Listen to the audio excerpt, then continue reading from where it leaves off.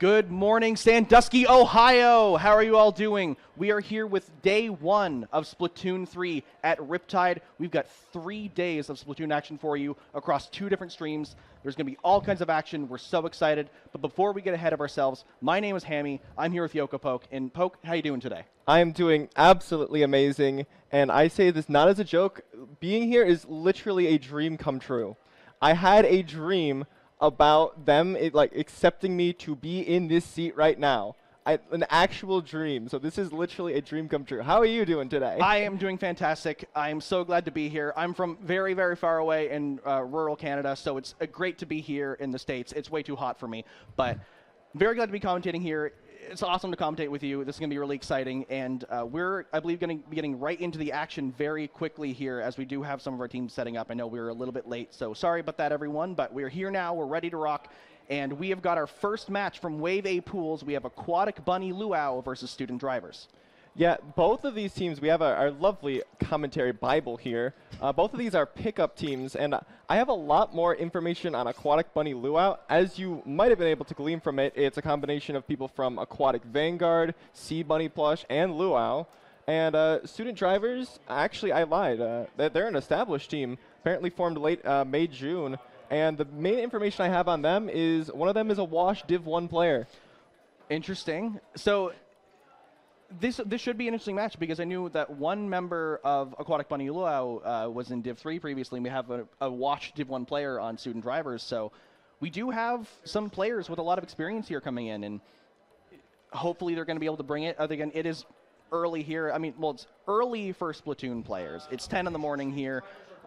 Everyone's getting ready up, and there's not much time to warm up. I know some teams were scrimming here in the morning, but I'm interested to see what they're able to bring first thing in the morning and who's the most awake, who's the most ready, who's the most hyped, because this is one of our first sets of the entire weekend. We're here with 36 hours of Splatoon action all weekend, like I said, across 2 streams. We're here live on SplatoonTourney. We also have another stream going on IPL Splatoon, and there's going to be a lot of awesome action, Poke. And not only it's early in the day for our competitors, but it's also very early in this meta. We just had that big nerf patch going on, and I'm really curious to see what teams are bringing out today, because who knows, we might see something really wacky that teams are just like, I think this works now. Yeah, that's true. A lot of strong weapons received nerfs recently, and I've seen a lot of mid to high level players taking breaks from the game because they're like, Squeezer's not fun anymore, I'm not playing it, and Pencil doesn't paint as much now, I lost the drive because I don't know what to play. And I mean, some people are celebrating. Like me personally, I'm a Reflux main. This is awesome. Squeezer's not as strong, Pencil's not as strong, I'm living. But yeah, some of these players are struggling. They're trying to think, is it worth it to run this weapon still? Do I switch weapons? How do I run this? But either way, we're going to see what weapons these teams want to bring into our first match as we get into Kalahari Resort. I think Mahi Zones is a perfect map to start the day on. I think it's just such a great map to just see exactly what these teams want to do. We see, honestly, a pretty typical comp coming out from our first team. Second team running the gold Dynamo Roller, though. Yeah, we do see a much more unique comp coming out here on the side of Aquatic Bunny Luau with that golden dynamo that has the super chump. So a special that can paint the zone fairly well and give you a bit more leverage. As you see, Aquatic Bunny Luau is already starting to get this first cap, and they do as they get that stamper down from Student Drivers, and they take the first cap. They're going to walk forward and try to buy some time. We do see 2 go down as that huge pick from J-King onto the opposing Pencil, and Aquatic Bunny Luau with a great opening. Yeah, honestly, a huge, huge opening here. And I want to go back to that Dynamo Roller. I particularly think that Chumps are a special that's really, really good right now, but it's just not on very many weapons that are particularly good right now. But still playing that gold Dynamo Roller, maybe this Student Drivers team isn't quite ready for those Super Chumps yet. Yeah, and sometimes it's all about running those things people aren't acquainted to, because you see these sloshers, these stampers, these pencil shots all the time in comp. You don't see the ZF Charger as often as other Chargers. You don't see the gold Dynamo at all, basically, sometimes. And you might not be ready to fight that, especially in such a different environment than your home when you're playing here at a LAN. And Aquatic Bunny Luau now in control of the zone again. They never lost the lead, though Student Drivers did flip it. Though we have see the stamper coming in. They do manage to get a trade, but it's not enough Aquatic Bunny Vanguard still holding a very firm grasp over this zone. You can see them all setting up in positions that they love to be in. They have a lot of high paint on the zone, keeping it. They're trying to lock them in with this Zuka. We do see the Zuka almost getting Pura, but not just quite. There's a lot of pressure still. Student drivers looking for an opening. They do throw in these strikes and try to walk in with it. They do get one. They do get the zone, but go 3 down. And with that flank from Sinnoh, Aquatic Bunny Luau taking the zone back and getting a wipe. Yeah, so student drivers, they pretty much used every single resource they had just to cap that zone that one time. But unfortunately for them, every resource included their lives. And so Aquatic Bunny Luau just able to take that zone back incredibly quickly, and they're shredding through this penalty. They're probably taking points off the board real soon. Yeah, we see the Zip coming in here from Zip Sweep, going down. Unfortunately, the name did not give them the buff they quite wanted. Zoro here trying to paint it. They do get one with a bomb, and they do take the zone due to that. They trade out for the Dynamo, and now with only one member left of Aquatic Bunny Luau, they are not able to get the zone, and student drivers now in control. They need to push forward. They need to hold this map because there's only half of the game left, and they're just about to get to their penalty. They need 32 ticks to take the lead off of that, and they're going to want that here. I think this is the real moment for student drivers to shine here. They are successfully pushing them back into their base here, and honestly, those points are ticking up the board faster and faster. I'm just trying to figure out here what Aquatic Bunny Luau is going to do to retake this zone.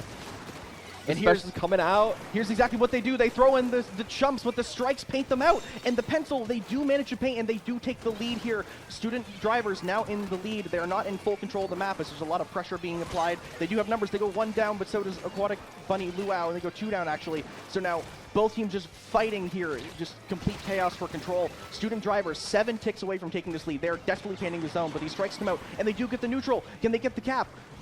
Both teams painting back and forth. And they don't. Student drivers couldn't KO here.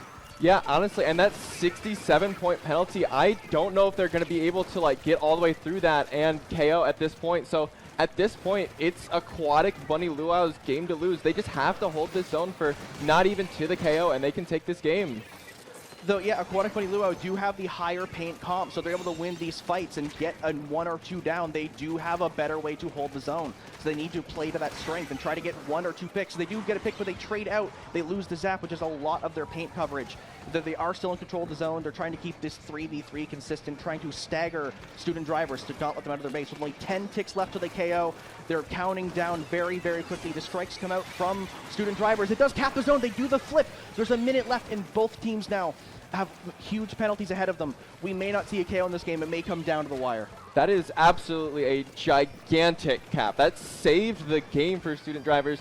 Now it's their turn to not only shred the points off their penalty, but just shred the clock. Even if Aquatic Bunny Luau can get back in, they're not going to have much time before overtime starts. And of course, when overtime starts, it just requires 1 cap to end the whole game. We can see the patience here from Aquatic Bunny Luau. We see the zap sharking on those islands, waiting for the perfect opportunity with only 12 ticks left to lose. They see the strikes. We see the Zuka. We see the cap. No, we do not. Yes, there it is. The cap comes out from Aquatic Bunny Luau. They're going to need to win this in overtime. They're going to get through that 37-tick penalty and get down to the cap. But no, student drivers cap with only 5 seconds left. Aquatic Bunny Luau, they only 1 member left. It's Sinnoh. They need to pull something off here, and I don't think they're going to be able to. And that is game 1. On Mahi Resort Zones going to student drivers. Yeah, really, really close game between those two teams. I honestly, normally whenever I'm looking at a first game, I'm looking to see like, okay, who is going to take the momentum and like win through the whole set? And that game was so close between these competitors that I think we're in for a pretty hot set here. Yeah, well, you know, we thought that it was heavily in the favor of Aquatic Bunny Luau for the first little bit. You know, they had complete control of the map. They controlled the zone. Occasionally, it might have flipped, but they never really lost that standing. But then student drivers got 1 good, solid push that got them to a great position, and then it just became this constant back and forth for the back half of the match. And yeah, as you say, we're in for a really good set here. I think that both of these teams have just shown what they're capable of, and it's first thing in the morning. This is their first set of the day. They are just warming up. This is just a small peek at what they're going to be capable of today. Yeah, honestly, if you had told me that that game was like a game 5 late in the day, I would have believed you. These teams seem already really warm, even though that was literally their first game of the day. Yeah, now both teams here, they have to get ready for game 2, which is going to be Rainmaker on Monta Maria. Personally, Not a big fan of this map. I know a lot of people aren't. This is one of those maps that you either hate it or you love it, and I think that most people hate it. I am a fan of this map when I am winning. When I am losing, I hate this map.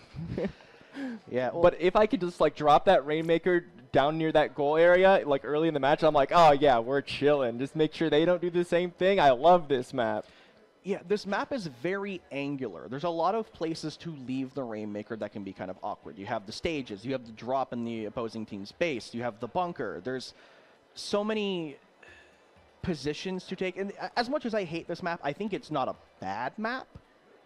It's just not great for my weapon pool or the team that I run, and it's one that a lot of people have gripes with. But regardless, they brought it back for Splatoon 3 from Splatoon 2, and now we're going into this match. We're going to see what weapons they're bringing out. We're going to see if there's any major changes. Over here in Student Drivers, no changes to their comp. They're running the exact same weapons. Aquatic Bunny Luau do bring out the ballpoint. I am not surprised to see a Splatling here at all. I think this is pretty universally agreed to be not the best charger map, so and swapping onto a Splatling is honestly just a perfect adjustment. Yes, and now, so we do see Aquatic Bunny Luau does get the pop. We see Crow already going on the flank. They're going far into the cut, walking all the way around looking for some cheeky picks. They do get spotted, though, and now they have to back up because Slick was able to push them out. And unfortunately, that flank not getting any value, as now we see Zip Sweep walking through, pushing them out. And yes, that is completely subverted scare for Student Drivers. And now we see Aquatic Bunny Luau does take the Rainmaker and do break the first checkpoint. Yeah, I think, honestly, this aggression we're seeing coming out from Aquatic Bunny Luau early in this game might really pay off for them. I mean, they've already broken the check with not even 45 seconds off the board. Yeah, so both teams right now just trying to kind of fight in this middle spot. Student Drivers don't really want to pick up the Rainmaker here. It's a bit scary. They want it to reset. They do leave it unattended, though that could be spelled disaster, but unfortunately nobody in Aquatic Bunny Luau does go for the flank. They do send in the chumps. So the Rainmaker does reset. Aquatic Bunny Luau is in control of the map. They're going to keep holding out space here. Both teams lose a member. Now two go down in Aquatic Bunny Luau, so we're going to want to see J-King here maybe activating this this jet to potentially cause some damage as they get pushed out, and the pop goes to Student Drivers, and we're looking to see a bit more of a push here. Ooh, very smart there, picking up the Rainmaker even though the Inkjet was out and literally just running the opposite direction from the Inkjet and just letting the teammates take care of it, running the Rainmaker, dunking that check. It's basically a tie game at this point. Both teams did the exact same thing. They take that cut, they get the checkpoint, and then they go a couple members down. So one of these teams is going to have to find something to get them in, because there's a lot of points to be scored if you can get through the street and into that drop. But one of these teams need to find that answer. And Poke, I'm not sure if you have any solutions for them here, but both teams are fighting for it. Honestly, what I'm thinking now is, oh my gosh, we're just back to Splatoon 2. Both checks are gone. Teams are still just fighting it out. And it's just a matter of who can get past this check area first. Looks like Aquatic Bunny Luau is going to have an attempt here. The pick comes out in the cut, and the Rainmaker is just going to dash straight towards that goal. They get all the way to 19 before getting picked. As I mentioned, a lot of points to be scored there. Letting the opponent drop down with that Rainmaker is very scary, because now you have to get to that position. Aquatic Bunny Luau getting to 1 point before getting wiped, so there's still half of the match left. There's a lot of time for Student Drivers, but it's a very scary position because you are forced to KO if you want to not go tied in the set. And on this map specifically, I feel like generally dropping it into that area by the goal happens a lot, but actually KOing is a different story. You pretty much have to just like get them 3 or 4 down, because as soon as they know you're dropping there, they're just firing everything they have at the goal and trying to prevent you from KOing. Exactly. The name of the game for Aquatic Bunny Luau is stalling. You play slow, you play confident, you just waste their time and make them miserable, so that if Student Drivers get a good push going, they only have 10 seconds left to get there, and that's not enough time to create a coordinated push. You're going to panic, you're going to make misplays, and ultimately you're going to play worse than the other team because they have so much of a safety net to allow them to do whatever they want. Yeah, I like to think of like win conditions and lose conditions in games when I'm playing, and Aquatic Bunny Luau's lose condition here is absolutely just overextending and wiping. If they just don't do that, then honestly I think they're in very, very good shape. And I doubt they would do that. Just looking at their roster, players with a lot of experience and very known teams, I don't think that they're going to be making these mistakes. Though it is early in the morning, they could be fatigued enough that they start to play a bit funky, and make some mistakes, though. Again, just constant fighting here in the middle of the map. We've already down to a minute left. Aquatic Bunny Luau wasting a full minute and a half already, and they have to waste one more minute. Yeah, honestly, just keeping the fight in mid is perfect for Aquatic Bunny Luau. They are perfectly content to just keep taking these fights as long as there isn't like a huge advantage for student drivers. Student drivers really can't go anywhere because they need to KO. 40 seconds remaining. Student drivers are up by 2, and they do have the strikes ready, though the rain does reset now. They have to take this position now. They have to win these fights and get these picks. They go down 2. That's not what you want to see if you're a fan of student drivers. With only 30 seconds left in the game, they need to get regrouped. They need to find an opening, and they need to make a good push in overtime. Yeah, it looks like they might have found their opening, but Crow comes around from that other side and picks the Rainmaker off. Only 15 seconds remaining in that match, and honestly, that pick might have just sealed the game. Crow finally getting that big flank they wanted to do at the very beginning of the set, and it may have been the dagger in the heart of student drivers here in this match, as they do. Rainmaker does go down to the Jet, and Aquatic Bunny Luau are tying the set at 1-1. Yeah, honestly, huge statement win from them because they were really in control for most of that game. Like, even just like the end of that game, they were just fighting in mid, and that was exactly what Aquatic Bunny Luau wanted. They didn't really have a moment in that game that they were really like in trouble at all. Yeah, Aquatic Bunny Luau got in that position where all they have to do is flex. They have to stand there and flex their muscles and say, listen, we're going to beat you in fights. We're going to win. We are not scared of you. Come at us. And like, they didn't even have to necessarily like win. They just kind of had to trade out and do whatever. Just make sure they don't have like too big of an advantage, and that's kind of what happened. And even in positions where they had the advantage, we saw about 30 seconds left there, 2 members of Aquatic Bunny Luau down and 4 up for student drivers, but they gave Aquatic Bunny Luau time to regroup, and then they lost that fight, and then the position was reversed. So you need to capitalize when you have that advantage. At that point, you have nothing to, you need to KO. You need to play insane. You need to play you need to play risky as possible. You need to be confident, you need to be brave, and you need to say, we have 2 up versus them. We need to walk forward and just win. There's nothing else we can do. And they did try to walk forward at one point, and then that Crow came around, picked the Rainmaker. Yeah, I know for sure Crow's happy about that. As I said, that big flank in the beginning was shut down, and they were looking for an opportunity to make a big play like that because we're in person, we're on the stage. You want to show off to everyone who's watching you behind, anyone who might be watching in the audience, people who are watching at home. This is the best time to show off and show people what you're capable of. Yeah, a big thing about playing on LANs is that you will get players that absolutely like pop off. Like, you can hear them yelling, and then people will start like looking over and coming and walking and watching your games, and it's like just such a different experience on LAN. Don't I know it? I'm on the loudest team here. You're going to hear me later as we see both teams coming into our 3rd game on Robo Ramen Clams. We do see the Zip Sweep changing to the Custom Range Blaster instead of the Splatoon Stamper, and we're seeing the Headit come out instead of the Ballpoint or the ZF on the side of Aquatic Bunny Luau. I honestly feel betrayed. The person who goes by Zip Sweep not playing a Zipcaster weapon. Come on. It happens sometimes. The Zipcaster pool isn't the greatest on the best of days, and sometimes it doesn't contribute as much as you want it to. That Kraken going to give them a lot of opportunity to get in for a good push and to shut down pushes. It is a special where you cannot die, so you can walk at the enemy clam holder and get rid of them. Though we do see already the barrier being broken by Aquatic Bunny Luau. They do manage to trade out 2 for 2, and I don't think they're going to get any more clams here, so you have to jump out. Student drivers able to defend and push them out. So not a huge push, a push nonetheless. Sometimes clams games do come down to that one single break, but it's very, very easy for student drivers to take the lead here. It almost feels at this point like Aquatic Bunny Luau has figured out something about this student drivers team, because as time is going on, I feel like Aquatic Bunny Luau is just like playing the game they want to play. And as I do say that though, Sinnoh getting picked point blank by Azuka.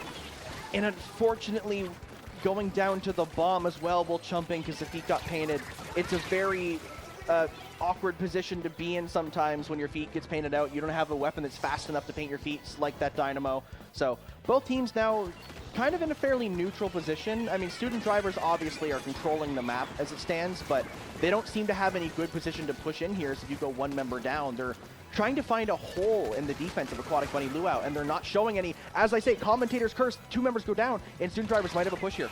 Oh, and then, of course, right when you say that, Sinnoh comes out with this 52 gal, now holding this kind of choke area and just not allowing student drivers to go forward at all. They're still just stuck in mid.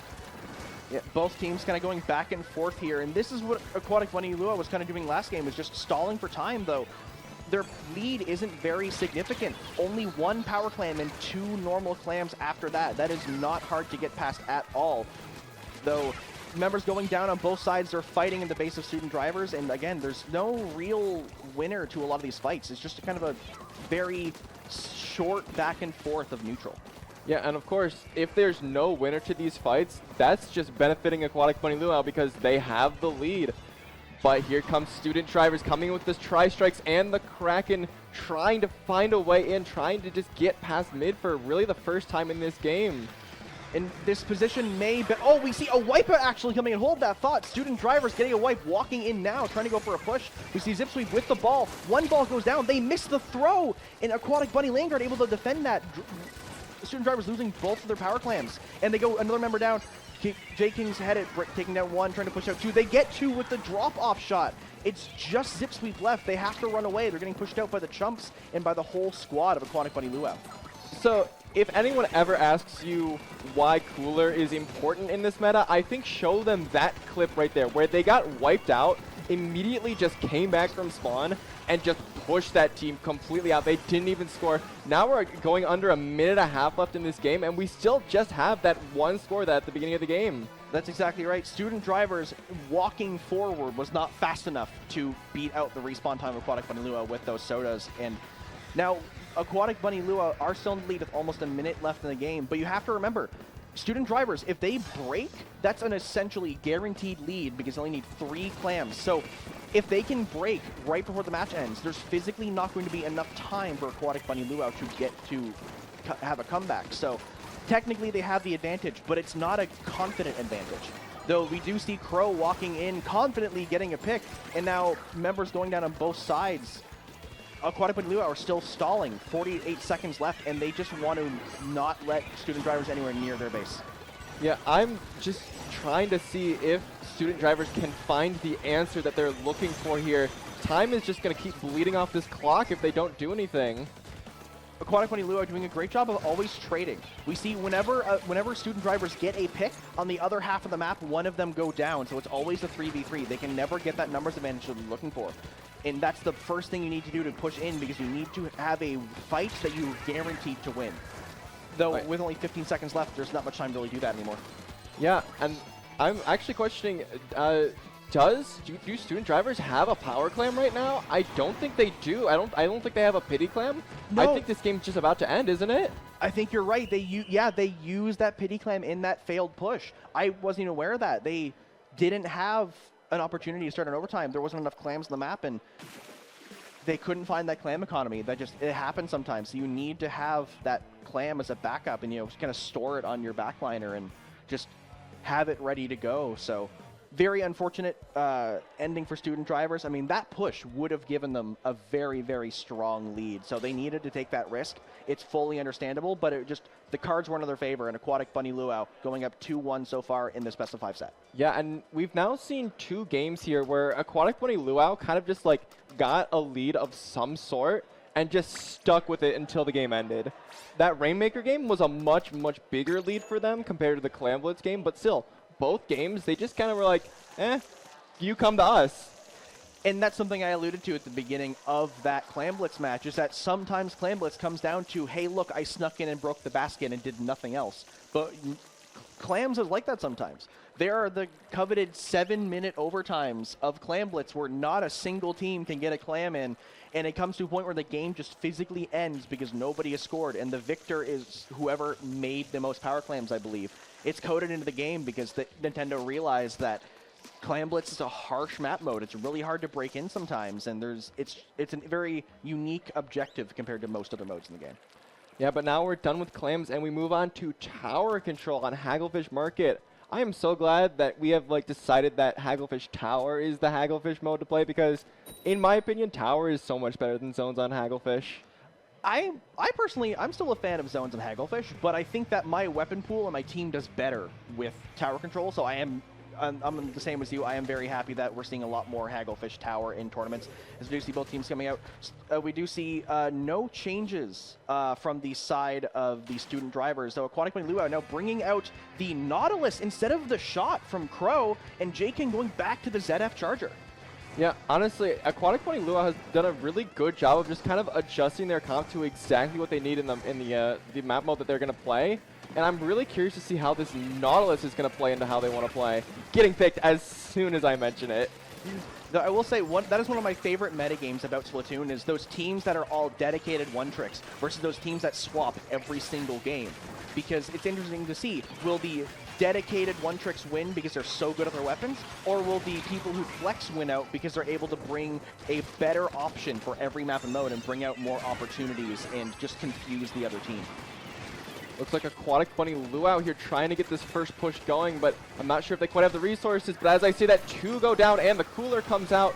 The Zuka gets picked as well. This is a full push going on for Aquatic Bunny Luau. Yeah, there is a slight delay there because the Zuka did pick off the Nautilus, who I believe was on the tower, but they are now pushing that first checkpoint, which is a very important point to get through on this map, because those last 2 checkpoints are right up in your switch. They are in your base, and you don't want that there. You see J King getting picked off by the Zuka while trying to strike. Only 1 member left alive of student drivers, though, and it was that Zuka. So we see Katya getting on the tower, holding it out, and student drivers need to find something, because 2 checkpoints down, that's a very scary position to be on in Haggle Tower.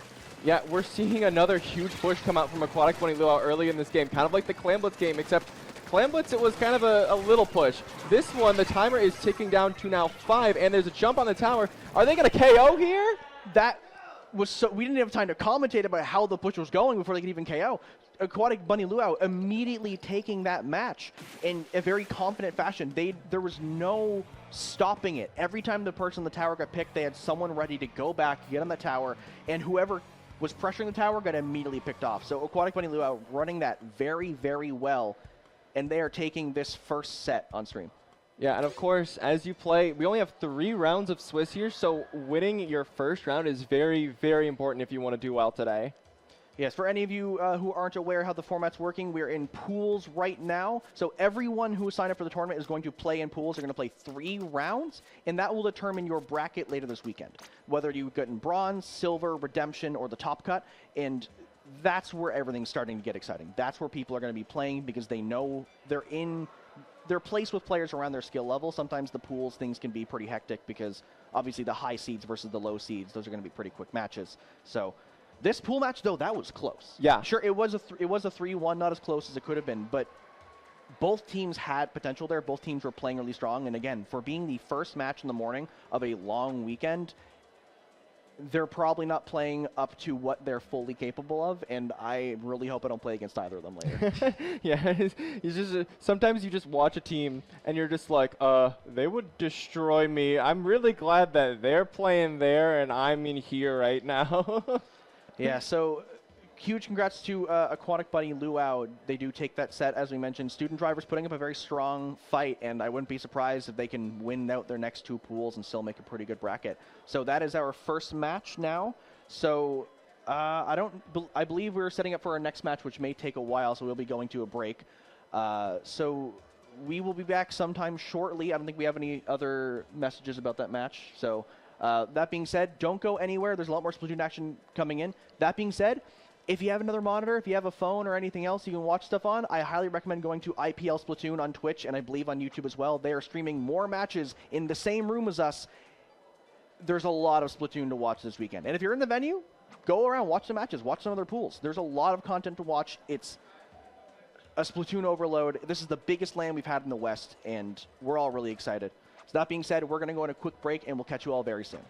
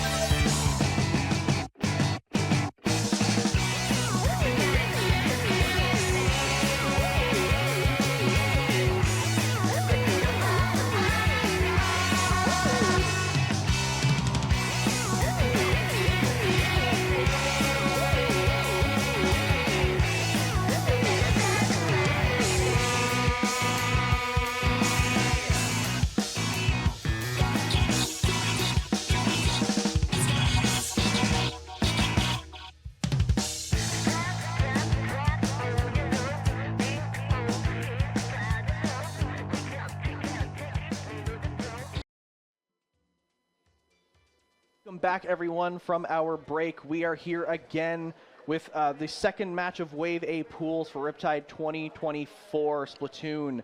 And we have two teams coming up for us. I believe it is Thembo IHOP and the Brick Flippers. Surprisingly, Brick Flippers not the team with Pumpkin Teen who carries a brick around at LANs. I'm sure you've all seen it online or in person, but yeah, not Pumpkin Teen's pickup. This is an entirely different team, and I was surprised. Yeah, actually, this Brick Flippers pickup team is Looneylex, Cloud, Pillow, Chronos, Bismo the Tent Shield is apparently this roster, which there's a lot of names in there that I recognize, but I haven't seen them play in this pickup before because obviously they're a pickup. Yeah, and that's one of those things where I don't know these players personally, so this is fun for me because I don't know what to expect. And that's the nice thing about Splatoon is that as much as some people think that our community is like there's too many people, like it's very disconjointed, teams are switching all the time, it's unique and chaotic. A lot of my favorite sets I've ever commentated have been two no-name brand teams, nobody knows who they are, and they go to a game 9 and a best of 9. It's like chaos, it's hype, it's amazing. You love to be able to see something new and fresh all the time and not just the same old, sometimes those teams that they're going to win. It's more of a formality to play it, but I'm excited to see what Brick Flippers can bring for us here. Though Thembo IHOP, well-known team. A lot of people love them. They've played really well when they played, so they're here to fight. Yeah, I know Thembo IHOP is not really a full team anymore. I know they disbanded, but also they're back, and they made top 16 last year at Riptide, so they're here to fight, absolutely. Yeah, well, and that's the thing where, when you come to a LAN, you need to do a pickup. Not a lot of teams can get their full roster, so that is a common trend, is a disbanded team will show back up from the dead because all 4 of them came to the LAN, and they used to play together. They know each other well, and it's better than a completely brand new pickup. So I'm excited to see what they're going to bring out for us. Maybe they'll reunite their kinship and reform the team again, and everyone will cheer and applaud like a fairy tale. But that being said, we need to get into our first game, which is going to be Splat Zone's Mahi again. We're going to be seeing the same map list during this whole commentary block because it is the same pool, so it's the same different teams playing the same round essentially. And last time these are pretty good map selections. I don't know what you thought, but I thought it was pretty good. I mean personally, Mahi Zones is a very interesting one because my team, Los Inklings, represent. We don't run a pencil, and we don't run a lot of weapons that you think would be good in Mahi Zones. So everyone thinks we're pushovers, but we have grinded it. Our coach Rays has been just teaching us how to win it, and now it's one of our best maps, which is crazy because we have the worst comp for it. So I love that map personally. We're getting in, and we do hear the ready up bell going. Both teams coming into this match. We are actually on the wrong map and mode, so I believe we're gonna either that or here. We have different map list, and we had the wrong map list. No, it should be Swiss round 1, so I do believe it should be the same map list. Though both teams are just kind of running out, and I wonder if they're going to get surprised. Well, the rule is pretty much always if you play it, it stands. So if they're playing it, then they're playing it.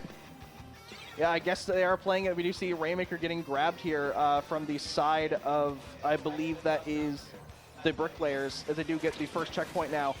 Both teams fighting it out, and we're going to see how this goes. Yeah, honestly, a pretty good push starting here from the Brick Flippers. I would have honestly expected Thembo IHOP to come out swinging based on just the notoriety of them, but Brick Flippers are just keeping going. Cloud running the Rainmaker all the way down to 12 in the first 40 seconds of the match. Yeah, they're getting a very strong opening here. Is able to push it down to 12 with only 40 seconds. So it's a very good position to be in now. And we see Thembo IHOP has to try to push out here and start to get some more map control because only a minute down, they're already at such a huge deficit, and you need to try to find a solution and create your own push that does just as well.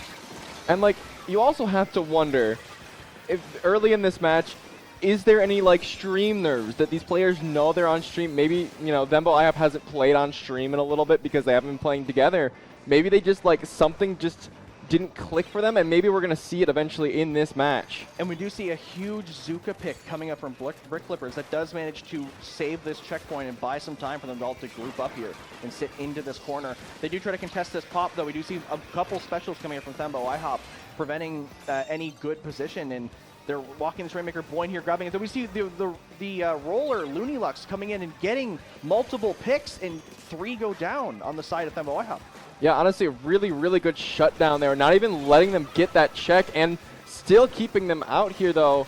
AJ coming out with the Inkjet, trying to turn this push back around in favor of Thembo IHOP. We'll see if they'll be able to. They're trying to push into this little elbow area, but still, Brick Flippers just holding it as best they can. Yes, and now we do see the Thembo IHOP is taking a good position in mid. They haven't got this checkpoint yet, and they do want to look for it now as they are starting to walk forward. And now Chrono's getting a pick with that Zuka. I think he's getting 2 picks, actually, so they're able to hold that corner, and now both teams, again, just kind of stuck in this mid. There's a fight about to happen. Yeah, we're entering kind of like a weird moment where up until Thembo IHOP went 3 down there, it really felt like Thembo IHOP had a longer time in control, but they didn't really have the bigger advantage, so they didn't really get much points off of the advantage they had. And now, again, that checkpoint's still not broken yet, so it's still a very awkward position. And now, though Thembo do hit the wipe, so this is their best opportunity to try to get that checkpoint. Only 2 minutes left. There's not a lot of time for them as they're going to start trying to walk towards the side. I believe they're going for the left push, actually, here. Not a very common one, but unfortunately, they left the Rainmaker by themselves. 2 members of Brick Flippers getting down and dropping it, and Thembo IHOP can't find an opening. Yeah, I saw Damp, that brush player, go around left really early there, so I was like, oh, they're going around left, and I think, honestly, they just got a little bit too separated when they were going there, and Brick Flippers able to punish that and shut that push down. Suddenly, we're under 100 seconds left in this game. Yeah, and that checkpoint still stands. Haven't gotten any points in a while. Thembo IHOP need an answer because Brick Flippers are just holding a sturdy wall in front of them. As now 3 members of Thembo IHOP going down. Brick Flippers are just denying every possible opportunity that Thembo IHOP have given themselves. And it's a complete shutout right now. Yeah, like, Brick Flippers don't really have, like, an opportunity to push for themselves, but they don't really need to at this point, because how are we going to get it past 12 at this point? And this clock is just bleeding away, and Thembo IHOP has just not had a huge response yet.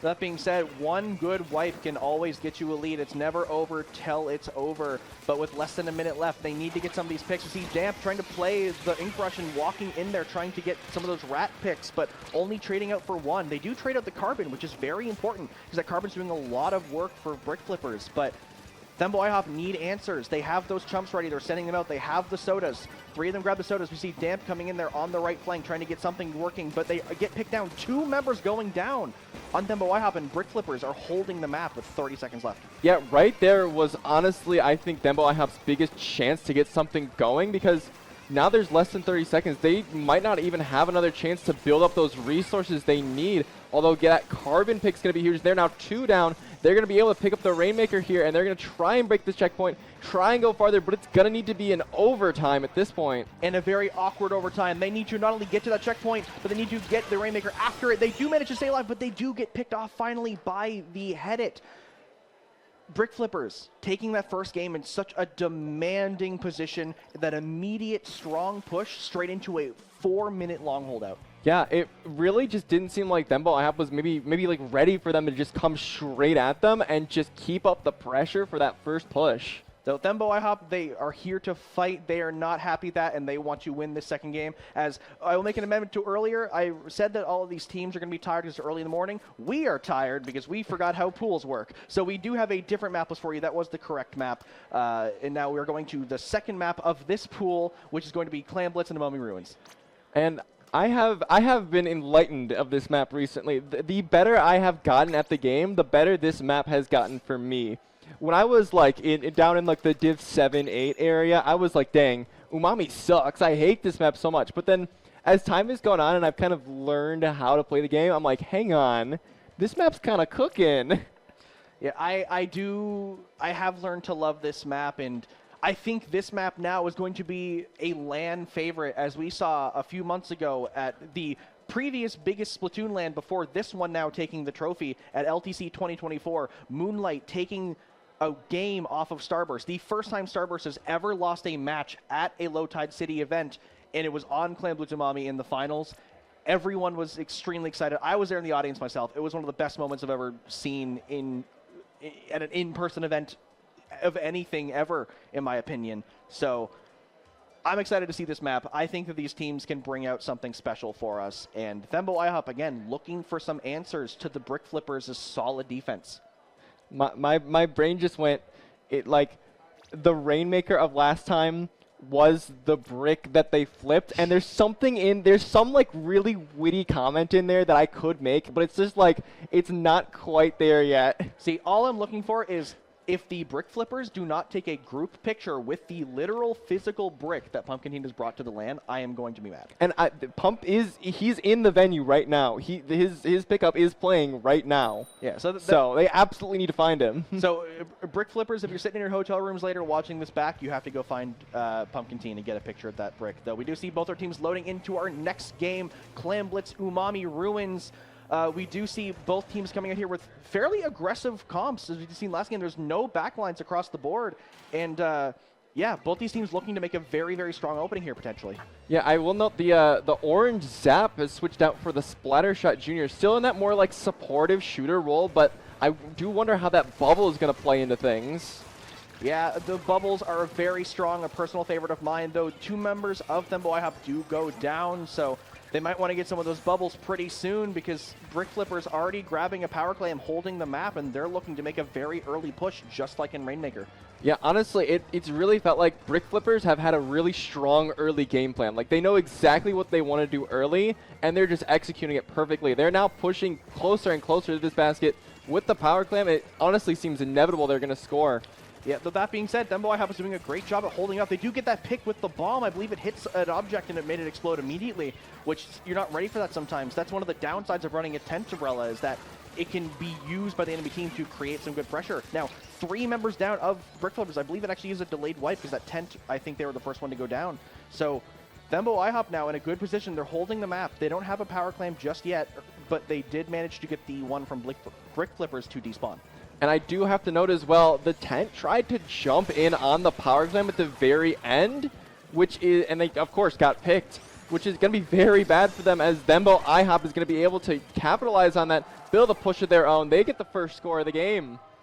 A very small push from Thembo IHOP, so not what you want to see. But again, we saw in a Clambless game in our last set where Aquatic Bunny Luau was able to win just by scoring 1 power clam and 2 normal clams. So this could be a good push, and never mind Commentators curses. Brick Flippers walk in, they get a power clam in, they get 2, they do get the lead now, and they're down 2 members, but they still can cause some pressure here as they're still in the base. The Carbon Roller not able to get any value, but a couple more clams, so a very small lead, but now we know that both teams are capable of breaking, and with 3 minutes left, we're going to see at least another push here probably. And at this point, I am worried about the classic pendulum where we saw a push from Brick Flippers, it didn't quite work. We saw a push from Thembo IHOP, it did work, it didn't score a lot. We saw a push from Brick Flippers again. I'm being interrupted by a wipeout. But as I was saying, each push has gotten successfully bigger and bigger and bigger. And as we see, like Thembo IHOP, it's now their turn again. They're putting more points off the board. They've taken the lead back. Though you do say that as the Brick Flippers jump into the bubble and get 3 members of Thembo IHOP down, preventing a push from getting as far as they would like it to. They do get past 60 points, which is a typical threshold that people look for in Clam Blitz, though the fact that Brick Flippers have already broken, they don't need to really get past that 60 threshold as it's not as common anymore. But yeah, both these teams, as you mentioned, making better and better pushes as they go along, but both teams showing that they're capable and they're here to fight, and they're very evenly matched right now. There's no clear winner. Thembo IHOP is currently in the lead, but not by much. Yeah, and honestly, this Zap from Cloud here is playing really, really smart. They had an opportunity. They could have just thrown that power clam in, but they chose not to, and they chose to wait, and instead, Brick Flippers are just kind of sitting here outside the basket, accumulating those clams, accumulating that control, and if they can just push that little bit farther, they're going to take this lead back. That's exactly right. Breaking the basket isn't always the best option because you are losing a power clam, you're giving the other team a pity clam, and you're potentially going to die, and sometimes it's a setback for your team, so you need to do it smart. You need to do it at the right time when you know you're going to gain value, because you're not always going to get that value if you just throw it in and get half your team wiped out because of it. Yeah, Brick Flipper still trying to find a way in. That pick on the heavy edit Splatling is going to help. Another Zuka coming out, and another pick. If this brush goes down, that's a wipeout. And Brick Flippers with an opportunity for a lot of points. With 3 power, make that 4 power clams before Thembo IHOP can even respawn. They are 10 points away from winning with 50 seconds left in the match. There's clams spawning right at their doorstep. This is an awful position for Thembo IHOP. They do manage to get the pick. There's 1 point and they get the delayed wipe. So Thembo IHOP are still in this game, but they need to KO in 35 seconds. Which, honestly, KOing in clams in that short of a time is a daunting task, to say the least.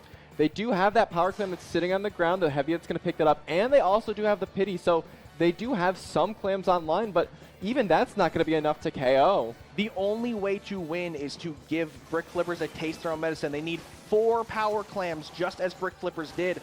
But with only 10 seconds left, I don't know if there's enough time for clams to physically spawn that fast. So Thembo IHOP need to very carefully put these clams in slowly, but 2 members go down. They don't have the clam economy to pressure it. They're just running around in circles. The only member left is jumping with the power clam. That's going to get them some points, but not enough, and they don't even score it. So I don't think Brick Flippers have a control here. Thembo IHOP no time to get in, and Brick Flippers do take game 2.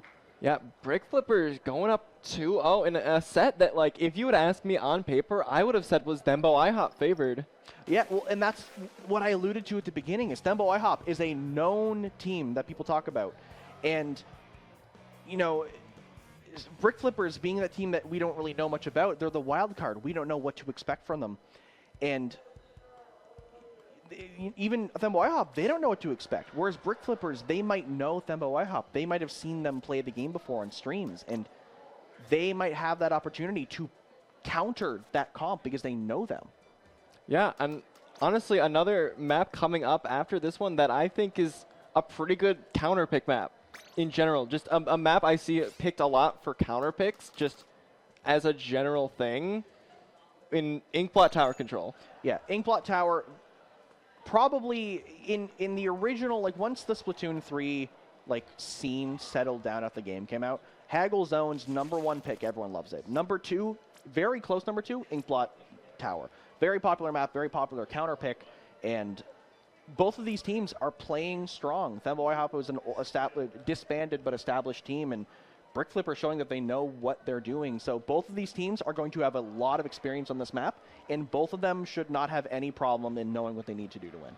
Yeah, I think like Thembo IHOP is down 2-0, but they've shown they absolutely have what it takes to win here. I would not be surprised if we see this set going to a game 4 or even a game 5. I would love a game 5. I'm greedy. I love to commentate. I love to watch Splatoon action. I don't want to watch those games like, oh yeah, this popular team, they're winning 3-0 against this low-level team. No, we've been seeing some great matches today. That first set was very close.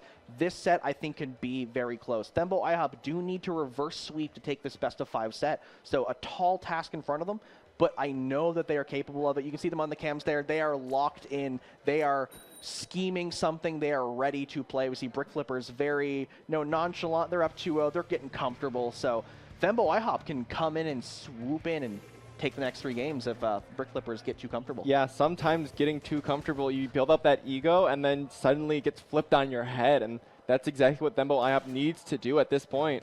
Now, with that being said, Thembo IHOP does bring out the paintbrush instead of the ink brush this time, so they're going to be getting those missiles, and very important, they're getting point sensors for that carbon roller. Very, very important thing to have. Yes, and but immediately, though, the paintbrush gets picked off by the carbon roller, and the carbon roller goes a little further. Once again, Brick Flippers coming out strong here, but a little too down on their side as they try to push up into their base. AJ shutting down that decavitator.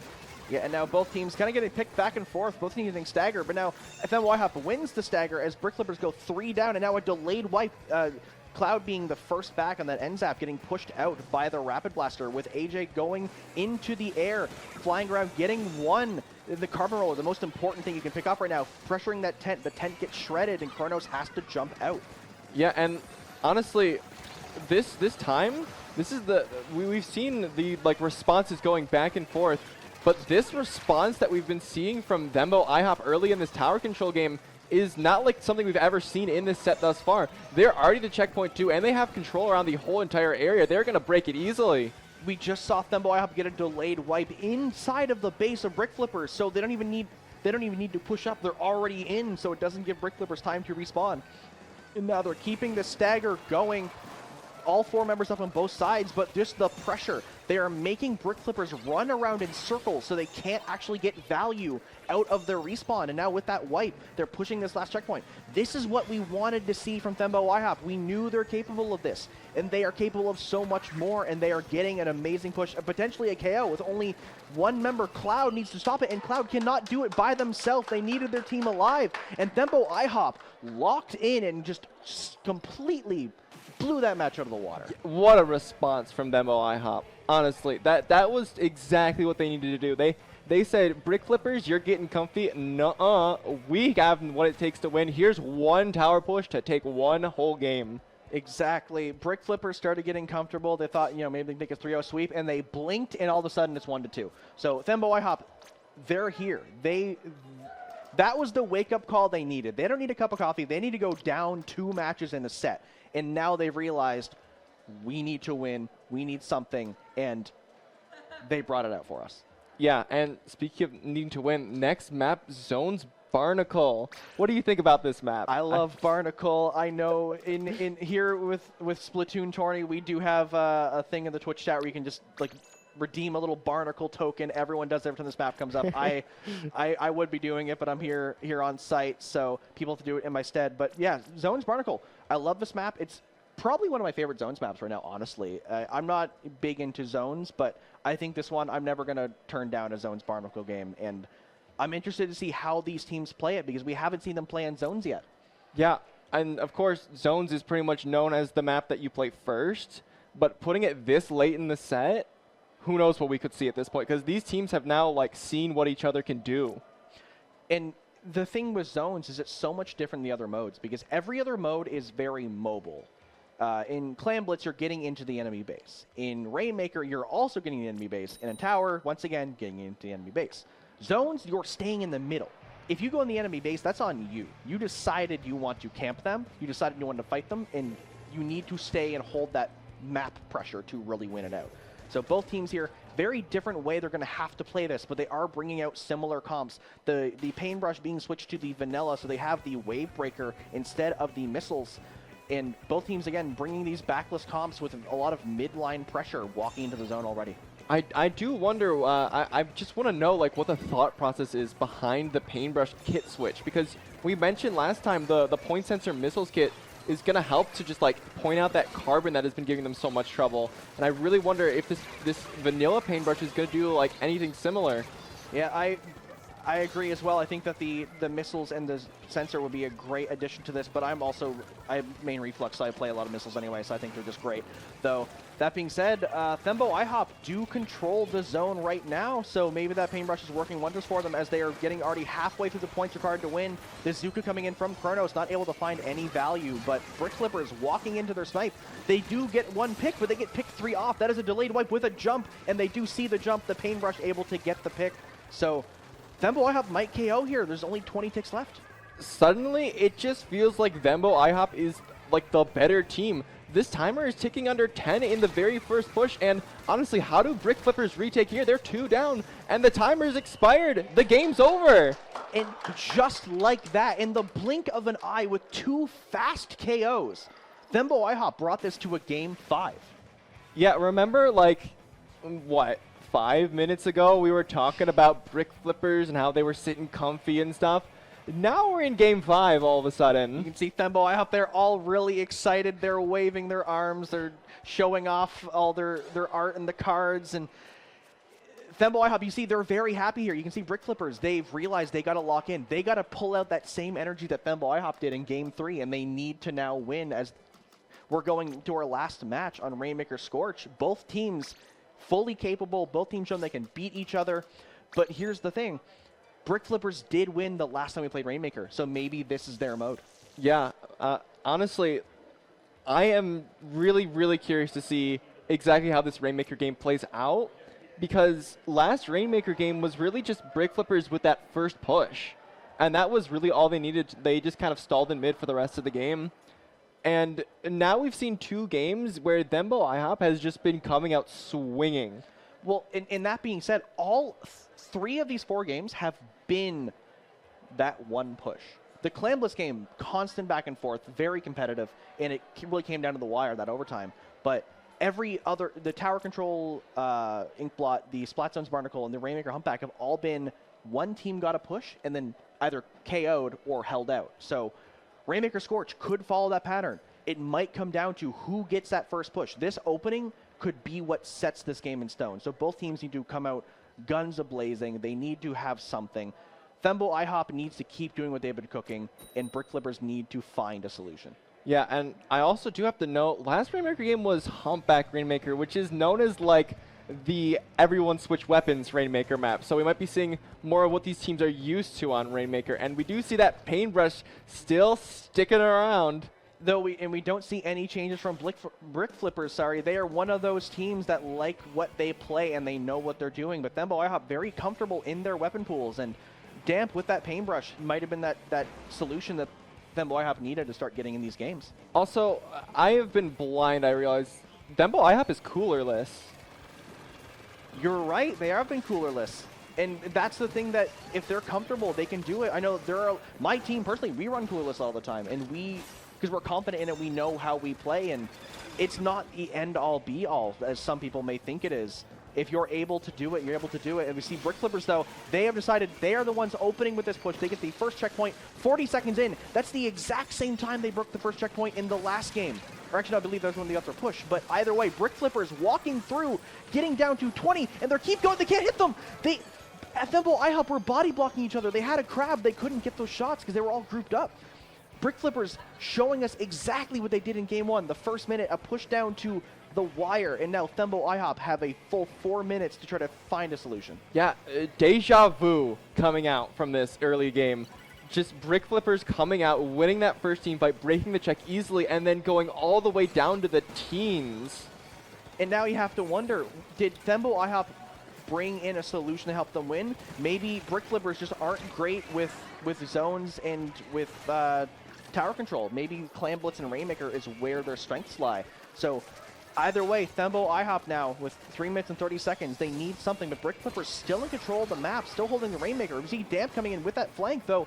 The Paintbrush is a slower weapon than that Inkbrush, so it's a bit harder for them to get in to get Chronos, and they can't get that Rainmaker killed, though. Both teams just kind of trading back and forth, and Brick Flippers just stalling for time. Yeah, and forcing them to use that Inkjet just to get the Rainmaker into that really, really awkward corner. If I'm Brick Flippers, I'm sitting pretty right now. Yeah, you see, they're not even popping here. We see Chronos chipping away at that Rainmaker, but not breaking it. They want to just buy time. It's in a really bad spot for Thembo IHOP to pick up. And all Brick Flippers want to do is they want to play Team Deathmatch for the next 2 minutes and 40 seconds. They just want to show off on stream. They want to flex their muscles and say, yeah, we're going to win these fights. We're just playing around here. Like, we're not going to let Thembo IHOP play the game anymore. Yeah, and I think I did see the Rainmaker pop in the corner. And yes, it will reset back to mid, which honestly is really good for Thembo IHOP because now that Rainmaker is in a position they can actually get to pretty easily. Now we see Tux and Pillow, or Tux walking in but getting shut down by Pillow now. Brick Flippers still have the numbers advantage, so they did lose the map, as we see Boeing getting one pick and holding this crab up here on the right side, trying to shred through this tent. The tent breaks, but the player is still alive. 2 goes down on Brick Flippers. Thembo IHOP do get the checkpoint. 2 minutes left. That is plenty of time if they can get one good fight.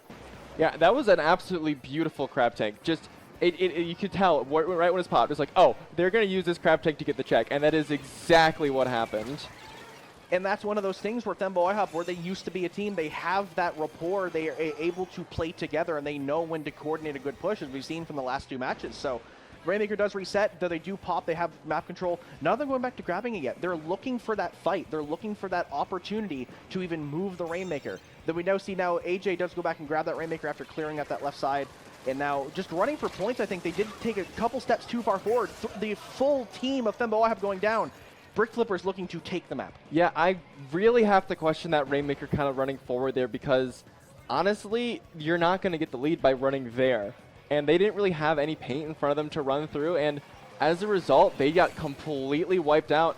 And now there's only a minute left in the game, and Brick Flippers just kind of have it. I think what might have happened was I saw the tent coming forward from Brick Flippers. I think that AJ thought their teammates were going to walk forward with them, but the tent held them back, and there was a disjoint in the communication. Is now 3 members down at Thembo IHOP. It is up left to damp on that paintbrush to try to create a distraction long enough to get the team back, but they get pushed out. They do manage to live.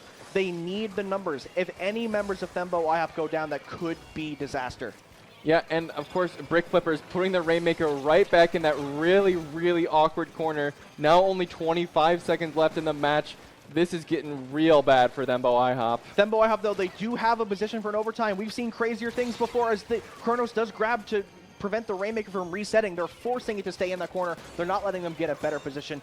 And now Thembo IHOP with 9 seconds left. They do go down with the Rainmaker. They need to grab this thing in the next 5 seconds or else they don't get their overtime back. They do pop quickly because of their comp. They need to grab. Boing needs to grab this Rainmaker. They do. They need to run away because the roller is there. Brick Flippers are just going to walk at this Rainmaker, try to end the game. Oh, here comes the Decapitator on the Rainmaker. They don't get the pick, though. The Rainmaker's still alive. They're in the Rainmaker free zone, though. They only have 30 seconds left on this Rainmaker, and they need to get all the way down to 15 points. The fact that Boing is still alive is a miracle, but as you say, they are out of time. They were counting down their timer too quickly because they stepped too far back, and now with only 18 seconds left and 2 members down, I don't think they have an opportunity. They need to walk forward now, but no, they will get walked at by the entire squad of Brick Flippers. And Thembo IHOP, they had that opportunity, but Brick Flippers, again, with that opening push, completely locking them out for so long, there was not physically enough time to win. And honestly, really, really great play from Brick Flippers to just stay in the game mentally. I know that a lot of people, if a team is like KOing you twice in a row, sometimes the mental is just completely gone from there. But they stayed in it, and they knew that they could win that Rainmaker game, and that's exactly what they did.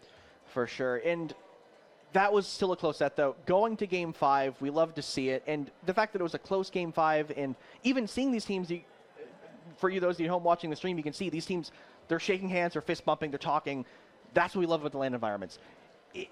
You know, you can lose a game, and you're still happy. You're still excited to be here. It's fun to play with these people, and Thembo IHOP should not be sad about that performance. They almost took the game. That was a close set, and Brick Flippers just had the upper hand. They got the advantage because there were 2 Rainmaker games, and they've shown that they excel at Rainmaker. If this was a different map pool, maybe if they played Tower twice, maybe Thembo IHOP would have taken the Game 5. We never know.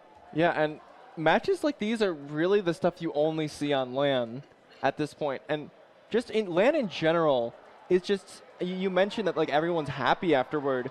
That like playing on LAN, I find it like hard to tilt because I'm just like I see the opponent across from me and I'm like, I love them. Yeah, it's really hard to find someone at a LAN who will be sour after playing a match. You know, there's a lot of camaraderie. It's a great experience, and for those of you at home who are kind of maybe on the fence about coming to a LAN, highly recommend it. I've wanted to come to LANs for like 15 years. LTC is my first one. This is my second time at a LAN. It's one of the best experiences you can possibly have, though. That being said, that is Game 2 of our Wave A pool. Congratulations to Brick Flippers taking the Game 5 over Thembo IHOP. And yeah, I think that's it for that match. So we're going to go on yet another break. We're going to get ready for our next set, which there's only 3 matches per pool. So this next set is the last match, the last opportunity these teams have to make a good bracket. So these next 2 teams you're going to see are going to be fighting tooth and nail because they want to make a better bracket and play more Splatoon this weekend. So that being said, I think we're ready to take a break, and we'll see you guys very soon. Don't go anywhere.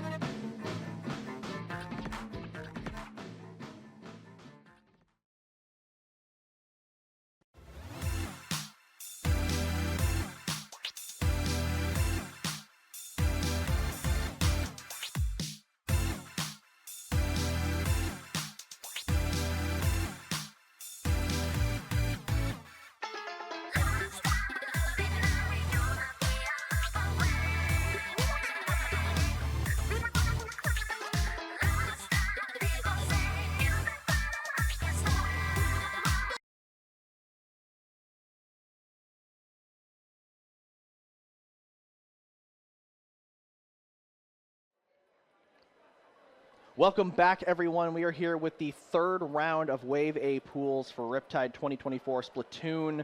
I'm Hammy, again, joined by Yoko Poke, and we've seen some crazy matches so far, very, very close matches by some strong teams, and now we're coming into the last set for this pool. So this will determine everyone in Wave A's brackets for later this weekend, and we're going to be seeing KitKat versus Meow. And it's round 3, which means this match determines the bracket they get. So both teams here are going to be really, really locked in here, trying to push as far as they can. Yeah, as we say, after this, they're done playing today. They don't play till, I believe, tomorrow, whether they're in bronze or silver or redemption, unless they make Top Cut. I don't think Top Cut happens tomorrow. It happened on Sunday. I'm not too sure the full format, but yes, both these teams want to get the best bracket they can. This is their last opportunity to make a good standing and get themselves as far as possible in this tournament. So both these teams, I'm hoping to give us a good show. KitKat, I'm familiar with the name, not the players, and Meow, I believe, is a pickup, so I don't know much about those players. Yeah, I'm pretty familiar with KitKat just because the space I'm in, they've been kind of around in there. And we have information on Meow. They are a pickup mostly of Purdue members. A lot of CCA players on this Meow pickup. Interesting. By the way, this specific Meow pickup, because there are about 4 different teams here at Riptide with Meow in the name somewhere. Yeah, we were looking through that. There's Meow, there's like meow, meow, meow, meow, there's meow, meow, meow. I don't envy the other commentators later this weekend trying to parse through some of those team names. And though I do hope we see 2 of them go head-to-head on main stage, I think that would be a wonderful experience to watch and not to commentate. Oh, I also do have to know, KitKat, if you are here like watching this stream in the hotel room and you're not down in the venue, you should come to the venue right now and find KitKat, because they'll give you a KitKat. They will. Interesting, I have been given a KitKat from KitKat. Yeah, though I will say for anyone here, there is no food in the venue, so make sure to find them outside of the venue. We don't want to get in trouble. That is important. The Kalahari is very gracious in letting us run these events every year with Riptide, and we do not want to break any of the rules, that we can continue to do this awesome LAN every year and to keep growing it and growing it. But that being said, we do have these 2 teams, and we're going to be going to Clamblitz Museum as our first match. So this is one that can be very interesting because there's not a lot of ways to retreat. You only really have 1, maybe 2 routes into your own base if you take that mid spinner. But realistically, if you're on defense, you only have that ramp to get back. Yeah, and whenever I see Museum pop up, I'm always thinking, does the enemy team have a charger? Because I see this map and I just think there's going to be a charger somewhere, somehow. Yeah, it's a very scary prospect for sure. Though on the other hand, there is that far right side drop that lets you walk straight into the enemy base from your own. So chargers aren't always safe. If you have a rat weapon, as we like to call them, something like a sploosh or like an ink brush, or even just an aggressive frontliner who wants to take that drop and walk in, it's a very easy way to kill off a charger if they're not properly protected. So this will be a test to both of these teams' abilities to coordinate and play as a squad, because you're going to need to defend your backliners, and you're also going to need to cut off that 1 escape route the enemy team has if you want to get a good wipe to start your push. Yeah, and also at this point in the day, this is the final match. As you said earlier, this is the final match that these teams are playing today.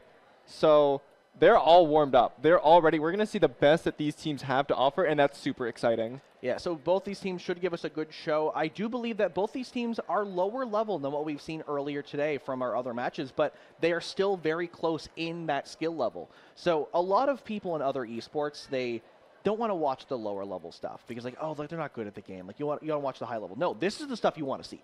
These are the teams that they are bringing out the weird stuff. You're going to see more interesting comps, more unique comps, better, like, interesting play styles, how they like to position themselves. You're not going to see the meta as much. You're going to see their own unique spins in the game and what they like to run. So keep an eye on how these teams are walking in. So we're going into Game 3 here, Swiss Round 3 for Pool Wave A.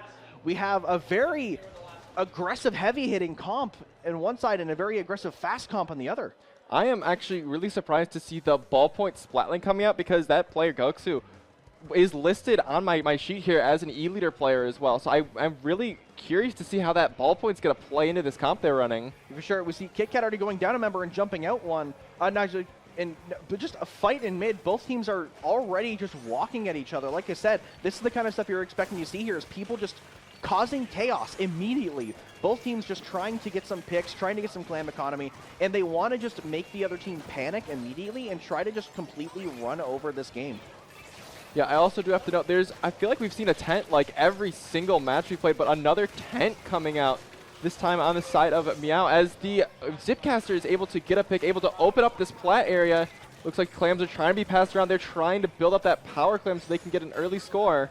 Unfortunately, they do make a power clam on the plat, but you go down. Almost then making another sneaky power clam, trying to walk it up the spinner, might get picked off by these specials, and they don't. The Jet and the Zuka not able to find the pick. So Meow does open the basket, and they do get the second power clam in. They managed to barely sneak in with that shot. And 2 members down now, but they do get to that 60-point mark. Yeah, that was absolutely gigantic, because if they only got that one power clam in, I would have been like, I'm not sure about that score, but that second power clam being dunked in there, that's absolutely huge. This is something I alluded to a bit earlier today in one of our earlier sets, if you've been with us here the whole time, but in Clam Blitz, you typically want your first push to go 60 or further, because it's a common threshold that if you get 2 power clams in, that's the score you will get off of your first push. So it's important to give yourself a safety net of 59 or better. So Meow able to get to that 60 mark, which will mean that they will win the tiebreaker if KitKat gets a double power clam in, as they have 2 power clams now, but it's still a safe push nonetheless, because now you cause KitKat to need a very strong opening if they want to get back in this game. Yeah, and KitKat has honestly just been trying to get mid. They're finding some picks, but it seems like they're just being kind of traded out. KitKat not really having this full control of mid yet. I know they really want to push up here, but they just haven't been able to find that opportunity quite yet. Yeah, we see 2 members of KitKat going down, and I believe, or 2 members of Meow going down, excuse me, and I hear KitKat in the background shouting in their comms in the background now. They're trying to walk through with this zip. They get a bit of value out of it. As now 2 members of Meow down again, but KitKat is staggering Meow, trying to juggle these 2 power clams forward, trying to get a push of their own going, but JG5 over here on the shot, able to push out a couple members of KitKat in that corner and get some value from that, able to, but no, now 3 members go down. They have to make a solo play here and try to buy some time for their teammates to respawn. Yeah, I almost wonder if KitKat trying to go onto their plat there, it seemed like they were a little uncoordinated with trying to get both power clams up there, but now that they only have the 1 power clam to worry about, they are able to get up there nice and easy. Now the basket's open to try and get some of these extra clams in. See Goshu breaking the backet and now going into the air with that Jet, and you have Big Gay on the shot, the Zap, I believe, sorry, walking around just trying to get some paint, keep some pressure up. They unfortunately can't get any more value out of that push, but now they are at a slightly better position where it's less points to take a lead later, but they still need now to generate another push with 1 minute 35 seconds. I've noticed that KitKat has had a pretty good clam economy. In fact, there's a ball despawning on their plat right now that it looks like they're just going to let it despawn, but they've been able to get the clams. They just kind of haven't been able to quite get them all the way into the basket. And that's step 2 of Clam Blitz is step 1, get clam, step 2, put away clam, but it requires a lot of coordination. It requires a lot of opportunity, and now they get the wipe, and you see, but now they're on the counterpoint where they have the wipe, they've taken the map, but they have no clams. They do pick up their pity clam, but they're gonna need a bit more than that. They do have a couple of clams across the board, and now they don't have an opening because Meow has respawned. They're pushing through, and 1 member of KitKat goes down, and they've lost their opportunity. Yeah, they still just need to fight and keep trying to get on the plat, but now 2 and 2, and I see that power clam being kind of thrown back there. I think KitKat's kind of just done with that push, and suddenly there's only 40 seconds left in the match, and you almost have to wonder if KitKat's going to get another chance. KitKat needs to hit that power clam, and they do. They have to drop in and get it. I do believe they get traded out for it, but they don't have their pity clam left. That is their last power clam, so they're going to need to start generating some clam economy here, and they're going to need to start winning these fights in mid. They need to pick off that Dynamo, which they do. Now Rooster, you see, trying to get across to the plat behind Meow and starting to set up. They do manage to get some paint out, but they get picked off by a bomb, and now just KitKat is just trying to break in and get some value. They do manage to break. They need 3 more clams to take the lead. They only have 1, and they're currently in an Inkjet, and they're landing far away. 2 members go down to this Dynamo plan B on Meow, and I think that might be the game unless they walk forward. They miss the clams. The tent blocking the path for the clams, and Meow ever so slightly holding the defense to take that game 1. And hey, remember how you mentioned the 60-point threshold? Well, guess what was the threshold that KitKat could not get past. That 60-point threshold was absolutely gigantic. Yeah, very, very close game as we saw. Again, that last second tent popping open, blocking that path for the clams was very important, as all you have to do is just mash that A button, hope those clams go in, and it can happen pretty quick. You can see some very, very fast KOs or leads even happen in Clam Blitz because everyone has clams or throwing them in. So great effort from Meow to just keep KitKat away for long enough to end the game. Yeah, it honestly felt like as that match was going on, if that match lasted one more minute, then I think like KitKat would have had a huge opportunity to take that game. But we only play 5-minute games here, and when the 5 minutes are up, they're up. Yeah, and that's one of those things where one of the most important aspects of Splatoon is stalling. It is getting that early lead and then wasting time so that your opponent does not physically have an opportunity to make a push. We've seen it happen a lot today. In that game, we kind of technically saw it. I mean, there was a pretty early push from Meow, though. It wasn't much of a stall. They were kind of stuck in their own base, and it got very close to the wire, but that's the name of the game sometimes. It doesn't matter how many points you win by. It matters if you win. Yeah, and sometimes just having a lead as the timer is getting very low will make the other team mess up because they start to like get nervous and like, we don't want to lose. And they might not be thinking like 100%. I know that's happened to me a lot when I'm just like, oh crap, I need to get the lead. And then I'll jump in to 3 members of the enemy team, get blown up, and then be like, why did we lose? Yeah. So with that being said, we are getting ready for our next match, which I do believe is tower control on Undertow. This one should be interesting because I find that Rainmaker's usually the mode you see for Undertow. Yeah. Tower control not as common, but one that is in tournament pools nonetheless, and we're going to be loading up here. I do hear the bell ringing, and we're getting ready for the match. And yes, there we are. We see a Flingza coming out from Meow this time, actually. Very interesting swap up, and a lot of changes overall on both sides of the board. These are completely different comps. Yeah, also another interesting thing to me is the Rapid Pro Deco, because I feel like I've heard a lot of rumblings about that ever since the patch of Rapid Pro Deco might be the play, and we might see it come out from KitKat and might make the play right now. But what's interesting is the Rapid Pro Deco, people talk about how it should be paired with a Stamper, though we don't see a Stamper on the side of KitKat here. Though they do have the Octobrush, which can cause a lot of chaos, and they can get in there while that blaster is pressuring. They can create a lot of just chaos and disorder on the side of Meow, as KitKat already takes that first checkpoint in just 30 seconds, and they're walking in. We see that Zip coming in, and just a very strong opening here from KitKat. Yeah, I believe that was a 3-down situation, and that final player jumped out, so like that's basically 3.5 down, and KitKat able to use that to get that all the way to 65 in the first minute.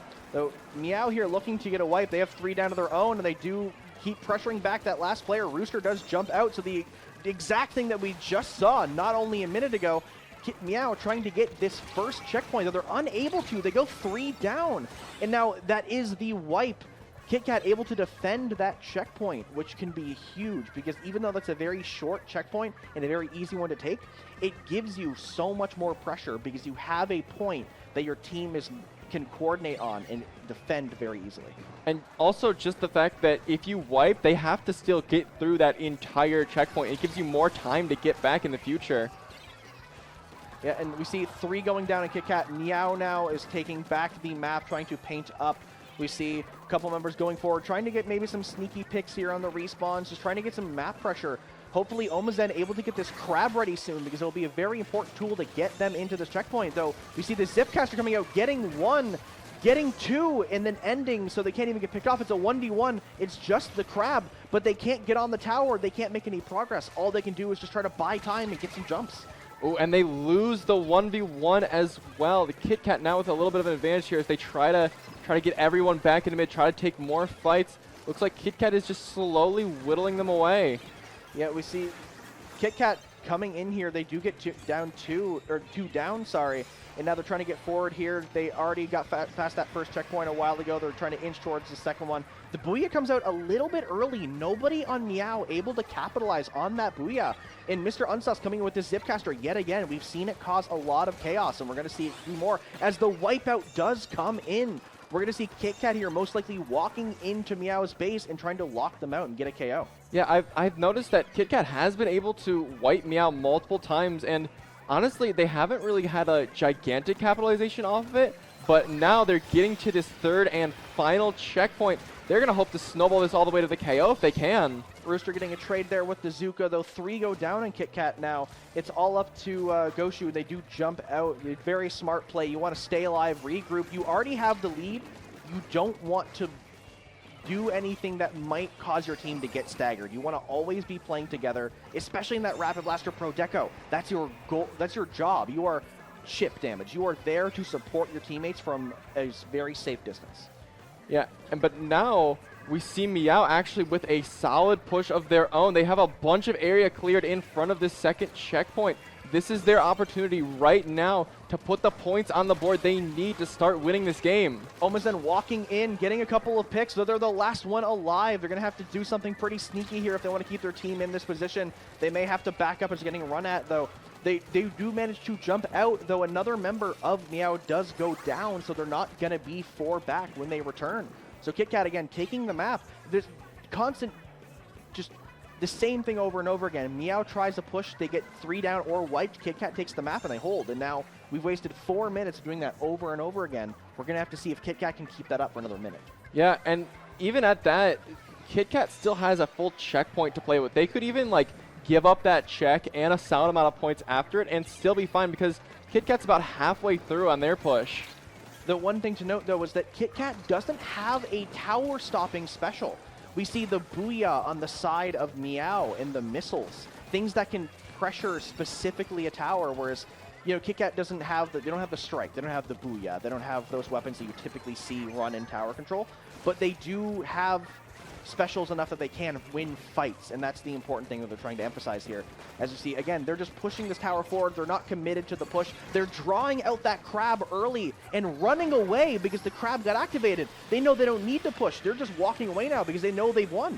Yeah, a very, very smart retreat there, because if Kit Kat gets really overzealous there and they wipe, then suddenly it's tower control in overtime, and they could have, you know, snowballed that. Instead, Kit Kat able to hold and take this game too. Yeah, and we see there, as I said, they don't have those like tower cheese specials, as we might call them, but they have those specials that can win the fight. They bring in the Zukas. We saw the whale coming out from Goshu, and we saw the Zipcaster from Mr. Unsus just coming in and just causing it so you can't even physically stand on the tower. It's not the same, you know, the strikes that we always see, but it has the same effect, and that's what they aim for.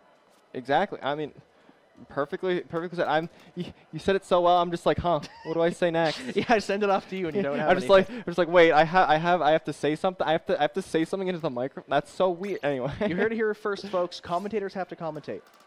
Who would have thought? So that being said, you know, great performance from Kit Kat, bringing it back to 1-1. Now they're tied up in the set again. It's a best of 5. So now we're basically making it a best of 3, but now these teams know how they play. So it's a more informed set. As we're going into our next match, which I do believe is Zones Haggle. Yes, there it is on Thank You Production. It popped up above my head as I said it. So Zones Haggle, we're going back to this map we talked about earlier, this coveted, like, original popular map that everyone played. So these teams should be no stranger to this map, and we're going to have to see what they play for it. Yeah, I'm honestly, the personal thing, I like ballpoint on this map just because the way the blocks are in mid around the zone. I like just sitting behind the blocks, popping an inkjet, and just like slowly going over and then jump scaring someone on the other side. I don't know if we'll see it because it's not really the best thing to do, because if someone sees you, they just like, oh. Yeah, that's fair. I mean, but to that point, though, ballpoint, very popular weapon, or at least it was in previous metas, and it just kind of got flushed out by weapons like the pencil that became so popular, especially on this map and mode. This is a huge playground for pencil players, and that you see a lot of people who don't even play the weapon will pick it up for this map sometimes. And now we're going to see if one of these teams might bring one out. Most likely not. I'm really hoping not to, because, I mean, it's overplayed, and we'd like to see this unique stuff. We do see the tent umbrella coming in on one side, and yeah, we do see that ballpoint you talked about. So Kit Kat, big fans of Yoko Poke here, bringing in that ballpoint, and then meanwhile over here on the side of Meow, bringing in that tent that I love so dearly. So we'll see how these teams like to run these weapons. And I'm always curious to see what happens at the beginning of a Hagglefish Zones game, because the zone can be so just contested for so long at the very beginning that, like, you could start a whole chant of just paint the square for about 20, 30 seconds. It's still contested, and we're 25 seconds into this match. Yeah, we saw a big fight happen in one of the streets there, and that allowed some of the pressure to be alleviated from the zone, keeping that neutral state that you mentioned. And now KitKat in control, but down 2 members, so they're still managing to hold the zone. Meow aren't really finding an opportunity to walk forward here. They do get the crab and the tent shield, which will let them walk forward and take that zone, though. We have Goshu jumping out, now leaving it 2 members of KitKat to be left in the zone, and Meow now in a great control, and they're going to try to start walking forward once they start getting their members back. And now, of course, the question always on zones games is, how do you retake from this exact position? How do you push them back through that zone on Hagglefish here? The Inkjet's going to be maybe trying to find something here, trying to pick off this player on the right, doesn't get it, but still able to push all the other members out, and the zone will flip back to KitKat. Yeah, you can see there, Goshu, great play where they made the player on the right side low, but they didn't commit to the kill. They went back to the zone because one of their other players must have called out that they had it, because we saw them go down regardless, and Goshu got the assist on it. So great coordination there from the side of KitKat, and now they are in control. They're trying to get under, like we see Mr. Unsus here with that Octobrush under, trying to just shark and wait until Meow walks into a bad position and capitalize on it. And unfortunately going down, and now Meow in control. Yeah, I mean, that bomb that picked off that Dynamo was also huge there to just get KitKat a few more points off the board, because the Dynamo had the tactical cooler ready, but they didn't pop it yet. And so they had to go all the way back to spawn and charge it up again, and only now it's just coming out again. So KitKat trying to find a way in. They do manage to get the zone, and Mr. Unsus coming in with that Zipcaster is doing so much work for them this set so far. Plan B going down, and now 2 members of Meow going down. Now 3 members, actually. It's just Omazen on those dualies. They're trying to get away, and they can't. The Jet finds them and picks them off. Goshu walking forward now, trying to get into a good position with this ballpoint to let the rest of KitKat go forward and hold an aggressive spot, but that Zuka says no. Yeah, that Zuka finding the pick on the zone, very huge, just putting that paint down so they can walk forward into it.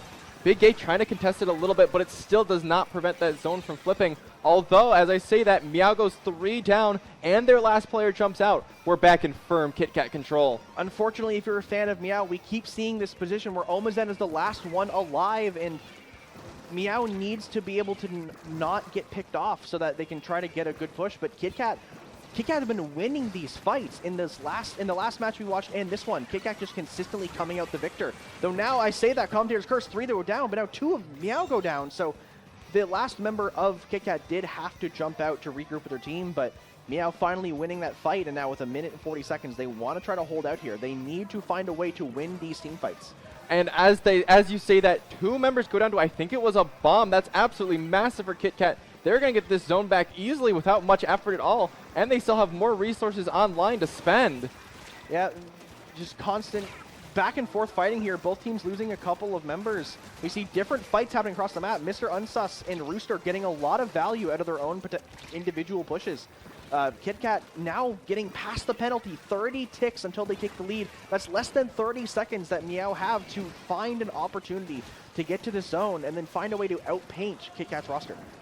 Yeah, Meow needs to do something right now as the timer is ticking under 10. They're 2-2. They need to just paint this square before this zone ends. It's going to be contested at 1. They need to just paint the square. Oh. KitKat gets it and takes that game. Yeah, the Octobrush not known for its high paint capabilities, but it is still going to be able to outpaint that shooter there and be able to keep the zone neutral long enough to get those jumps in and allow for your team to kind of come back. So Meow are down 1-2 in the set against KitKat. KitKat needs to win 1 more game to take the set, so Meow needs a solution. They need a response. The Zipcaster from Mr. Unsus on the side of KitKat is doing a lot of value, and they need to find their own entry point. They've been using that Zuka to help them get in, but it's not getting the same value as it was earlier in the set, so they might need to find a new adjustment. Yeah, I feel like in that game, Meow was doing a good job of getting back in a good amount, but not really holding it once they were back in. It seemed like it was pretty easy for KitKat to kind of just say, okay, we're walking forward again, what do you do? And Meow went, And that's what it comes down to sometimes. You need to figure out how the other team plays and how you want to break in against them, because every team is different. Every comp is different. Nothing is going to work statically. You need to learn how to play on the fly. The only time that you're going to do the same thing over and over and over again and never change it is if you are exorbitantly better than the other team, because they won't be able to fight you. So yeah, KitKat, they've found their rhythm, and Meow needs to find a solution, because they did win that first game on Clan Blitz Museum, and it was a very, very close game too. So they don't have that huge step over KitKat. So they're going to need to find something here in Rainmaker Roboramen. Yeah, and of course, Game 4, this means that this is the last mode that we have not played between these two teams. So obviously Meow needs to win this game, and if they can, they go back to Clan Blitz, which is the one they won on first. And that could definitely be like the shift they need to take this set in Game 5. But right now, before they think about that Clan Blitz game, they need to look at Rainmaker Roboramen. This map can be very scary for that first checkpoint. It's possible to jump across from the middle of the map where the Rainmaker spawns all the way to one of the checkpoints in one single leap. You need to have a good control of the mid and a good control of your streets if you want to stay in this game early. And some interesting adjustments coming out. I see the 52 gal Deco on the side of KitKat and the Wiper coming out on the side of Meow. I'm, of course, curious to see how exactly they're going to play around these new choices. The hammer could be very interesting here. We have seen that with the netcode change. Hammers have become a lot stronger so far, not being able to get picked off as easily, though. Again, that splatter color screen coming in from KitKat going to be very important as the players are standing still, and I do believe there's probably an error somewhere now because everyone's kind of hanging out. So, or that it's a brand new strategy. No, we do see the game ending, so we will be resetting this match for reasons unbeknownst to me. That is the life of a commentator. You talk about what you see and not what you know. Yeah, I'm of course curious to know like exactly what went wrong there, but like I don't know. We're just gonna keep rolling. They're gonna run it back. Okay, yeah. So the screen ban. They I believe one of the rosters of I can't remember which player was which, but yeah, one of the teams did ban screen, and it wasn't honored, so they are resetting the match to get rid of that splatter color screen. I'm sure Twitch chat probably yeah, a lot of you good with that. A lot of you at home probably aware of that. That's one of the things in the community that's a big interesting talking point, is that splatter color screen does have visual and audio effects that may affect some users and some players and even some viewers who might be watching the streams. So a lot of people are kind of on the fence about whether it should be allowed some places. Some teams will ban it, some teams won't. So it's better safe than sorry a lot of the time to not run it, though it is a very strong special. It can do a lot to help a team out. So either way, we're not going to be seeing that splatter color screen coming out, so we are going to see a change in the comp coming into this replay. So I'm kind of curious to see what they're going to pick instead of that splatter color screen. Yeah, I mean, the obvious one is, do they value the 52 gal so much that they just switch to the other 52 gal? Because that would be my first thought. If I was picking a 52 deco and they said no, then it's like, okay, let's just pick regular 52. That's fair, but they also are fairly different comps. They're builds, sorry, with the wall and the whale coming out from the vanilla 52 gal. It's not the same. It's a similar playstyle because shooters all play the same, realistically. Shooters aren't that varied in their playstyles overall. So that could be a pick that comes out, but this is kind of their playground to, you know, think about what do we actually want here. And they got a sneak peek at what the other team was going to be bringing. You know, they saw that Wiper. Maybe they were like, oh, Wiper? Like, no, that's 50. I'm not playing with 52 against that. I hate that. I don't play Wiper or 52. I don't know the matchup. But it'll be interesting to see how they want to adjust here. Yeah, and I think I did hear the go bell. We're going actually into the actual game here on Rainmaker Roboramen. Yes, we see the same comp coming out from Meow, and now we see KitKat bringing out. I don't even know what this change was. I think they're bringing the shot now instead. I believe yes. I believe it's that V shot.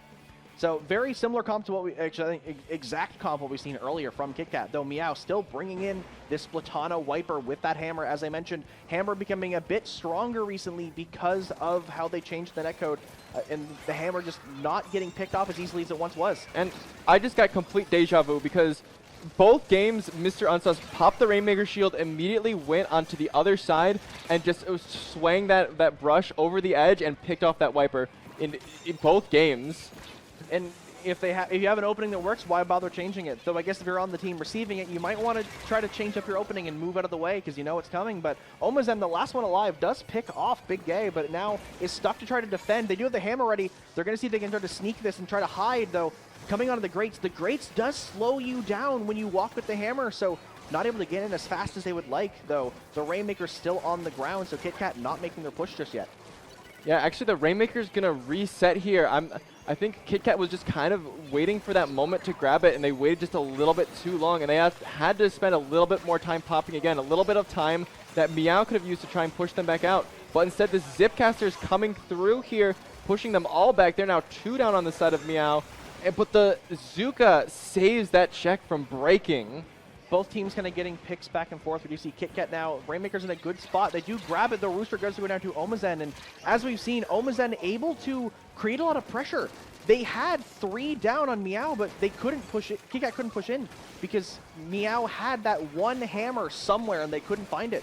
So a very good position for, but now KitKat able to finally get that wipe they were looking for. They needed to kill Omazen. They finally did it. They get that first checkpoint, and now we're going to see a big push in KitKat. Yeah, wiping there is absolutely tragic for Meow because now KitKat can just kind of sit here and just play their game and slowly push forward into them, shredding those points off the board. And of course, the more points shred off the board, the closer they are to winning this game and the set. Yeah, down to 36, and we kind of a scary score on Rainmaker Roborom, and it's kind of hard to get through that little court area there. It's a very open spot, not a lot of room to hide. Usually if you want to make your Rainmaker survive longer, you have to kind of stand in front of them and act as a body shield.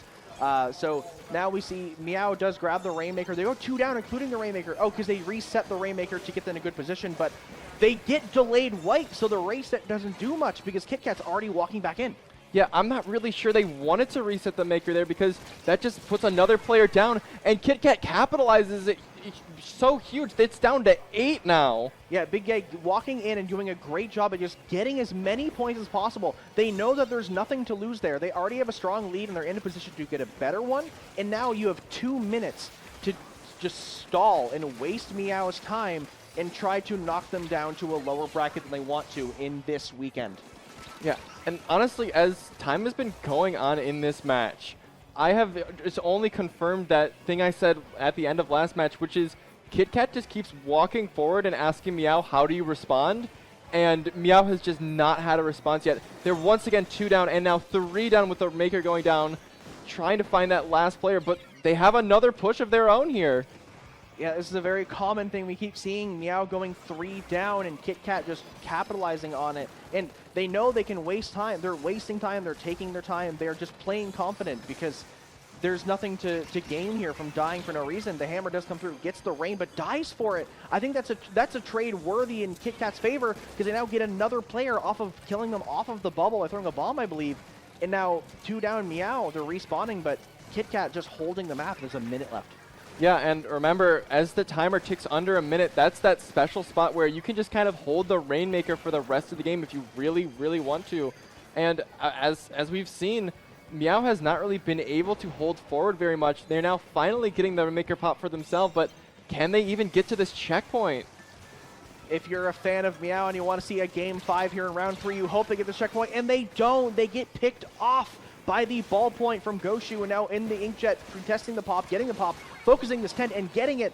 3 members down of Meow, and now I believe they're all actually respawning. So it might have been a delayed wipe, as I think I'd seen. Yeah, the player did jump back. So now they're grouped up. They're trying to get picks. They have one more shot for a great overtime push if they want to stay in this round. Yeah, but they have to catch KitKat slacking a little bit here. They actually do with the Zuka there. Meow with one more chance. They only have 10 seconds, but the bomb against the Rainmaker shield gets 2, I think, there. That spell's honestly pretty much disaster for Meow. They do grabs. They get the overtime to start. Though, like JG5 trying to walk back and survive with this Rainmaker. Though now they're in the don't retreat zone, the no Rainmaker zone. They do get a pick on the Rainmaker actually, but they're stuck retreating. They're losing time, and they had to panic. And the Zuka does manage to pick them off. KitKat going 3-1 in the set over Meow. Yeah, honestly, really just great play from KitKat to just keep up everything that they knew they could do and just keep doing it throughout those all 3 games that they won there, and just pretty actually convincingly taking that set by the end. Yeah, KitKat was playing so confidently. They were playing together. There was a lot of coordination you could see. They, like I mentioned before, you saw that one play where, again, going back to that Splat Zones haggle, Goshu leaving a pick they were going for to go for the zone because they knew one of their teammates was going to finish it off for them and turn that into a flank on the right side. And they were playing together and coordinated. And Meow, they were still playing good, but they couldn't find an answer for what KitKat brought to the table. Yeah, and I mean, sometimes the matches just come down to, can you find that answer? And if the answer is no, then I guess you go next. And in this case, they're done for the day, so I guess go to your bracket next. Yeah, and now that's one of those points where these teams, as we say, they're done for the day. That was all 3 rounds of pools for them. So now they all know where their brackets are going to be. They need to get ready for when their brackets are. They need to, you know, not get discouraged. I don't know which brackets these teams have made because I don't have the bracket pulled up in front of me, but anyone who might have gotten a lower bracket than you expected, they need to have that mental reset and just take a breather and say, you know what, we got lower than we wanted to, but now we're going to sweep the bracket tomorrow, and that's what we need to do. And then these higher position teams, you need to get ready because you need to make a showing. Absolutely. And you mentioned like trying to mental reset going into brackets. I mean, the best way of mental reset, go to sleep. They play tomorrow. They don't play anymore today. Yeah, now, and here's the best part is when you're at the LAN, there's 12 hours of Splatoon 3 days in a row, and you're done for that. You have 10 more hours of hundreds of Splatoon players all together, hanging out, socializing, going out to get food, partying in their rooms. There's all kinds of, like, it's so easy to just relax and forget about your match and say, you know what, like, it happened, it's fine. We're here to have a good time. And then tomorrow, come in, like, renewed and ready to go and ready to make a showing. Yeah, and especially because, like, the brackets can be grueling. Absolutely, because sometimes, like, the bronze and the silver brackets, you'll get teams that you'll see them in there, and you're like, how did they get here? And then you'll have to face them, and you're like, how are we going to beat them? Yeah, so, and that's all part of the LAN environment, very different from online. So with that being said, that is the end of Wave A pools. For all of you joining us home, thank you. We appreciate it. For all of you here in the venue, I hope you guys are ready for the next round. And we have more Splatoon coming up for you. Again, we have this stream on SplatoonTourney. We have another stream over at IPL Splatoon on both Twitch and YouTube Live. A lot of action going on. There's more pools coming up next, and we're ready to head out because I'm playing the next pool. I got to go get ready with my team. So with that being said, that's all from us today. Yokopoke, where can anyone find you on the internet? Yeah, you can find both of us here at Riptide. If any of you are watching here from Riptide, come say hi to us. I love talking to people. I'm sure you love talking to people as well. And yeah, we're having a lot of fun here. But yeah, you can. I mean, our handles on Twitter are both down here. Oh, you're putting I think you're putting here the building. It was both. Okay, it was both. But yeah. Yeah. So that being said, yeah. So you can find Yokopoke mirrored. There we go. Yeah. And then for me, yeah, you can find me at. You can find me at Hammy in the Wall on YouTube, on Twitch, and on Twitter. You can also find me on Blue Sky at hitw.bsky.social. And lastly, you can find me on Discord at just hitw. All right. So I guess thanks for joining me on Commentary Desk, Yokopoke. Yeah. It's been a pleasure. Thanks for joining me. Yeah, it was nice to be able to commentate with you. We didn't get to hang out as much as we wanted to. So that being said, we're going to throw you over to 2 more commentators just later on for the Wave B pools. We're going to be back very, very soon. Don't go anywhere. You're not going to want to miss it. And thank you all for watching. We'll be back soon.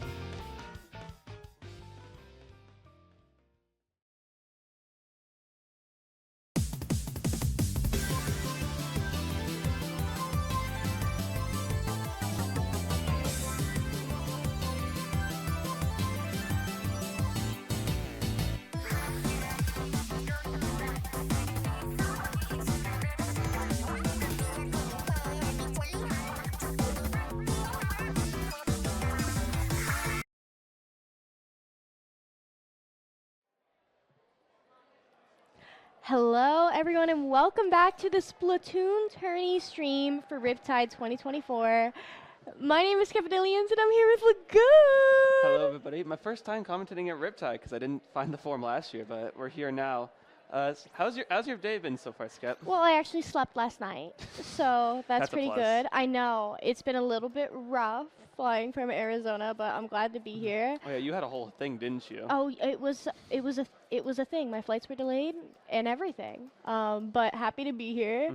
I already played my pool, so now having the honor to sit down for the commentary block, where we have Luckiest Ducks versus Double Toast No Slaw. A little bit of a Raising Cane's cult going on within the Kalahari. So I'm excited. Yeah. Just the Canes thing real quick. Everyone I know it's like, oh, we gotta go there when we get to the Riptide because you don't have it anywhere else. But as you see the teams here, for Double Toast No Salt, it looks like 3 of them used to be on a team called Cherry Palm, and all of them used to be on a team called Hakunova back in 2023. And their big notable achievement is Double Toast No Salt won Mako bracket in SOS 151 as Cherry Bomb. Hey, that's your tournament. Yeah. And then if you want to lead in Luckiest Ducks here. Yeah, so Luckiest Ducks is a juniors draft team that has kind of evolved and continued playing together. Now they go by Luckiest Ducks, and I think it's really cute. They have a little team mascot who's a duck. I think the individual in the background is holding that, and its name is Laurelyn. If you know anything about juniors draft, they name all their teams after alliterations. So they were known as Lovely Laurelyn back in the day, and paying a little bit of homage to the hard work of DJam running that tournament and drafting all of those teams. All right, as we get started here, game number 1 on Splat Zones on Mahi Mahi. Gonna see, is that the custom leader we saw coming out? And the custom X-Flow, again, really good pick here. Yes, custom leader and the X-Flow coming out here on Mahi Mahi.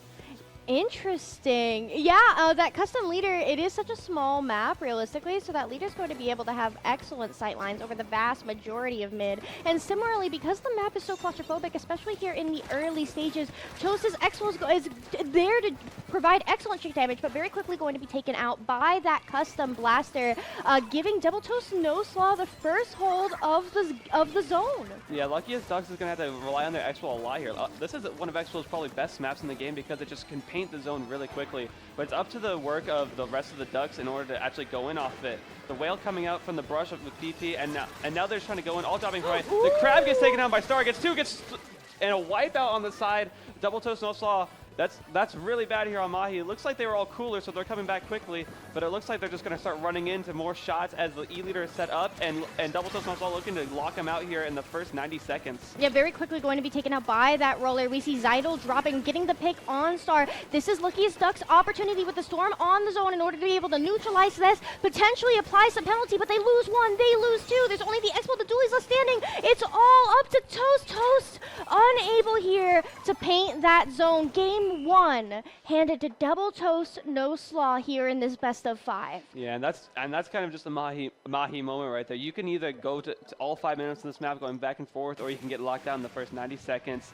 And if the other team just gets set up in a way that you can't get back in, then it's just so hard to even like try and penetrate the defenses there. So really good for Double Toast No Slaw getting that knockout against the Luckiest Ducks. The Luckiest Ducks had the chance at one point to get the zone back there. Unfortunately, they were just going down, maybe rushing back a little too fast. But now as we're heading into game 2 on Manta, we're going to see how their backlines adjust, because you don't usually see leaders and explos on Manta. You usually see either headits or splatlings because they can move around really quickly. So it'll be interesting to see how they adjust, especially because we're going into a Rainmaker map here. Right. Mahi and Manta are both very difficult retake maps for different reasons. Mahi primarily is difficult to retake because of the fact that your opponent, if they are sitting in mid, has excellent view of all of your drops. But what makes Manta different from that is there are so many different areas where your line of sight is broken for the team re-engaging, and that makes it very difficult to know whether or not you're dropping straight into the opponent. So generally speaking, teams that are able to win the opening fight and then take control of their opponent's streets typically have very strong lockouts here on Manta Maria. Yeah, there's a lot of different places to drop here, from the bunker, from the cut, from the top right. There's a lot of places to go. As we see, no X-Flow at all. We're actually going to a Splatling with the Nautilus, and it looks like a Carbon is coming out from Star, switching off. I believe they were on the V-Roller before. So it's gonna be a fight to mid first and see who's gonna get this pop first. The brush goes down. It looks like they fell in the water, and Double Toast No Slaw is gonna get the pop here, and Sunny is going in on the blaster. We're getting a flank over here on the side from, I believe that's the Carbon on Star. Cover behind, missing the pick on Toast. Able to finish it off, and it looks like Luckiest Ducks is going to go into retreat mode for right now. It's just the brush, they go down, and it looks like Double Toast No Slaw is going to take this first checkpoint here very quickly. There's nothing other than Moo's stamp here preventing them from breaking check, but Moo going in for that left street, trying to prevent any sort of sustain coming out here from Double Toast No Slaw. We do see Moo on that left side, does get taken out by Sammy. That's 2 down on the side of Luckiest Ducks. Sammy pops this Kraken, now can use this to calm down, get control of mid, and grab the Rainmaker. They're just going. Sammy's dropping. He's gonna go far, but it's gonna get shut down by XDD here. He saw the they saw the opportunity, and they just took it as far as they could. And it looks like the rest of the team is following up. Sunny is there, and Star is there. Star has picked up the Rainmaker, and they get the knockout. Gosh. They slip through, and they're able to get the knockout again very quickly here onto the Luckiest Ducks. And Double Toast No Slaw in our best of 5 is now up 2-0 over the Ducks. 2 successive moments of Rainmaker cheese. Take your eyes off of that fish for 1 second on this map. And you got to remember, I mentioned those sight lines being broken up. That doesn't just discourage the re-aggressors, right? It also makes it a little bit easier to sneak by and grab the Rainmaker in unpredictable scenarios. To pull that off twice in a row, chances are when your opponent is already paranoid about that, is very cool. Very quirky. And Manta is a map that's like, if you get past the street and you're not able to get them fast, it's so easy to lose a lot of points because there's nothing separating you from dropping down into like their kind of spawn area and just getting into that basket. Especially with the way that Star was able to sneak through, and Sunny was able to sneak it through the first time on the leader, getting a really good pick, and then just kind of notice, hey, there's no one around. And sometimes you're like, okay, we're not ready to push, but it doesn't matter if there's no one watching you and watching you carry the objective all the way. So it's a really good job getting it to where it was, and then great job on the rest of the team to be able to get it all the way to the knockout as we head into Game 3 here. Clam Blitz, Robo, Ramen. Interesting map list for our first round. We have another map where sightlines are broken up very well. Very different from Mahi. So we've been transitioning from open sightlines to broken sightlines to now a mix of both, with this mid area being where the majority of fights are going to happen on this map. We do see similar comps coming out from both teams. They're sticking with their comps from Rainmaker. Those beacons here from Sammy going to be absolutely huge, as Sammy does draw the first ink on the Splatana player on the side of Luckiest Ducks. Yeah, and the Zat player for the Double Toast No Slaw actually I didn't realize had their work cut out for them, because they're providing mainly all the pain here with the Carbon and the Blaster and the Leader. Not very known painting weapons, but it looks like they're able to get through and get all the paint they need, because it looks like they're trying to make a push here, but they're just not able to have it right now. They don't have quite the specials they need to go through, and it looks like Star's trying to go get clams. Yeah, it looks like it's just like kind of a jostling for position here as Luckiest Ducks is trying to get back in the mid here. You're in trouble when your Carbon player, your Shark, your a weapon that reinforces the boundaries of your paint is going around gathering clams. We do see that the Carbon player is close to that Inkzuka. They have that online ready to go. Sammy pops that Kraken in self-defense, does get the pick on Toast, now looking leftwards towards PP. Sunny, they're going to get the pick on the Blaster. This is huge for Luckiest Ducks if they can manage to survive. Moose stamp, beautiful hammer toss through the grades as they do get dropped on and miraculously manage to jump out. There's a lot of smoke and no fire here, Lagoon, as Luckiest Ducks, with the clams that they need to push, is forced to back all the way into their elbow. Yeah, we're still kind of jockeying for position here, but it looks like the Ducks have finally been able to break through mid a little bit, but you have Sunny and A on the side over there just trying to protect it, and now you have Toast going in on the Nautilus trying to go to the rain. Unfortunately, overextends, goes 2 down with the brush, and now it's time for Double Toast to get back in. Zuka is out. and it looks like they get the pick onto XDD, and it looks like now Double Toast is able to regain mid, and it's just, they're playing so safe on both sides. They're just not able to successfully get the push in because no one has specials right now either, so they're not able to, they use their one special to take out the zap on the side of Luckiest Ducks, but they don't have any more, and they still don't have any more, but it looks like they're just going to play for picks here. The leader getting sidelined in the mid. A is on the side on the zap. Sunny's trying to find a point. The Carbon is trying to run around trying to find anything to do right now, and it looks like there's just so much death happening. 2 down on the side of Double Toast, no slaw, and now it's just a 2v2 in mid fighting for whatever position they can get now. I want to stress that we are 2.5 minutes into this game, and a team has yet to score a single point on the board. It just feels like every single time that the teams have the specials in order to break into each other's elbows, they don't have clams.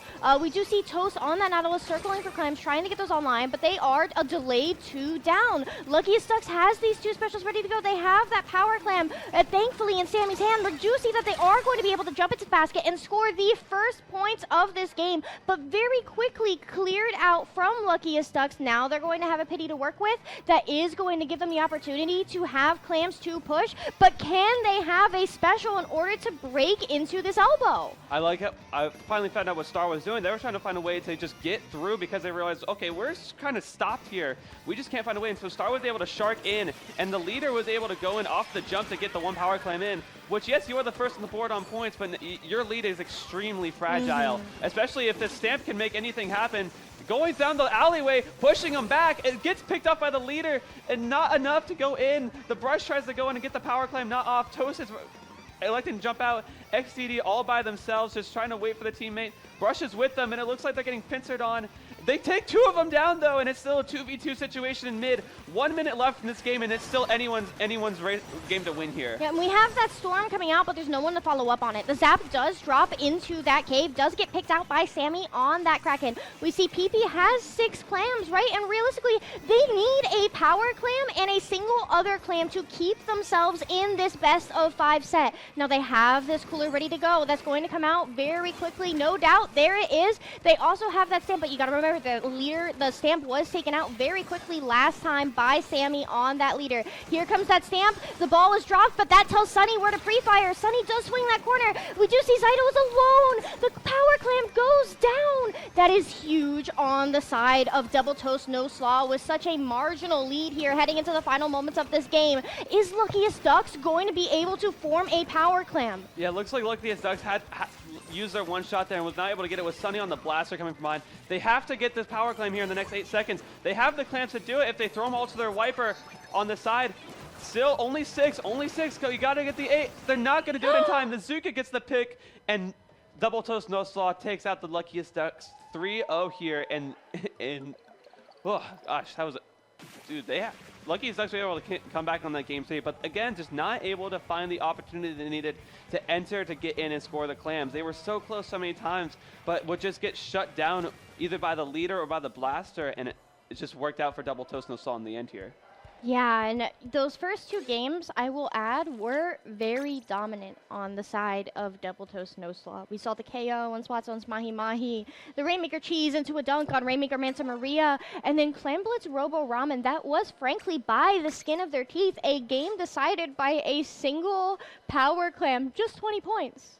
That's literally the fewest points that you can possibly score in Clam Blitz. Sometimes in Clam Blitz, you just have to realize, okay, none of us are really scoring. In Clam Blitz games, they can either be really swingy or a giant stall fest sometimes. That's just the nature of it because you're so scared to make pushes. You're like, okay, we have to make sure. That's the map. That's the mode you have to be ready to push on the most. Like, you can't have, you're like, oh, I'm ready, and then the rest of your team is like, okay, but we're not. It just doesn't work that way. Plans. We have no plans, and it just doesn't work all the time there. Clam Blitz is such a map where you have to make sure you're ready or else nothing's going to happen here. Well, you know, we will see Double Toast No Slaw continuing their run in the Swiss group stage. Now, for those of you who are familiar with competitive Splatoon, you hear group stage and you typically think of round robin, right? You hear group stage, you typically think round robin, right? SOS runs that format. Paddling Pool runs that more format, right? But Swiss typically in Splatoon, when you hear Swiss, you think low ink.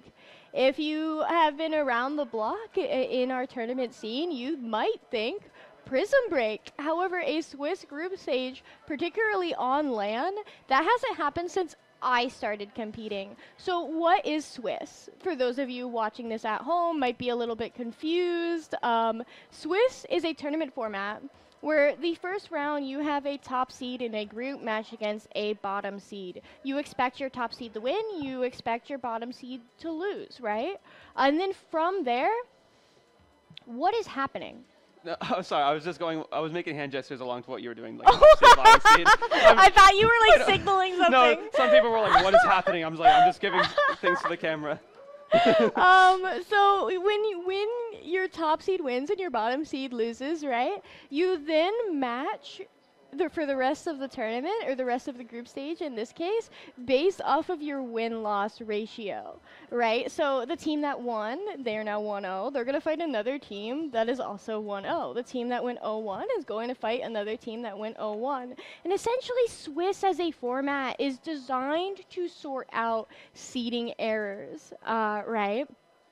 So now, Riptide this year has Swiss progression. Swiss is a format designed to sort out seeding errors. And so the person that goes 3-0 in their Swiss group is going to move directly on the top cut. They're not going to play it all tomorrow. They're not going to play it all on Saturday. They are going straight to top 32 on Sunday. Everyone else either has to play through Redemption, Silver, or Bronze tomorrow, Saturday afternoon. And then you're sorted into your bracket. Your seed is in the bracket is your placement within your Swiss pool. So I know there was online Prism Break. Do you remember? Yes. There was like a top 1 seed that placed like 3rd in Swiss, and they're like, why are we fighting blah blah blah like round 1 of bracket? And it's because even though you were seed 1 in Swiss, the result of Swiss, which is designed to sort out seeding errors, actually had you in 3rd. Swiss is a fun format. Yeah. Complicated. It can either I know a lot of people who have mixed feelings about Swiss because it is down to the win-loss ratios, and it's like as tournaments go on, yes, it is. You are more likely to be paired against people of your skill level, but I know a lot of people who are like, "Oh shucks, we're seed," we're seed 90 and we're going against seed 1. Like that's how Swiss works. So it's kind of luck of the draw sometimes, and that game is an anomaly. It's like, okay, that's out of the way. You can go on to fight the more people, and then it's like, after you get your final place, it's like, I'm 2-1, I'm 2-1, 1-2. Then it's like, okay, now we have to break those apart into, okay, which of these 2-1s deserves to... Because there are a lot of instances where bracket placements are decided on, tiebreakers, as you said. It's like, okay, well, we have the top seed going to, like, whatever bracket, and then the next 4 are jockeying for the last 3 positions. Okay, so what is their win-loss ratio against each other? Okay, these 2 going, and then it goes on and on. Bushel score. Yeah. Which is, the Bushel score is a common tiebreaker in Swiss, and it's like, how often did your opponents win their matches, right? So, say I win against a team, we beat them, but they lost all of their other matches. All their matches, they went 0-3. My Bushel score is going to be lower, and that win means less because my opponents didn't perform as well. Therefore, I beat a softer team compared to a team that beat another team. A team C beat Team D, and then Team D won all their other matches. So Team C's Bushel score is going to be higher. My butterfly clip keeps hitting my headset.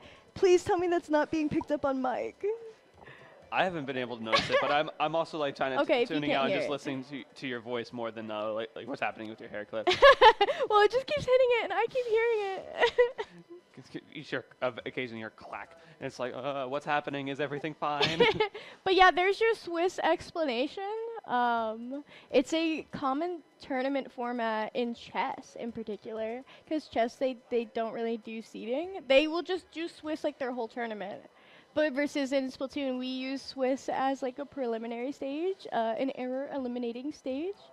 Versus chess will just be like, yeah, you're playing Swiss and whoever wins the most at the end of the day wins. It's crazy out there. I could not play chess. You go in. Chess is so common. You're like, okay, this is my first chess match, and you go against like the world chess champion. I think his name's like Magnus Carlsen. You're like, well, that's how it is here. It's just so many times. It's just like, well, dang. Again, it feels bad in round 1, but after that, it gets more. Because I know the same thing with low ink. It's like there's a lot of people like, why are we doing this? Why are we? Oh yeah. Sorry. Also, going to the side, Swiss is also like the biggest like esports I know that uses Swiss is Pokemon, because they also have the same thing where it's like day 1, day 2, because there's so many of them. Yeah, let me see if I can remember. Yeah, it's just like rounds. It's like if you get a certain like win-loss ratio, you go to the next day, and a lot of people are jockeying for positions, and then they have a second day of Swiss where you again jockey for positions, and then the top 8 is pulled from that. I know. 2 whole days of Swiss is kind of Looney Tunes. Dude, especially with Pokemon, where matches can take up to 45 minutes because it's best of 3s, and matches, have match timers of 7 minutes and stuff like that, and then you wait for everyone else. It's grueling. It's a gauntlet. Yeah, it makes me think of like in terms of like how our formats compare to other esports. Valorant, right? They had a group stage into a top cut, which was double elim, but it's top cut with it's a double elim top cut without a bracket reset. Like, so for Splatoon, that's like, what do you mean? Well, if you look at the average grand finals of like a Valorant or a League of Legends tournament, takes like 5 hours. Like, can you imagine a bracket reset in a 5-hour grand finals? Like, that would be crazy. I've heard of league matches taking hours. From friends who have played it, I'm just like, oh my gosh. No. If you do a best of 3 bracket reset in league, that's and you go to game 3 all 3 times, that's like worst case scenario, it'll take 6 hours. I'm just like, I'm glad our matches only take 5 minutes at max. Sometimes, it's Splatoon. We're always going to have delays because LAN is really hard. ITC'd on LAN. If any, especially, I know people who will tap the table or just do anything, even stomping their feet, and it'll dislodge a switch, and then everything is messed up because it's like, don't pop off too hard. Yeah. Get up out of your chair, flip a table on accident. Pop off at the end of the match where you can reset the room, but don't pop off if you're gonna pop off in the middle of the match, just make sure you're keeping back and you're not making you're not throwing by DCing on your team and be like, oh, oops. Now you got in pretty late last night, didn't you? I got in around 9 p.m. Sorry. Yeah, because for those who don't know, I'm on the West Coast, so it's very hard with the 3-hour time jump. Our flight left at 9 a.m. and we got here at 7, but then we missed the 7:30 shuttle, so then yada yada. Dude, time. I'm never flying a red eye again. Oh, dude. Watching your Blue Sky or Twitter story was so interesting because oh my God. It was like, all right, I have this layover. Never mind, I'm going to this airport. Traveling is half the game of getting. Especially, I think West Coast people have it harder. Especially because so many events are on the East Coast, and you have to fly. You have to take into account. Oh crap! Time zones. Oh crud! I have to make sure I plan for 3 hours ahead. No, okay, so, I'm never buying the cheapest flight possible again. I learned my lesson, chat. It was so dunzo. My original layover, my first layover of 2. And I'm in Arizona, right? I'm Arizona based, which is currently in PST time. So my flight was at 7, so I got to the airport at 4, right? As one does. My flight was delayed until 9, and then I was gonna miss my connection to Las Vegas, so they transferred me to Los Angeles, which is further away from where I'm going. And then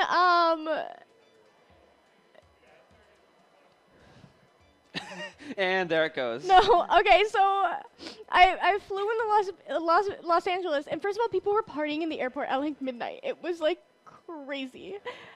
And what is? See, I'm trying to do a hand motion. I get distracted very easily, so okay, so I flew into Las Vegas, and then Los Angeles, and then I had a layover in Charlotte. Okay. You went all throughout the country. And then I think I took a nap. like at that point, and at that point I had already been awake for like 24 hours. Like, and this bartender in Charlotte, like in the airport, I was like, I'm not drinking. It is 10 a.m. I'm putting my head on the bar, and he just let me. He was awesome. I understand what you're going through. Go to sleep. And little I one. could not sleep. I think I slept. And then I flew into Cleveland, and miraculously had energy, and we had to switch rooms in the middle of the night last night, so I didn't get to bed, like, with my head on a pillow until, like, 1 a.m. So I had been awake for, like, a full 48 hours. It was a nightmare. Yeah. You're laughing. I felt like I lost 30 IQ points. No, that's just one of the worst like travel stories because it's like I usually God. when I fly East Coast I usually take red eyes because I'm like No. because a lot of times it's like okay you leave the airport at midnight and you arrive there at like onto the headset. it's gonna fly away. you like I can't bump it anymore. take your red eye. I like book whenever book flights I'm like okay can I take a red eye so I arrive there at 10 a.m. because I'm when never you're doing flying it from again. excuse me, West Coast, East Coast, it feels like you're just kind of missing a whole day at sometimes because, again, you're skipping 3 hours. And you're just like, well, I'd rather get here really early and have the you always entire have a day. layover. That's true. That's true. Our layover, flying from LA to Las Vegas is so funny because you don't even get up to full cruising altitude. You're in the air for 40. You're in the air for 40 minutes, and even it's to the point where even the flight attendants were like, okay, no. We're not. just I'm not. not serving you. We're not going to be in the air that long. You're going to be fine. You will sit in your chair. Man, I normally like to get to a LAN, because this is my first, LTC. I was living in Arizona, but I've lived in Florida, so I was East Coast, right? And normally I like to get to a LAN and like have a travel day where like you arrive, you settle in the hotel, like, and then have a free day where you just like do nothing but socialize. But this is like a 3-day event, and we haven't had one of those in a very long time. So like my travel day I would have to have left Arizona on Tuesday Was LTC to have a free day. Was LTC not 3 days this year? Or It was 2 days, I think. I wasn't there, so I wouldn't know. I don't remember. Whenever I think of like 3-day events, I think like this and LTC are because they're the two biggest ones. My first LTC was a 3-day event, but I don't think it has been since 2022. Gotcha. I might be wrong though, and just having amnesia, which is probable. Yeah, I saw everything that happened at LTC through stream, and I hope we get all the clappers back again because those are really. I saw. Oh, Pixel brought them. Yeah. I heard I saw that they were maybe bringing them again, so I'm gonna be really excited. And they have the stickers for this Final Fest. Oh yeah, big put runs this on the weekend. clapper. Oh my gosh. Oh my gosh. It's just like So much happens. it's just like every time we try and do a Riptide here, some event in Splatoon happens. Whether last year it was a Splatfest. I would know I got Splatfest teed a couple times. It was very unfortunate, and I got made fun of. I remember the counter. Yes, and then there's now a counter for me because every time there's like a tournament or like, because I'm part of CCA because there's CCA events that happen also over Splatfest. I get Splatfest teed, I'm just like, why? But now it's Big Run that's happening this weekend, and now everyone here is like, well, now we have to find time. The good thing is, there's a lot of setups out there, so I can tell a lot of people as soon as like pools are done, they're like, all right, it's Big Run time, let's go, and then we're just gonna see people in here till like the depths of the night playing Big Run to get up to that quota. We were hoping that we wouldn't 3-0 our group because we get to play tomorrow. Yeah. I was like, okay, but like if we go 3-0, like we're still gonna scrim tomorrow, right? Like we're gonna fight a scrim. The big brain play is to go to Redemption. The big brain play is to throw. Go to Redemption bracket. You play tomorrow. Win your Redemption bracket. You go to top 32, and then you could play all 3 days. So you're having the maximum. You're getting maximum value. Well, that way there. you're still warm for, especially because most people play with pickups at lands. So like having that extra time to like really like lock in for top cut, I think like does make a difference. Have you been in the water park yet? I've not been to the water park yet. Last year when I came, I didn't even go to the water park because it was just like, it was so tiring last year. I'm just like, no, there's no time. You have but to now, go to the after hours though. yeah, it's on Saturday, isn't it? Yes, Saturday, making sure we can go to the after hours water park because I've never been there. I haven't been to a water park for like 2 years. I'm not injuring myself this year. That's my goal every year because LTC 23 I became overzealous at the water park and I climbed one too many stairs and I ended up in a wheelchair day 3 and I have never been more critically embarrassed in my life.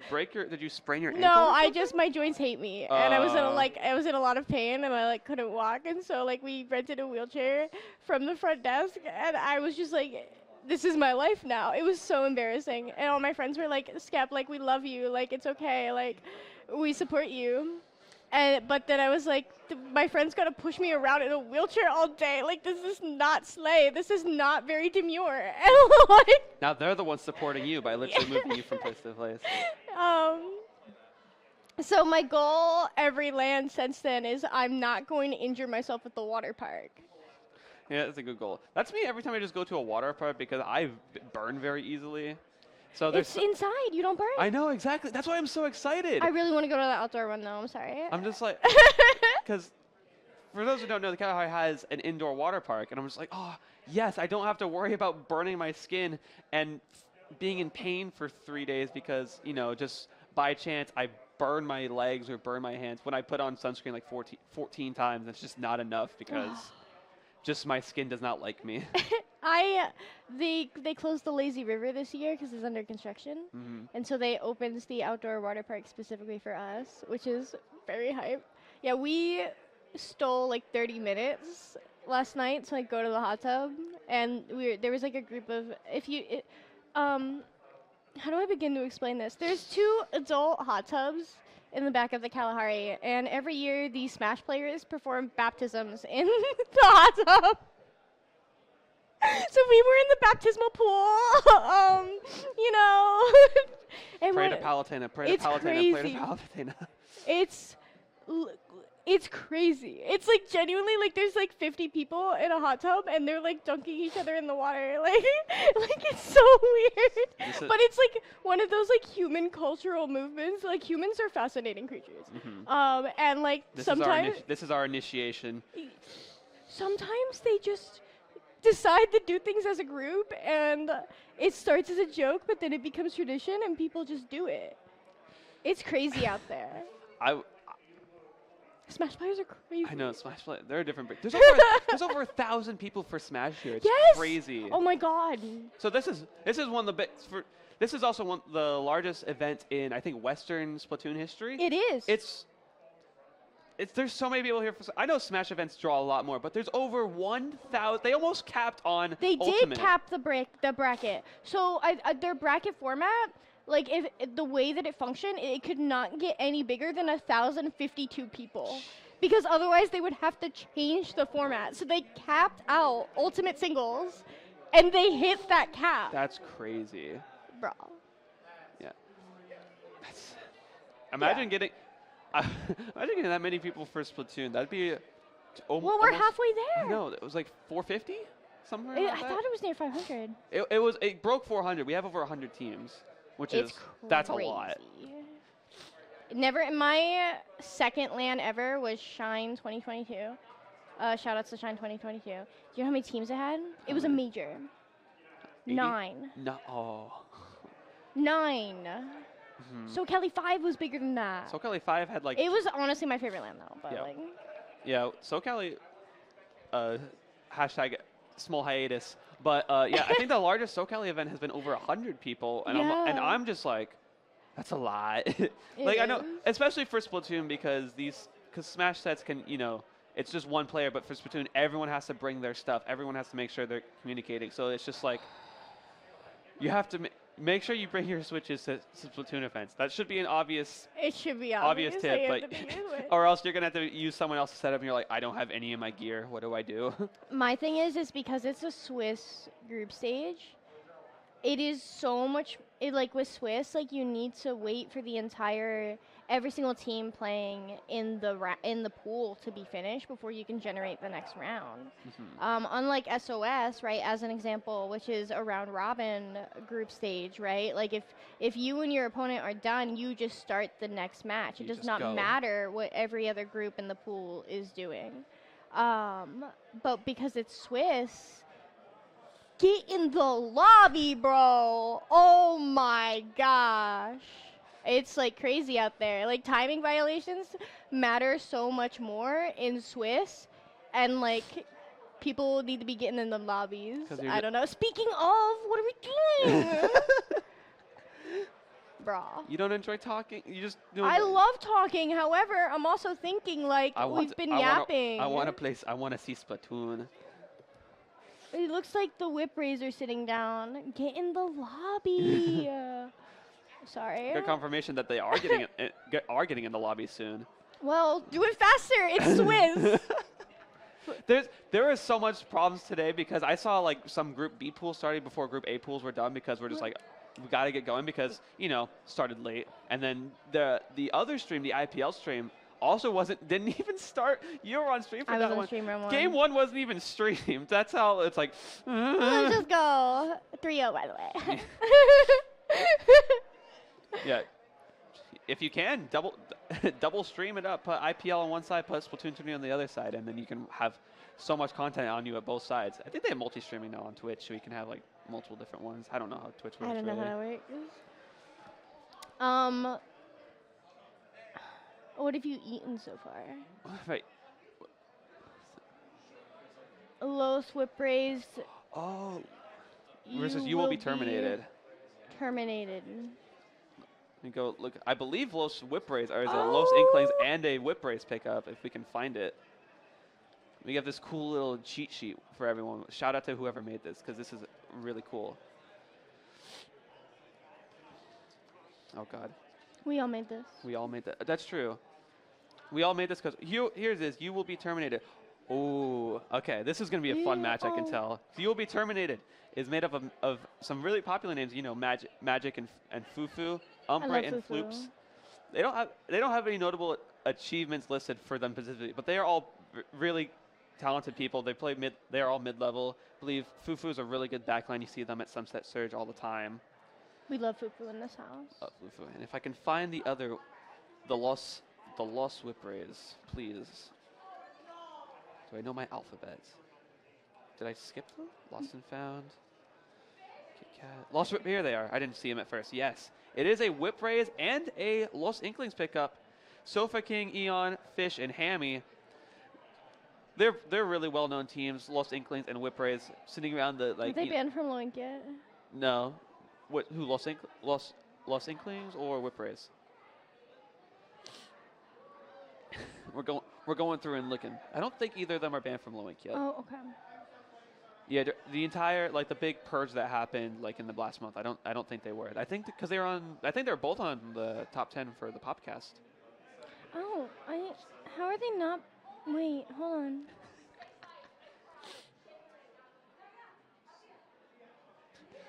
Sorry, I have ADHD, chat. Anyway. We've been talking so much. We're like, okay, now we got to talk about the teams. I know. I have to lock in. Back to reality. I'm going to read off some of the Los Inklings achievements that they put here. Please do. Bottom of the barrel team in Splat 1 didn't play in Splatoon and came back with a new roster in Splatoon. Wow, I forgot they've been around. Whiprays have been around for so long. Grinded a lot of top lanes. I remember hearing how they were FTIU banned and they got unbanned and they got banned again recently and then they got Div 5 in during Ludi this past season and now going for runs at alpha brackets and beta brackets, which is really cool. And this is their 5th major LAN, which is crazy. And then Hammy from the Los Inklings subbing in from Nova Scotia. I forgot, half the team's also from Canada too. Oh Lord, you be out there flying, You'd be out there flying. 6 major LAN for Sofa King and Eon, who played together. They're both the Whiprays members. Fish is making his major LAN debut. Oh, that's cool. We have a first-time major here. And then if we go to, you will be terminated. I remembered. There it is. Let's see if I can find any additional info besides because they didn't put anything on the little achievements. Which they all have achievements. They don't want to put it together. I really stan Umbre. Yeah, Helio. Oh yeah, yeah. These are some of the Helios members. Magic was there, and I believe 6 current members: Sorella, Floops, Shermat, Astro, Magic, and John. 4 of us are from the original roster. Magic and John, most of members class from Div 7 to Div 1. Sheesh. Fun fact about their name too: the Kraken were 1984, their original team name. So I don't know what it was before that they became "You will be terminated," but Kraken was like, no. We stand Kraken Mayor in this house. We love Kraken. I love him because he played Brush, and I'm biased. We love bias in this house. So yeah, so this I feel like this is going to be a really interesting game because you have the like upper echelon of low level versus some really good people that are in the mid level gameplay. So this is for Los Riprays, if they're able to get these W's over You'll Be Terminated, that's going to be a really big result for them. As a reminder, LAN results are real results. If Do LAN results count? Can I get banned from Low Inc for beating so-and-so at a LAN at LTC 2023? Yes, you can. No, like it's real results. It still counts. put your results as long as they're good results. Don't just result people because you're like, oh, this will be funny. Like, don't result people who DC. Yeah. Sorry, controversial take. My bad, chat. Yeah. They're gonna at me. There have been some times I've gotten disconnect wins and I'm like, oh, you just. Have you been resulted yet? Not that I know of. It's I'm not really going around to check people. the first I time know it some- happens. It's weird. I know that some of the people I've played with have been resulted because Yeah. I play with Caution sometimes. I know, but they've been resulted by lower teams that are like Div 7, Div 8. They're like, yes, and I don't know if I was playing with them at the time or just like on their, playing with them in whatever tournament. But it's just, I don't know. I don't honestly see any harm with it. I don't get why people get upset when they get resulted. It's so flattering. Because it's like, this person is so good and I'm so proud to have beaten them. It's like, yes! My biggest flex, one of them, is that I've been copium resulted. Like 1-2. Oh, yeah. I think that's crazy. Like, we got one game. I am Div 4. Like, it was pretty Looney Tunes, if you ask me. Yeah. Oh, man. I'm not going to say that right now. I'll tell you later. But no, okay, I'll tell you right now because it's funny. There was a tournament like a couple weeks ago where we were together and we fought each other for the first time, and I was like, oh my gosh, I get to fight. What do I got? Someone, I think for like, you guys remix, I coach remix your team. And Shout out. they're very sweet and very lovely. And I love them very much. And I tweeted like something like they've grown so much over the past year. I'm so proud of them. And someone tweeted back at me and they were like, how long until they beat you? And I was like, probably closer than I would like to admit. Well, I believe Tori and Bugs. Tori and Bugs did it at Sunset Stage. And then you did it in a tournament like a month ago. It was Level Up. It was Level Up and I'm mad. I'm so proud. But I'm also angry. Like, I need to step on it. You're like, wait a you minute. guys are catching up. Wait a minute. Stare down now. But yeah, that being my first level, be my first, not my first mid-level tournament, but I played my first mid-level tournament with you. It was a Thursday morning one. It was Thursday Dolphin morning. Eclipse. Lunar Eclipse? Yeah, it was Lunar Eclipse. Yeah, it was that, and it was like one of them French tourneys. yeah, and it was like I think we were in the winners, like either quarters or semis. It was like seed 1, 2, 3, and then us. We were seed 13. I was like, It was a pretty good run. yeah. I remember one of our teammates. It was a pickup for context. We don't control other people. They like messaged in help desk and they're like, "Why are we seed 13 with a plus player on our team?" And they were like, "The TOs, bless them. We stand TOs. Don't give TOs shit." I was shocked that our homie put that in help desk. And they were like, well, everyone here has good results, and most people have plus players on their team. And it was like really humbling. I just heard the game. running sound. Game oh one. my God, we can stop Rainmaker yapping. Humpback. Hang on a second. This is gonna be fun. I love them. They Yes. just chanted, really bringing out the right, Aquatic energy. Finally back with some gameplay of Splatoon. Yes. Stringers on both sides, reflux on the side of the Lost Whiprays, and the custom Wellstring coming out from You Will Be Terminated. Oh, I love that pick coming out from Fufu. That Wellstring does have excellent object damage, and then you also got to remember that it has that wave breaker, which is excellent on Humpback, Hump Track in particular, because of all the changing elevations and geometries. Those waves really just do feel like they go a tiny bit farther. We do see Los Whiprays going 2 down as You Will Be Terminated grabs a Rainmaker and starts looking towards that right side. Magic does get the dunk, Very good push for the opening 30 seconds of the game. Yeah, and something else about the custom wall string, that is like one of the ultimate I know where you are tools in the game, because it has the point sensor, it has the wave breaker, and it also just has those shots that cover so much ink. And it's just like, I know where you are at all times. And then, you know, Fufu can stick either the Gal, the range, or the try on them. And now it looks like Lost Inklings, I just realized Lost Whiprays having the double Zuka come with the hero shot and the shot. And it looks like Hammy's trying to get the Rainmaker out. And this is something you're going to see a lot on Rainmaker Humpback. This elbow fight is going to be so brutal, because it's like, okay, whoever wins this fight, you're either getting back into mid or you're going to lose a lot of points very fast. Yeah, but a wipeout on the side of the Lost beautiful. Whiprays, and this is their time to hold forward and try and go for the first check. Floops is there, and it looks like they're going to get this check uncontested. Lost Whiprays back into it. Right, and we see Los Whiprays now is working their way up. You will be Terminated's elbow. They do lose Sofa King, that shot player, an excellent shot player in the process. Beautiful fizzy bomb there from Eon. However, it's just Ravioli left in that Zuka in elbow. Now we don't see Eon, but we know that Eon is flanking up that left side. Here we go. But they just find Magic. Not as much value as they might have expected off of that flank. Regardless, Los Whiprays holding the lead, at least for now. Yeah, but the lead on Humpback, that doesn't mean anything until Right. you either knock out or get to 0. I've seen so many games. We saw a game just in Ludi Div X where it was 1 point difference, 7 to 8, and it was not over till it's over. This is the map where there are sayings like anything can happen on this map in particular. Yeah, But sorry, you go on. I but- feel like people have forgotten about what that's like with Blackbelly Skatepark from Splatoon 2.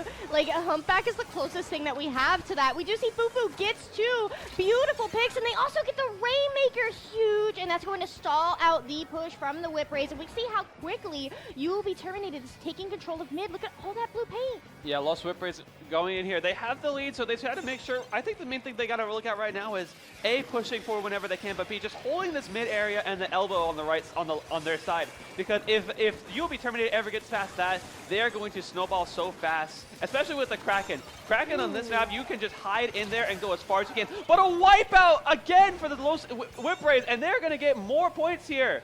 And this is a good time for push. Hammy going in to protect Sofa King. Ravioli on the side, just trying to go forward. But Sofa King, they get snuffed out by You'll Be Terminated. Sofa King gets picked off, and it looks like again, it looks like You'll Be Terminated just trying to get back into mid now. But Right. they're trying to run out of time here. 1:45 left. There's still plenty of time, but they gotta start putting their foot on the gas The here. biggest thing the difference that I'm seeing is, frankly, the amount of paint that You Will Be Terminated is able to put down. They do manage to pull the lead, but only by 2 points. That is an extremely thing for Los Whiprays to be able to come back from. You got to keep in mind, they have that double shot, they have that tri-slasher with that fizzy, they have that reflex. All of those weapons are excellent painting tools. Now, You Will Be Terminated, yes, they do have that custom wall string, but wall string paints non-contiguously, meaning that it's difficult paint to follow up on. It's difficult paint to swim through. So it may do numbers, but still, making sure that the Rainmaker is able to swim forward in that paint just requires a different touch. I'm on the edge of my seat right now. Again, 2 point difference. You'll Be Terminated got the lead from the Lost Whiprays by just pushing and shoving and like forcing their way in there. But again, 2 point lead on this map does not mean anything. But final minute here in the game, Lost Whiprays is on the attack right now. They have to get going. Magic coming in to trying to suicide dive to get to it. Does not get it. A Kraken is out from the custom range. Sofa King dodges it. He's going in with Ravioli. Not able to get the lead though. 3v3. Lost Whiprays are still up at the thing. The pop. Are they going to get lead? No, 1 point off.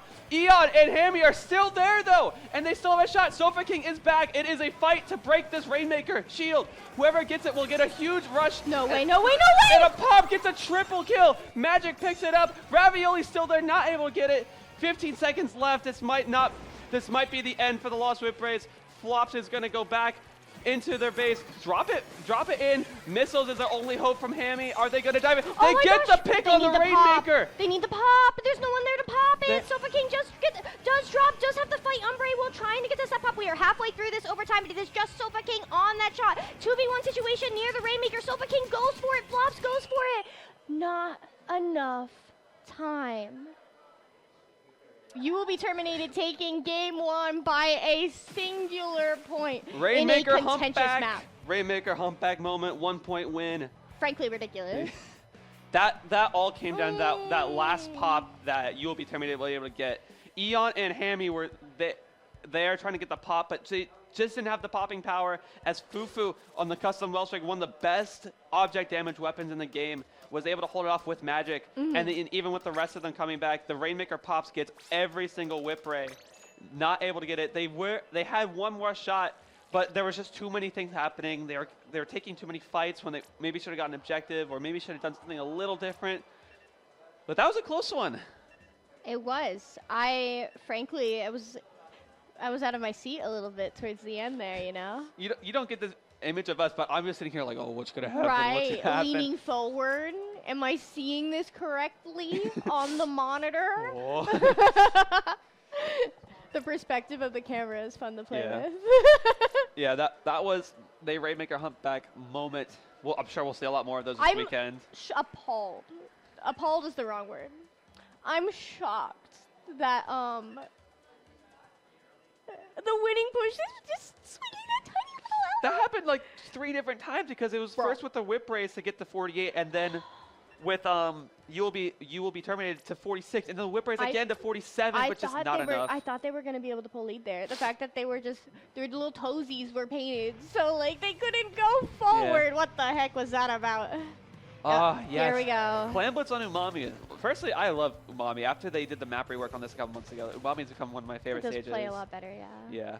It looks like nothing really changing from the Los Whiprays, but from the side of You'll Be Terminated, Fufu switching to the Z and F, and Ombre getting off the custom range pass and going with the Vanilla Blaster here. So slight changes, no changes from the Los Whiprays, but slight changes to the side of You'll Be Terminated, and Eon getting a double pick immediately on You'll Be Terminated. Right, and we do see those missiles coming out, going to force Magic back. We do see Hammy on that reflex, does have a power climb, opts to drop and take a fight before being forced to back. Now, it's just Hammy and Flops on this bottom right side. Frankly, Los Whiprays had the opportunity to push there, but they opted to go for Ink instead, and now they're paying for it. This map is going to be so geared towards Eon. This Tri-Slosher is so good on this map because it can just sit. There's so many like elevation changes where, you know, that top mid area, those boxes, there's so many places where Tri-Slosher can play so well. So Eon is going to be a very big help for the side of Los Whiprays. Unfortunately, they're down right now.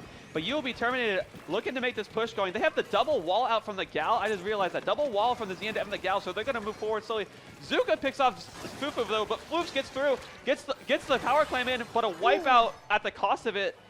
Go, go, go, go, go. Right, this map, people don't recognize how similarly this plays to Museum. You get the wipeout, you go. And frankly, I do believe Los Whiprays took less space than they had the opportunity to. That is going to allow You Will Be Terminated to work their way back into mid. The missiles do force them back temporarily, but Los Whiprays, they need specials in order to push in now. And it's, especially since they weren't able to take that And this is their chance here. Hammy gets the pick, and that was a delayed wipe for You'll Be Terminated. Los Whiprays are taking the lead here, but they have the clamp suppression pad 60, which is a very safe push, but they don't have enough right now. They're stalling. They're getting the pity clam. Sofa's getting in. Will they make the throw? No! He misses it. No!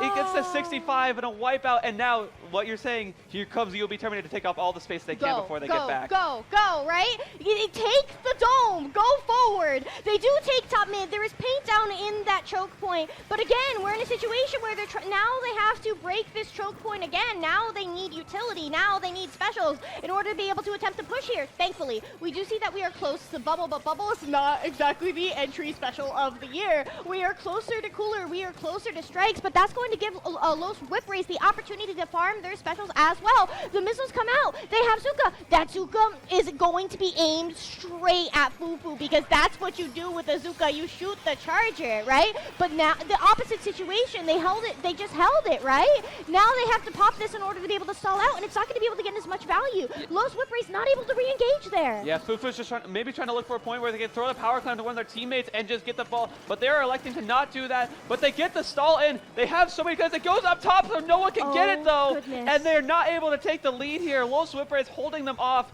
It's such an unfortunate clam throw where they were trying to throw on the floor so someone can run in. But now it is You Will Be Terminated, 2 down. The Whiprays, it's just Ombre on the side of it.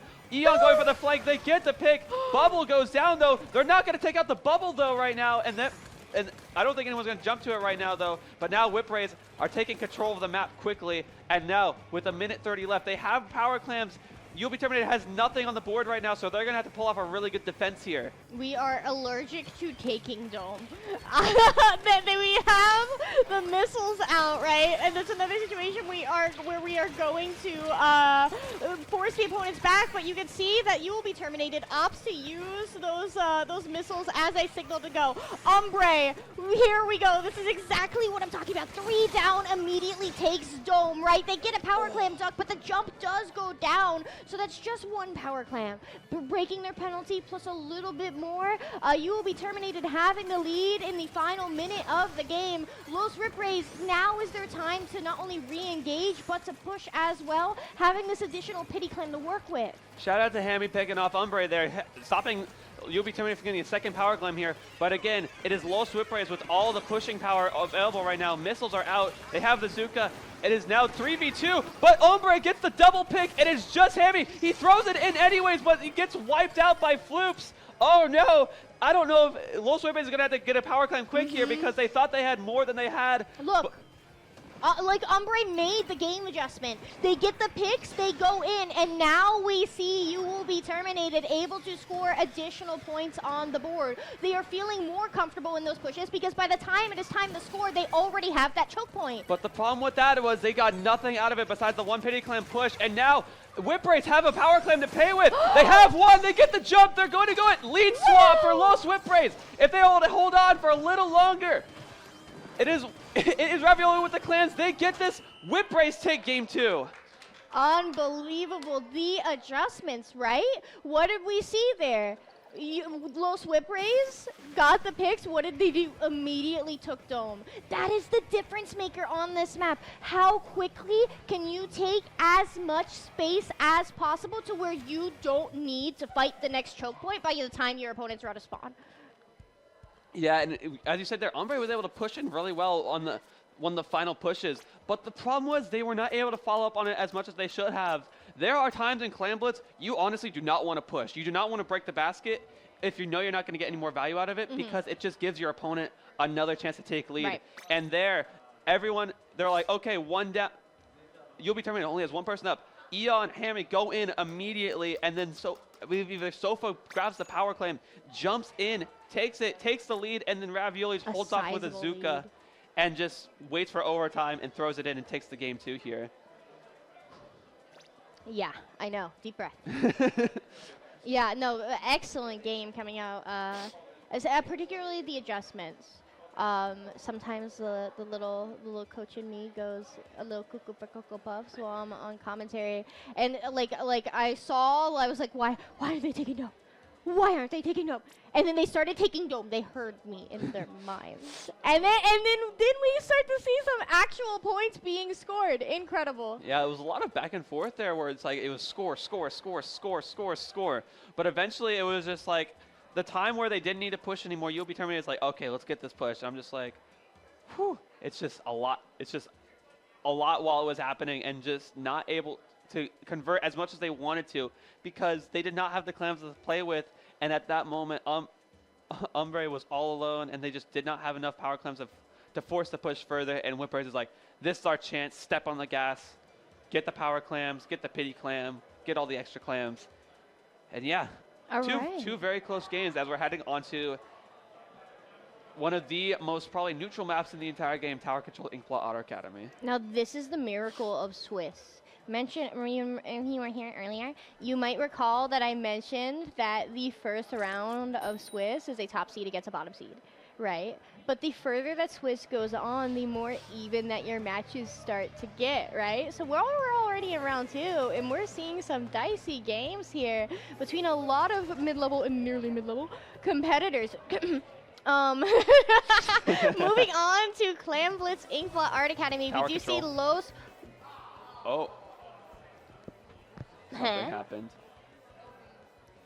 Why? Kraken, why have you done this to us? Is it a screen violation? No, I didn't see any screen on there. Interesting. Also, it's Tower Control Inkblot Academy. I'm a silly little girl. It's fine. You've had a lot to do today already. Somebody we had to hit the loop. I didn't realize that they started and then they didn't have all 4 people in their seat. Yeah, you can see someone Yeah. who pressed to start a game when your opponents aren't present. We're taking the game, guys. It's fine. 4v3, 4v3. Here we go. On LAN, you can't do that. Online, it's like, oh shoot, I didn't see the message. In LAN, they're right there. They're right, or in they're front not. of you. Right. Cute. But yeah, this TC Inkblot, the universal counterpick map of this entire game, especially for tower control. Free thinkers when it's time to counterpick. TC Inkblot. Personally, I choose Clamblitz Scorch Gorge, but that's just me. That's kind of, I like that. I pick Rainmaker Gorge a lot as a counterpick too. I'm just biased because, you know, brush player. Yeah. Shame. Filthy brush player. It's just a Zap player. You're right. Switches off of Blob Blobber, goes to Zap. It's so easy to find pickups. Like, who's really winning? Fair enough. I think I'm winning. Yeah. You can't find pickups, play support. Yeah. I'm just like, I'm good that Inkbrush in this current meta is still able to be pushed because you see people like Masa and Red Shell run it and align it, gets results, and Kraken obviously. They're special people. Also, Yeah. Kraken plays Vunder now, so I don't think it's affectionately, with much love, Kraken Mare. I don't think it's fair to lump Kraken Mare in any sort of group with sane people. Have you seen their map opinion? They're worse than mine. Oh, just Kraken or all of Kraken's TPS? their map opinions are genuinely crazy. I need Like, do not let them cook. I need to I need to see what they are or like a tier list. I mean Triggerfish zones as a whole, I'm just like, the whole point was it was a pickup based off of a bad map. Now, personally, I enjoyed Splat Zone's Triggerfish. I see what they're talking about. It requires you to take your 2v2s, right? Excellent, very good map. I personally enjoyed it. Some people might say that I don't have a right to an opinion as a Rainmaker Moray enjoyer. However, I don't remember much of 2 because I fell out of 2 for a while and I didn't play competitive, but continue. TZS is worse, bro. None of them are allowed to have map mode opinions. I don't care. Like, dude, get them out of the kitchen.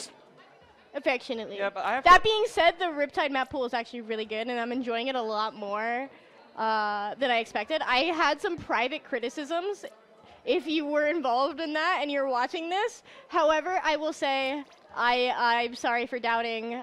Granted, I haven't played Rainmaker Robo in tournament yet today. I've played Clan Blitz Robo. The most similar map I feel like Rainmaker Mobile is to is Rainmaker Undertow, because there's a very quick right drop into a checkpoint, or the left checkpoint where you go left and then you just go from there. I feel like it's very similar. Maybe I'm just spouting nonsense, but that's how I at least envisioned it as. I'm surprised Zones Robo isn't on there because I saw Rainmaker and Clan Blitz. The argument privately, I'm leaking this, was that it's a lot easier to find good zones maps than good maps for other modes, so they built off of the other modes first. That's fair. Which is honestly so real. Like, all right, here we go for realsies this time. All right, that is Los Whiprays in the yellow, and we do see them bringing out a full short-range comp. A lot of special charge in the hands of those players, and we do see something a little bit more standard, a little bit, more quirky cute. That's not an insult. I'm sorry. Interesting to come back here. Magic is back off the inside, goes back to the Tri-Slosher, which I believe is Magic's bread and butter. But, and again, the only change I see with Lost Whiprays is they instead of having double hero shot or vanilla splatter shot, they have a T-Tech now, which you always want some strikes for tower control as a bit of a stall button. Yeah. And so it's going to be really interesting to see what happens here, as you'll be Terminated is going to take this first checkpoint. Fufu throwing strikes to stall more, and it looks like they're not quite able to get this checkpoint here. Floops is trying to do something. They're pushing up to try and get it. The missiles and oh my god, Floops is the most hated man in the universe right now. Still not quite able to take checkpoint, but they finally get past checkpoint 1. Public enemy number 1 over there on that tower, right? And we do see the members of You Will Be Terminated attempting to push the tower towards that second checkpoint. However, as of this moment, there is no one from You Will Be Terminated on the opposing bat side. It is going to make it very difficult for them to push that second check. Magic up on that plat, but Umbre does get dropped on, and Flights does go down, and Los Whiprays still in control of their own bats as Magic swings into a corner, gets the pick on 1. Can they find Eon? Eon forced to drop onto plat. However, that is now giving the other Tri-Slasher the high ground. Magic trades that out positively as You Will Be Terminated breaks the second check and barrels towards the third. Yeah, this is now going in Block Art Academy. Once he gets that past that second check, it snowballs really fast here. And Los Whiprays needs to play for specials now. They need to go now. They have missiles, they have strikes, they have Zuka to try and just force him off tower. Gets a pick on the Magic, but it's not enough.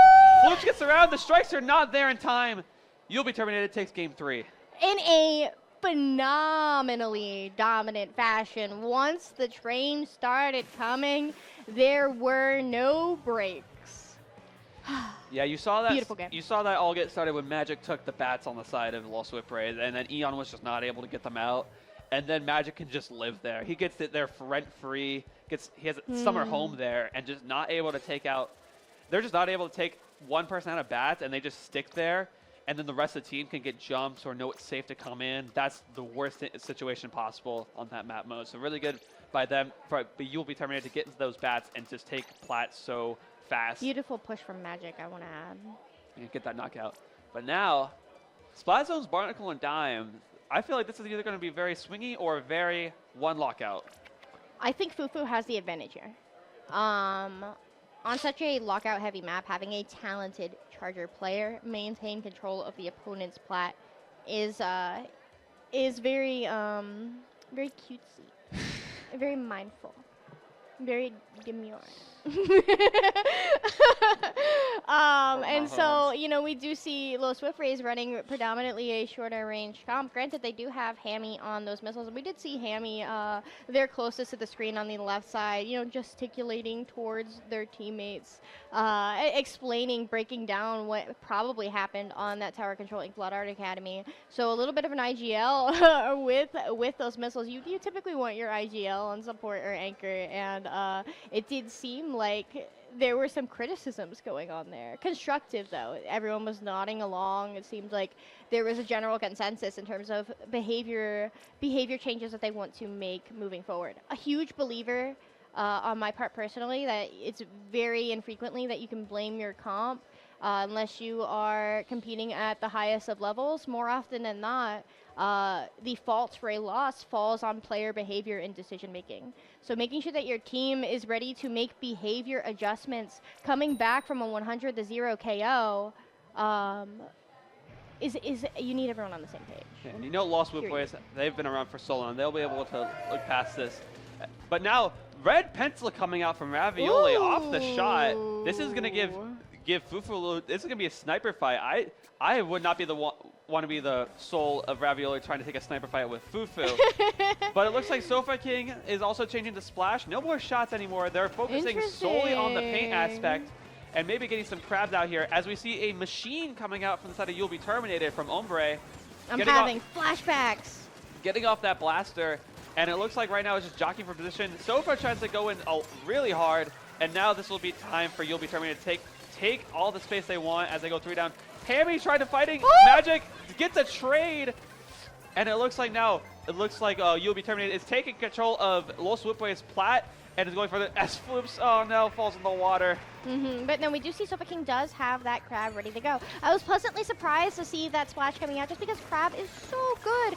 Once you have control of your own plat, using that crab to isolate your opponent's plat, put some sweet chip down. That crab is popped pretty far back, but at this point it does need to come out because they need to start working their way towards their own plat. The missiles in the storm are used to clear that plat, but miraculously You Will Be Terminated temporarily maintains control of the zone as Hammy desperately tries to put some paint down, dealing with flops and magic on this bottom right side. One down on the side of You Will Be Terminated, but Los Whiprays somehow not able to put enough paint down on the zone. The blue team doing a fantastic job at simply keeping paint down. There was just too much pressure at that moment. You also had that 4v3 advantage for so long, but now it's time for them. I believe they can take zone here. Oh, unless Eon gets shut down by Floops. That was the worst thing happened.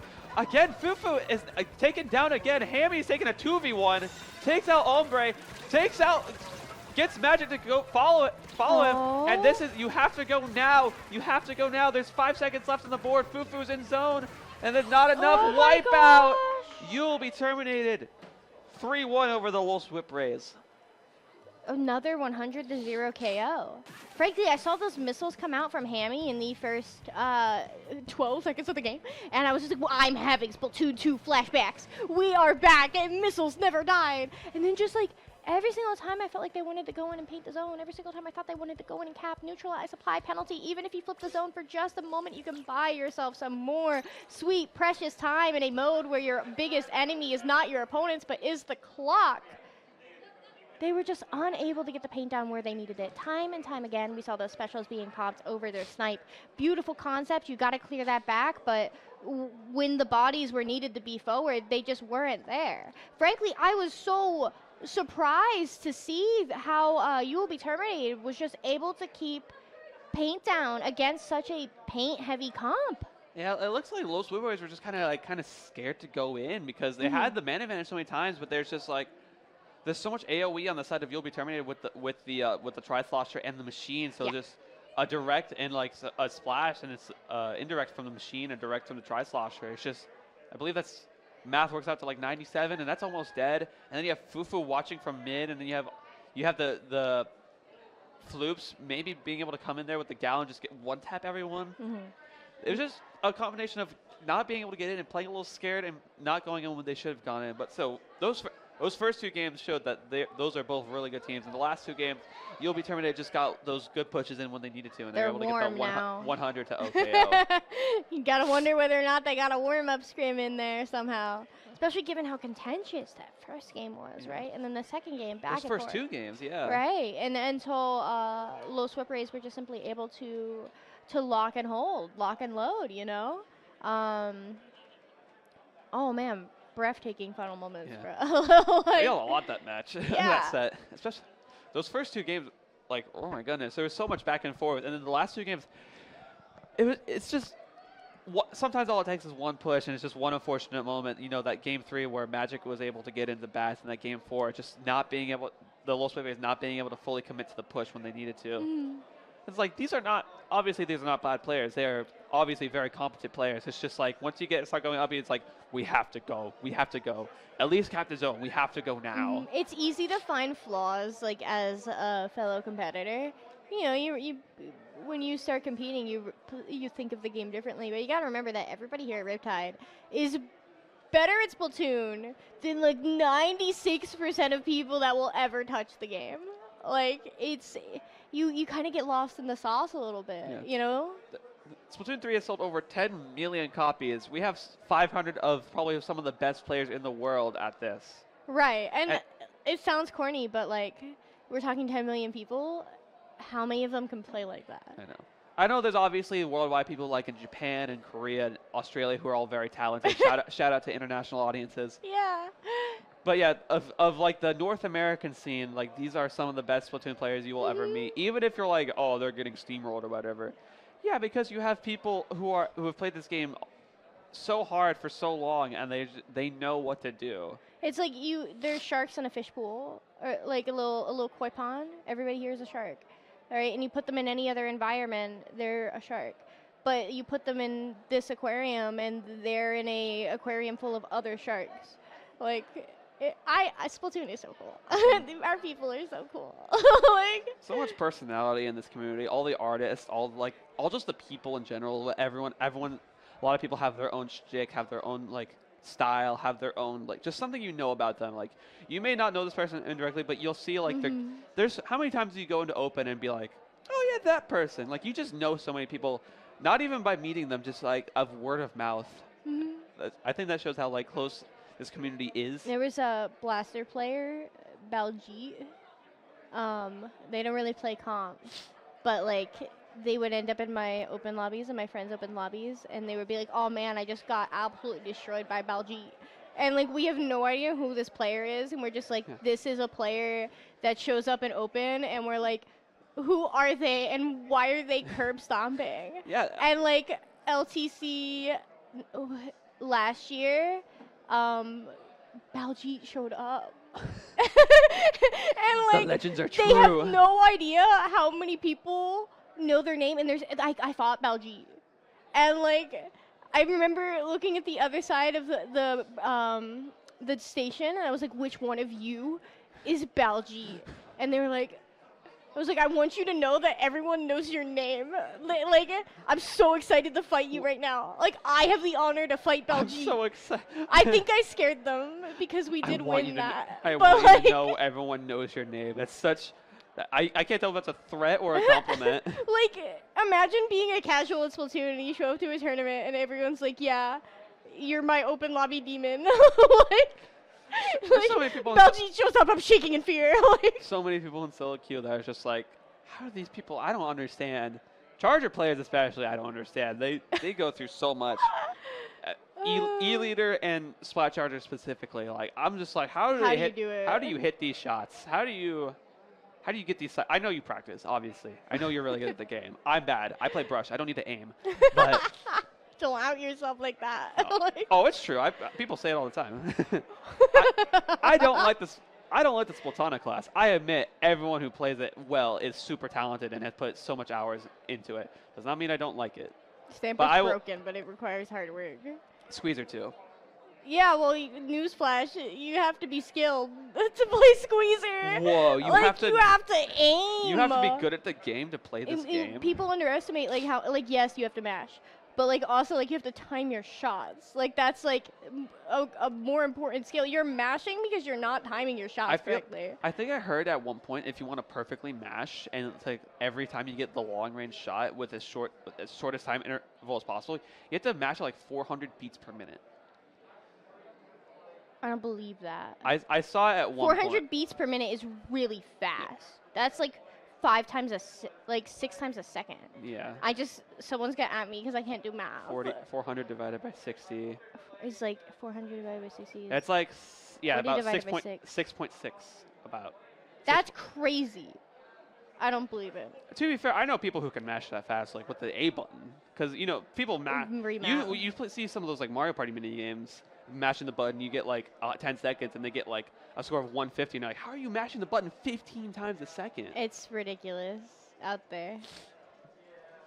But yes, all of us, I'm saying, no matter what weapon you play, you are talented, except for Clash Blaster. You know it. I'm just kidding. I love if you one trick Clash Blaster, I'll love you either way. This one time I was playing a tournament. I'm gonna flex for a moment. I'm sorry. This one time I was playing a tournament and we handedly beat a team in the group stage, right? Like, you know. And for some odd reason they ended up in our bracket, and like I forget like how, but they did. And like first thing that they type in match chat is like, hey, can one of you play Clash so we have a 0.00001% chance of winning this? And like, first of all, feels bad, man. Like, I'm sorry. But then I hit him with I hate to break this to you, but my Clash is really good. And then we won. And they were like, okay, but I'll love you forever if you stick it the whole set. And so I did. Clash is fun. Why are people haters? Clash is, I feel like, I've heard you say this before, Clash is the most skill check weapon in the game. Right, like if you're fighting Clash and you lose, you got diffed. Sorry. That was, oh my god, me and Splatoon. I took a break in Splatoon 2 for a little while to play when Smash came out. And I came back in Splatoon 2 when like Blob and Clash were put in the game and I didn't know what they were. And I was like, what the heck is happening here? You're getting diffed. I'm getting diffed. But when I was like an S player in Splatoon 2, which is like, but I was just like, I didn't play comp at the time. I was still in high school. I didn't have anyone to play with. I'm just like, I don't understand. Especially the Clash Blaster. I got diffed by so many Clash Blasters. Is it toxic to pull up to the Nintendo Open with a Clash Blaster? If you're doing it turf war, maybe, but. Is that toxic? Pull up the Clash Neo. Because the Clash Neo's the better kit. How is it? Is it really?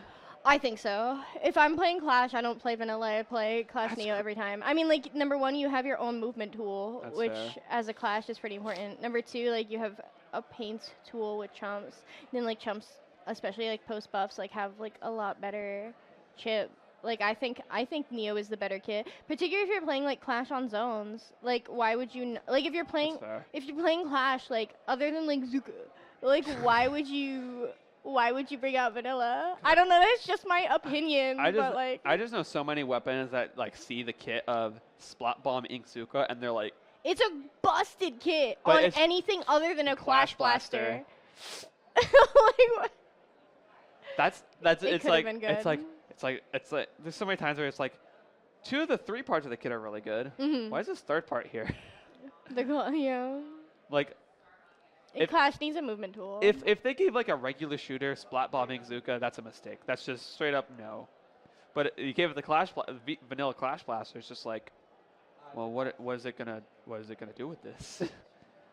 Is it gonna farm for Zuka? No, it's a Clash Blaster. It can at least follow up on. At least, It can't even follow up on Splat Bombs well because it's 30. well, like, yeah, there's no point. Also, like, people think Clash has a slow kill time. You have no skill and you're not hitting direct, so, like, I want to use it like a flamethrower though. that's not how that works. Why not? What if I try really hard to just not hit my shots? Again, blaster players also scare me. Everyone scares Especially me. ones in that this game. hit directs. Dude, Len. Oh my gosh, Len Len, is and here. all those people in like the Div X and the Sendo. Did we saw like 2 vanilla blasters in the Sendo Q finals, didn't we? In zones. I believe we did. I'm gonna be so real. You didn't watch it? No. Okay. I forgot who the other V blaster is, but we saw 2. There was 2 of them. What was I doing on Saturday? Probably getting ready for this. Bro, I think I was. Yeah. Yeah, vanilla blasters, dude. It's, oh my gosh. 'Cause Bubble. I was having an argument with someone. Not really an argument. Link on the V. They were like, I think V-Roller is the best bubble weapon. And I was like, okay, but have you seen Vanilla Blaster? Like, yeah. oh, I'm not saying that name, bro. You're joking. Ink Floyd versus Meow Meow Meow Meowmeowmeowme. What the heck? It's Meow spelled differently. Ink Floyd, I've seen them around a fair bit. I believe they're a lower level team, but they have a really cool logo. They have like the Pink Floyd logo. Why are there 2 different Meow teams? There's 3. 3! Oh my god. This is the one you're looking for. 3 fingers when it's time to name a pickup. Meow Meow. Hang on. Meow Meow Meow Meow Meow Me. I don't hate your name. Dude, it's better than those people who like I'm so type mean. I'm so who sorry. copy paste the entire thing. Anyway, the teams. First off, talking about meow meow meow meow meow meow. Three of us, Wormish, Gold, and Alan play for DePaul University. Oh no, DePaul's. Oh no. Why have you not- does it sound personal? Because I'll explain to you in a minute after I finish reading this. And we're on varsity together last year. We need a fort to create the perfect Riptide team roster. And Bubble, a friend of ours, is looking for a team. The stars align, and we pick up. Oh, they were on the Goomies. I know who the Goomies Yeah, are. Bubbles on Gumi. So the DePaul's thing is, people thought it would be funny so CCA, DePaul University has a bunch of teams that play for it, and everyone was like, you know what this sounds similar to? No. I can't say it on stream because it's supposed to be PG, but it's just No shot. they made merch about it, and it's really funny. So, anyways, notable teams. Oh, I do know about that. Notable teams from Yep. Meow Meow. Magic Yukiro Love Shot, Grodd and Allen team got 2nd Diamond Bracket in LSL 42. They're on the upper edge of LSL band, which is good for them. And then let's go to Ink Floyd over here. Shout outs to everyone. CCA is a different breed of Splatoon players. If you didn't know. Shout out CCA. Shout out Also- DRF.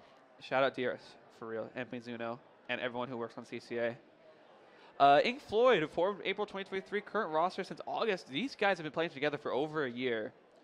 4th place silver bracket and 1st place bronze Oh. bracket FTIU. They're also on the up and up of the lower level. Sim was pinned in the old FTIU Discord help desk channel. Hint plays Anchor but mains Dapple. Ooh, Dapple Doolies. Crow really likes Deadfish, fair enough. And Fern is the lethal bomb user. Shark is co-captain. The favorite shark is a Thresher Shark. Currently coached by Z, former member of CB. Oh, love Z too. One of the TOs at The shoal. The shoal, yes, thank you. Yeah. I know, because level up in All for One. Wonderful. We love everyone here. So these are two teams that are kind of on the up and up of FPIU and LSL level. So we're going to be getting to see a little bit of maybe Oh. It's so cool seeing people start. Yeah, it's so cool seeing this level of gameplay because the comps are whack. The comps are whack, but also, like, you can't emphasize it enough. Like, you don't know where these players are going to be 2 or 3 years from now. And so, like, it's cool, like, watching new people start. Like you, back in the day. Yeah, I saw comp Splatoon 3, like, when Splatoon 3 came out. So while Riptide 2022 was happening, when I didn't even know what Riptide was. Yeah. But anyway, I'm excited to see Dabble gameplay. Speaking of, like, people you've seen in solo queue and, like, X Battles, Love Star, those one-trick Dabble dualies in X Rank, they're so scary on Dabble dualies. Yeah, I faced Gay Shark in a Sandusky set the other day. Slosher, ooh, Dreadringer. Dreadringer is also a weapon where I'm like, this kit, it's so good. Dreadringer is so much fun to play. It's so close to being really good. I think it's good. Yeah. I advise Vanilla a group Dread. of player to. I advise a group that I coach to consider bringing out Dreadringer. It's just for everyone land is that like, they're playing out in October. everyone's like, lol, Reef Slider. And Reef Slider, if you use it correctly, and everyone pushes alongside of you, it is good. But if you just use it as a panic button, you're probably going to die. Then we see here, Furnicus, Splashmatic, Splatter Shore, Splatter Shot, Splat Duis, Wiper, and 52 Gal, Carbon Roller, S-Blast, Decavitator. Another weapon I'm also scared of because of just how crazy it is. And then looking at the mids of Meow Meow Meow, we see Nautilus, Heavy Edit, Splatling, Slosher. Oh, it shows it shows what teams they play for. So Warboss plays for Gale Wings, Grodd plays for Magical Cure Love Shot, so does Alan, and then Bubble plays for Goomies and YouTube to NP4, who I've seen a lot in the I lower love level their. tournaments. Okay, I may have made fun of their name, but I do like their profile picture. That's a very cute cat. Reminds me of my cat, who I miss very much right now. Grodd plays Dark Tetra Duelist, Shot, and Gluga Duelist, Dark Tetras. Alan plays E-Leader, Splatter Shot, and Whoa. E-Leader into Splatter. I guess it's Splatter Shot. It's not. What? I have opinions. E-Leader into Splatter Shot and the Splat Duelist, and Slosher. There's the joke that, like, how you play Splatter Shot. It's still hard to play Splatter Shot well. You can play Splatter Shot, spamming for Zuka, and get something. I think people underestimate, like, yes, that weapon can do everything. It's phenomenally flexible. However, that adds a challenge of, are you doing the right thing at the right time? I think, like, you can make fun of Splatter Shot players for, like, farming Zuka, but, like, are they farming Zuka at the right time? Like, I think, like, that is such, like, a huge difference for the, quote, easy weapons. Yeah. Like, everyone's like, oh, Shot, Zap, Gal. Gal has... Maybe I'm biased. As someone who has played Gal a lot, the Shot RNG on Gal is the worst thing about it, because you're like, oh, this easy... Yeah, it's the only thing that makes it balanced. Exactly. But it's like, oh, it's so brain dead, but then you use it, and it's like, well, how come I can't hit any of my shots? Because it just does not... Sometimes it just does not want to do what you want to do. Sorry. No, you go. I will add, like, there were some criticisms. A lot of people liked the most recent patch. And there were some criticisms about, like, hey, I'm concerned about the fact that they're nerfing all the very viable mid lines. And, like, yeah, that just for the reminder, that is what happened towards the end of Splatoon 2. Like, just a reminder that Gal is probably going to be, like, the meta-defining weapon in the near future. I still think Splatoon is going to be up there because that thing's been nerfed so much, and it's still top 5 weapon. It's so good. Imagine we had the knowledge today with day 1 Splatoon. Well, you know what beats Splatoon's? Wall. That's true. I'm just saying. I saw more people complain about, like, Wall being such a shutdown as opposed to, like, all the mid lanes getting nerfed, because you have, again, the best wall weapon is probably Gal. Right. And Squeezer. Squeezer too, yes. But then that just got nerfed, so you're just like, well, now it's harder. Now it's just Gal. And Squeezer's it's still not bad. It is still an unbelievable weapon. It's just now it's a little hard. It's even harder to use now. So again, shout out to Squeezer players for giving yourself carpal tunnel. Make so sure that, you're doing so them that you wrist can help your stretch. team. Yes. All right, I did hear players readying up just now. That does make me extremely excited. We are going to be starting off, I believe, here on Clamblitz Museum de Alfonsino. If I got the mode wrong, please don't Whoa. at me. All right, yeah, we're starting off on Clamblitz. All right, we do see the Carbon Pen comp coming out on the side of Ink Floyd. Now on the side of Meow, running both leader and heavy edit is a decision, but it does seem to be working out for them so far in this opening. It's weird because I've seen that. I see that a lot. A weird amount of E-leader and head-it or credit, and it sometimes just really works because you have the E-leader being in the back. Oh.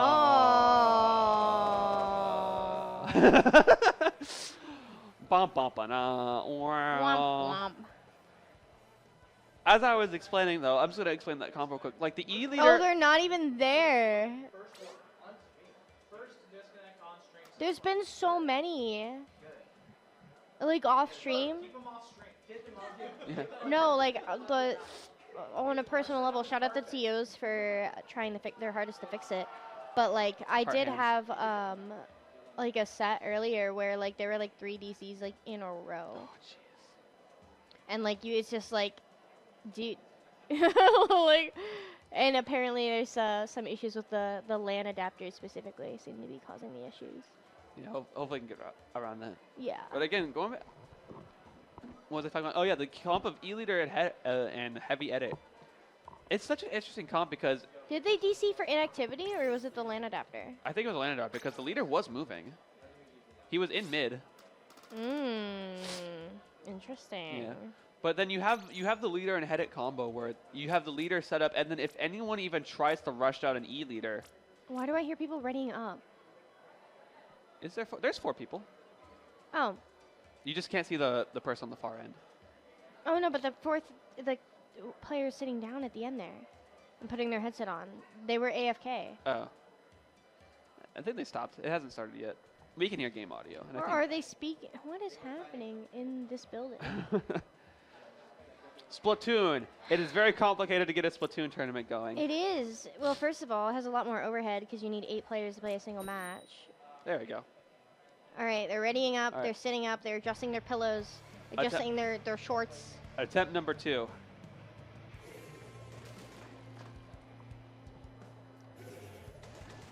I was worried there's going to be 3 players. All right. Holding our breath. Back at it. Now, let's see if Meow does take the initial fight here like they did last time around. You got to remember, they got 2 initial picks immediately off the get-go, but we do see Fredicus, the Carbon Roller dropping on that left side, does get taken out by Bubble. Bubble again takes out Gay Shark. It is a 3 down on the side of Ink Floyd, and that's going to allow Meow to take control of top mid and start looking towards that plat. Sims Thompson did the same thing both games. It dropped right and immediately died it. To be fair, Carbon Roller, and you're going for what you can get. What else do you do? Yeah, what else do you do? Someone's got to drop right sometimes. But it looks like Meow Meow Meow is just trying to take control of Ink Floyd's plat, and it's just not able to go through it right now. But it looks like they're just trying to get control of this ramp area. And here we go. Meow Meow is in control of the plat of Ink Floyd, and that is a big, big hurdle for them to overcome. Because once you get your plat taken on Museum, it's very hard to come back in. But it's going to be the question of whether Worm Rush is able to get this power climb in as the pencil is just watching them 2 down on the side of Ink Floyd, but they have the pen and the slosher to hold off Worm Rush and Allen on mid. That is also a very dangerous spot for them to be because they can just do that and pick you off from so far and have so much sight line here on this map. I did make a little noise, and that's because my problem right now is that we have control of the opponent plat on the side of Meow Meow, but we don't have any specials out, right? So we don't have specials. So we get that dunk, right? But who is going to be able to follow up on that when you don't have any specials online? We see that the edit's going to be able to be taken out. We see that the 52 tries to go forward, does get picked. So now it is just the Tetras left on that backside plat, gets taken out by Fernicus as well. So this map, yes, you want to play that plat to plat. You want to be on your opponent's plat for as long as possible, as quickly as possible. But you actually do really still need those specials to push, particularly when you're fighting 2 weapons like that edit and that E-leader that have such an easy time at holding those high grounds on either side of basket. Ooh, and Ink Floyd is now in a 3 down situation. It's only the Octo Shot alive. And Meow is going in hard now, taking control of their plat again. Sim is trying to do anything. Rod with the Reef Slider, not able to get anything, dives to the Carbon Roller, and now you have the two kind of just stall weapons right now with the Head and the leader just trying to hold down the space until their teammates get back. And it's really interesting because you have the really big aggressor with that Tetris, you have the front line with the Gal, you have the kind of mid line with the Head, and you have the back line with the leader. And it's just you're playing at 4 different ranges there because Tetris like to really get up in your face and die a lot. And then you have the other team with Floyd as really a more standard comp with the shot, the slosher, the carbon, and the pencil. And now it's time for Floyd to make their turn on the offensive. They have 2 pairs of strikes and a power clam, so it's gonna be interesting to see whether they can convert this into points.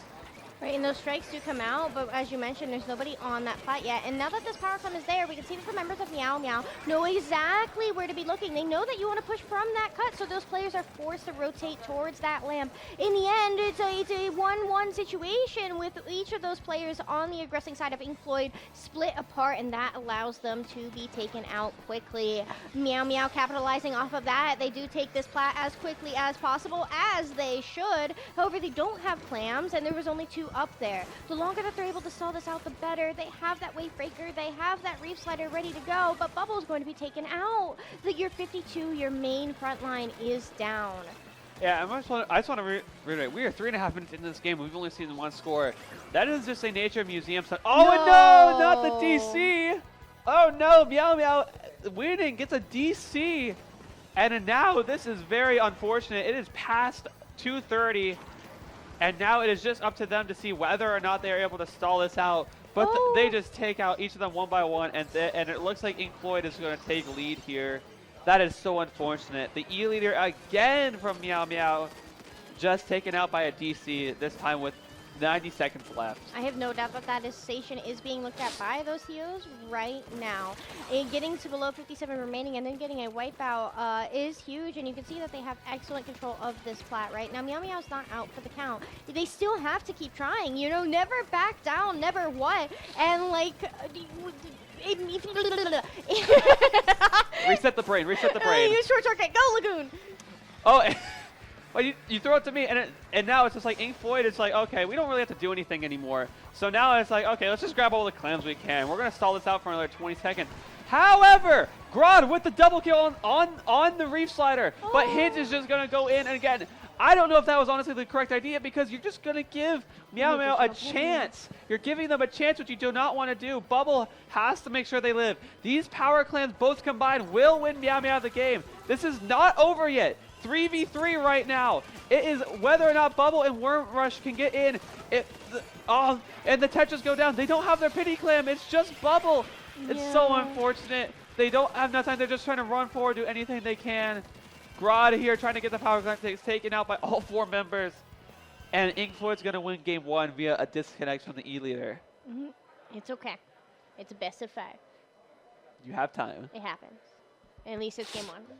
You can see everyone just kind of very neutral looking right now. This happened to me earlier too. You win the game, so you're okay, we won a game. You're yay, we're looking forward towards the rest of the set. However, at the same time, it does feel bad, man. Yeah. And it does you feel bad for your opponents in that moment. But in the end, the rules are the rules. You got to remember, we are in Swiss. Timing violations do matter. And so the faster you move on with your lives, the sooner that all of the members in this very large tournament can be done. Yeah, and I haven't looked at the groups for a while, but I know we are on at least round 3 of this is the round 3 pools for Pool B. Yeah. It's I want to see how far along the tournament has been going right now. I don't know if C pools have started yet. Do you have your phone or a watch? Oh. Not right now. We'll figure it out later. But again, it's just these people have already been playing for a long time today, and it's just going to be interesting to see. We have to. I'm sure a lot of people are looking at that station that the E leader is at and seeing that they've DC'd twice, and it's okay. It's weird that we didn't have a problem with this any time beforehand, because then it's just the last 2 sets we did not have any issue with it, and now the E leader is just having problems with it now. So I did check. It is 2:35. Gotcha. Pool B was supposed to be done around 2 o'clock. Which is okay. I'm gonna be so for real. Like you expect delays at a LAN. Yeah. Like that Half is an hour just, like, delays are honestly not that bad. that's honestly just like what it is. And so Pool This C is has complicated. Pool C has probably already started trickling in, right? They started running the matches that they know are lined up because you would be starting round 1, and those would be, you know, your scripted top seed, bottom seed matches. So, very exciting. There is But some stuff happening outside. yeah, People are see- screaming. I see our goat Kraken Mare looking through the setup. Kraken Mare is the person who has been fixing these sort of issues all day today. Shout out Kraken. Shout out everyone who's working on stream. Shout out everyone who's running this event. Shout out all of Riptide. We're getting information that Pool C has not started yet, so we're waiting. Interesting. We're waiting for round 3 of Pool B to finish up here. There's for- probably a couple of matches still going, and probably just Yeah. not the one that we're looking at. Yeah, We have limited field of view right now. We can't even see the station that we're spectating. yeah. But again, it's going to be interesting. I can hear the clock winding down now. So we're going into game 2 here. Can't, Actually, I don't you're actually know. hallucinating. I'm hallucinating because they're still trying to figure out what's happening with the station. I'm lying to you. Hallucinations are bad. I'm purposefully lying to you to make it seem like I know what I'm talking about. That's crazy. I used to do that. a I'm lot. gaslighting you. That's what that's what I basically just described. All right. Well, we can yap. Yes, yapping. I love yapping. Ugh. How did y'all do earlier, by the way? In Oh, your we group went A? 2-1. Nice. But we lost to our top seed, which, like, frankly, like, if you're a mid-level player, just for the mid-level perspective, you expect to make top cut as long as you don't throw.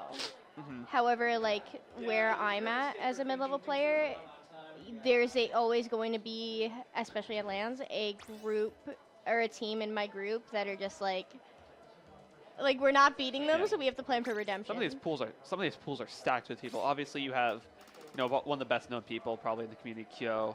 You have Moonlight, Zenith, yeah. Moonlight, I believe, got second last year. So many talented people. Zenith, Splatver, just so many people. I'm gonna try and look through real quick as I pick them off. I think my team got second in our pool. That's still really good though. Yeah. You have Len, Storm, Cuber. Those people. Len's won Genesis X. Again, Pepe also won Genesis X. Triggerfish Zones is here. Love Pepe. Pepe. Shout out to Pepe, because he's just amazing. And I love Pepe. In this house. Oh, you have Wait, I hear claps. forgot you have Prochara here. Everyone's excited to see Prochara. Yeah.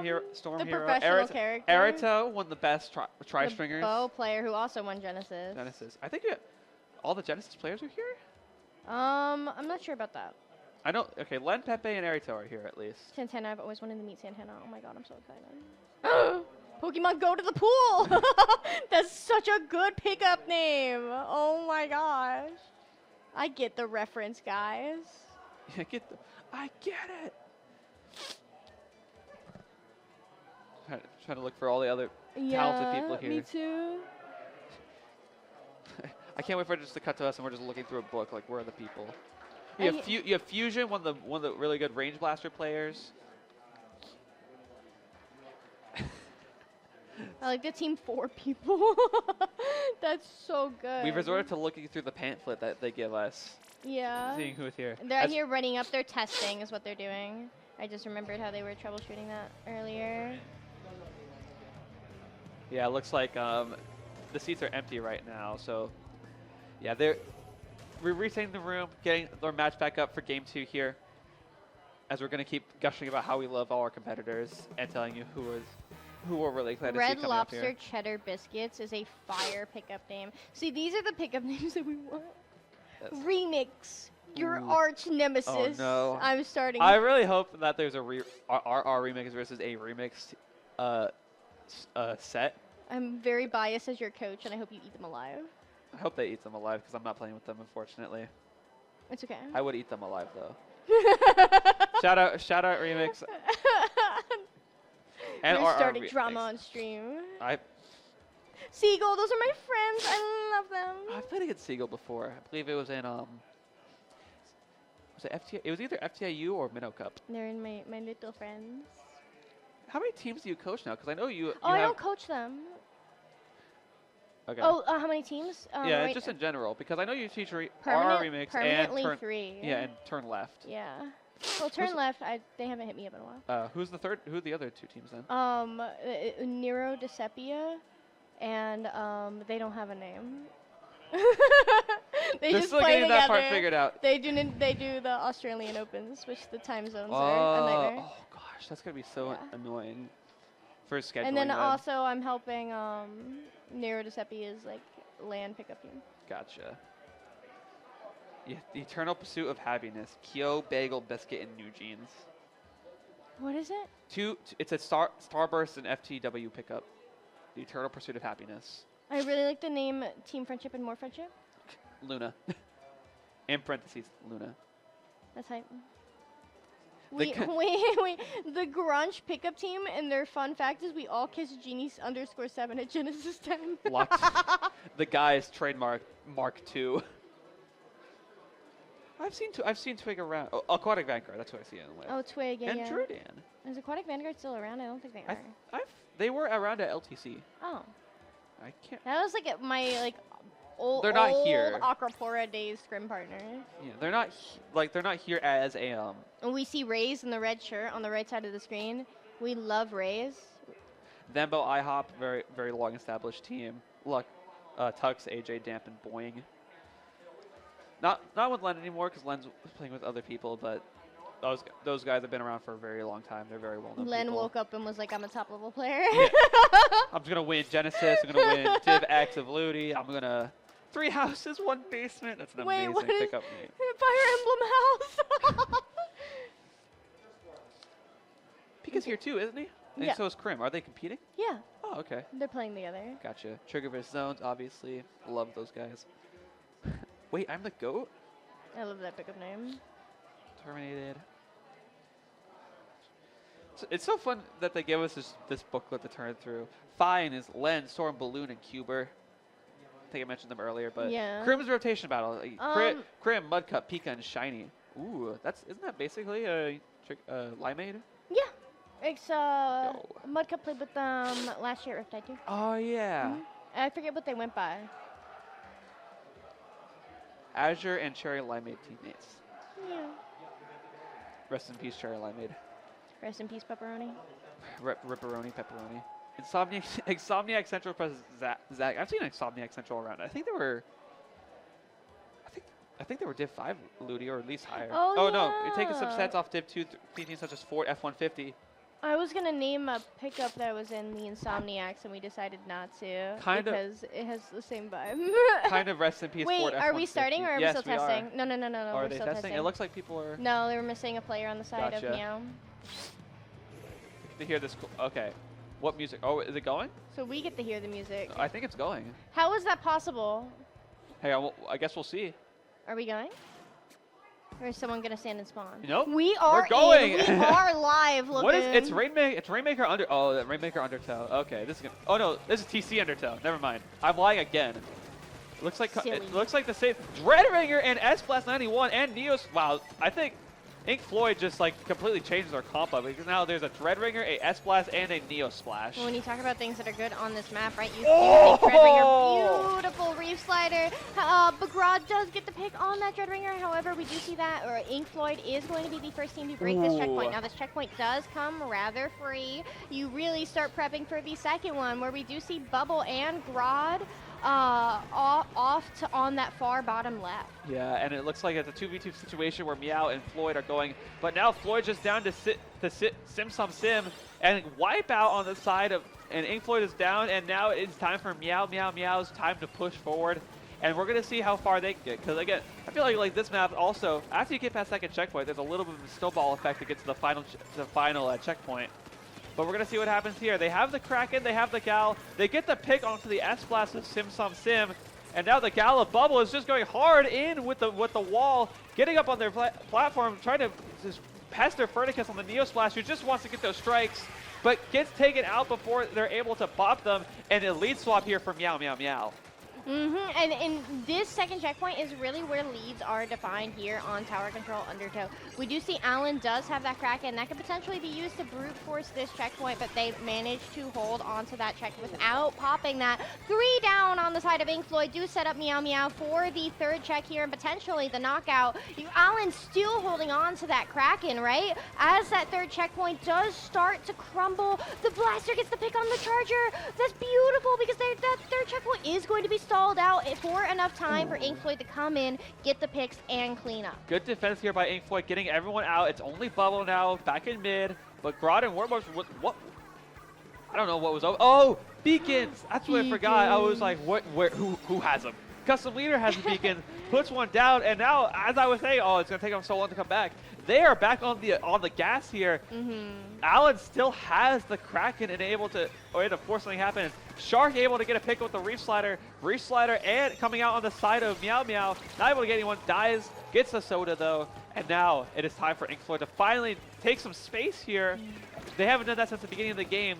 And now it's their time to look for a push here. I do think beacons are phenomenal on this map because of how easy it is to stall the tower on that left side of the map once you have broken that second checkpoint. However, we do see that Ink Floyd was able to clean that up. They do go 2 down, which is concerning for the future of this push. Alan gets the pick on that splash, so they're not going to have those strikes to clear top right again anytime soon. Delayed 2 down on the side of Ink Floyd and mirroring that on the side of Meow Meow Meow, as we do see Simonism still on that bottom left. Those players have really managed to hold on to that area despite going down a couple of separate times, and now they have even have specials online. This does read as potentially a pretty good push here for Ink Floyd. Yeah, if they can get past the second check here, they're going to get so much Commentators value, curse. but the curse has struck.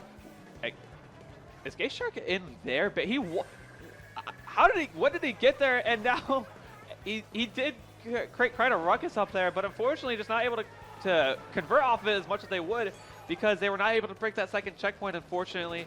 And now Ink Floyd has to retake all that space and do it all over again as the clock is approaching 1 minute to go, Skep. Yeah, and we do have those strikes ready to go on the side of Ink Floyd, so they could get another push in here, but they are running out of time. That Reef Slider does get popped somewhere on that map. It doesn't get any picks, and then we find ourselves 3 down on the side of Ink Floyd with Meow Meow Meow taking control of that tower and bringing it towards that left side. Now remember what I said earlier, where this left side is a phenomenal place to stall that tower, and given that Meow Meow just popped that cooler, they can go in, they can take risks, they can deny Ink Floyd these specials that they need to retake, and then just sit here and look pretty.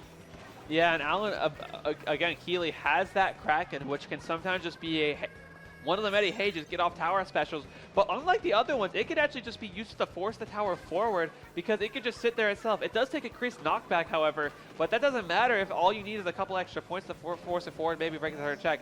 It doesn't look like they'll need it as we're heading to the final 30 seconds. And now it's Ink Floyd, okay. What do we got to do here? They have the man advantage. There is a chance here. The strikes are coming out. They get the picks. Can they keep this up? 10 seconds left. The big thing they have to watch out for is when does Alan have Kraken? As soon as Alan gets Kraken, but they just used it, and now they're 2 down. And it is still time for them to go forward. They get it down again. It is now time for them to push forward. They're gaining past the second checkpoint here. They have gotten it, and now they're all just going to wait. Is Alan's nowhere near Kraken. The Reef Slider's coming in from the Dreadringer. The pick coming out. Fernikid's trying to get down, but Bubble sneaks in, stops it. And game 2 goes to Meow Meow Meow. And you got to remember, Meow Meow Meow was holding the lead for the previous game before the DCs occurred, and Ink Floyd used that opportunity on Clambelet Museum D'Alfonsino in order to be able to take the lead and hold it. So to see Meow Meow Meow take that lead and then, you know, fight it out in a fair manner, you do genuinely love to see it, and that's why it's important to never panic. If you lose that game 1 to a cute little quirky DC. So quirky. But yeah, obviously it's like Ink Floyd had so many times. I think the main problem there was Bubbles. I noticed them doing it a lot. They were dropping on the left side, and every time they were just either taking a lot of Ink Floyd's attention or getting a pick or two when they really needed to just keep the tower going forward, and they were able to stall it really well. And then just everyone else being able to, and you saw it there at the end, they were like, okay, let me just sneak through and get this tower. Because Ink Floyd were looking like they were on a roll there. The Reef Slider from the Dreadringer was really good at dispersing everybody, and just not enough time and not enough chances to get through it. But game 3, it looks like Hagglefish Market. I believe it is zones, or am I completely wrong? Oh no, it is Haggle zones. It is Haggle Zone. So we are in a situation where both teams are running Reef Slider. Reef Slider is the quirky zones cheese in terms of the game, right? So having a Reef Slider on both sides, we are going to probably be seeing a lot of penalty applied via that Reef Slider. It's a 2v2 situation with Meow being the first team to take control of the zone. You got to remember that they do have that E leader, so a little bit of that range diff. But when it comes to painting flat maps with large open mids, what excels at that more than a pencil on the side of Ink Floyd? Yeah, Ink Floyd has a lot of really good painting weapons here with the Octashot, the Dreadburger, and the pencil. It's okay that they have a really bad painter with the blaster because you already have that made up. We on the side of Meow Meow, they kind of have they all have okay painters. Gal, Tetras, E-Leader, and Heavy all paint well, but nothing as good as the 3 weapons on the side of Ink Floyd, which is really good for zones. But Ink Floyd now, 2 down, and now Alan hits a great shot on the Furnicus. I thought there was going to be a cancellation of that Wavebreaker and the cooler. But now Meow Meow Meow in control of the zone and looking to take away their penalty here as they're pushing Ink Floyd further into their base. And we do see Bubble taking this 1v1 with Gay Shark on that bottom side of the map. Does get the pick of Meow Meow. You got to remember they have cleared their penalty now. There are 2 members of Ink Floyd trying to re-engage with that zone, but Meow does a great job of backing, playing their lives, and they know that they're going to have to rate for both of this Reef Slider and these strikes to come out. That is an impossible amount of paint to contest, so you really just have to allow your opponents to take that zone and start playing for your own re-engagement. And we can see that Meow Meow does recap that very quickly. They're starting to work down that penalty. They know that they have lead. Beautiful pick coming out from Simpsonism on that right side of the map. And now Ink Floyd, right? They not only have control of the zone, but they're actually able to start looking forward. Simpson took that right side and ran with it, got the 1 pick, got the others to go back, and then the Booyah Bomb to force out the last person there. And now it looks like Ink Floyd is looking to take the lead back. The Reef Slider finds a kill. 2 down the side of Ink Floyd. 5, 4, 3, 2. Is there going to be a lead swap here? There is lead swap for Ink Floyd. But unfortunately, that might be all they can get right now as Meow Meow is back with a vengeance. But they can just output so much paint to even 2 down. They're able to hold off this zone. They're just not, they forgot to paint all of it, leaving Alan to paint the rest of it for themselves. And you got to wonder if those key 5 seconds or so were enough to be like, for Ink Floyd to be like, okay, we have a little more time, we have a little more time to play with, but it looks like Meow Meow is going to work through their penalty really quickly and get the lead back here in just a second.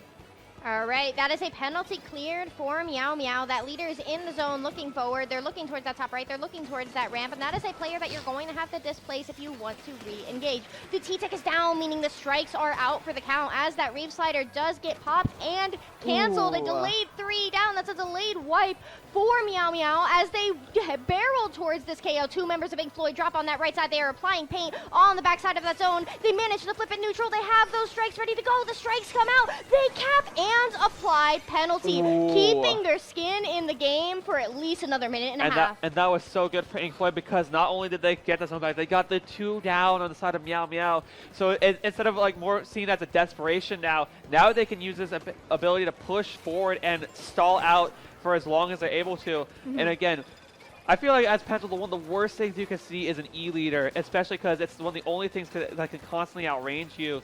And you saw that there. Alan's been hitting these shots on the pencil to take him down. But Grodd with the slider takes the kill, takes the zone, and Furnicus is down. Gay Shark is down. Delayed wipe for the side of Ink Floyd.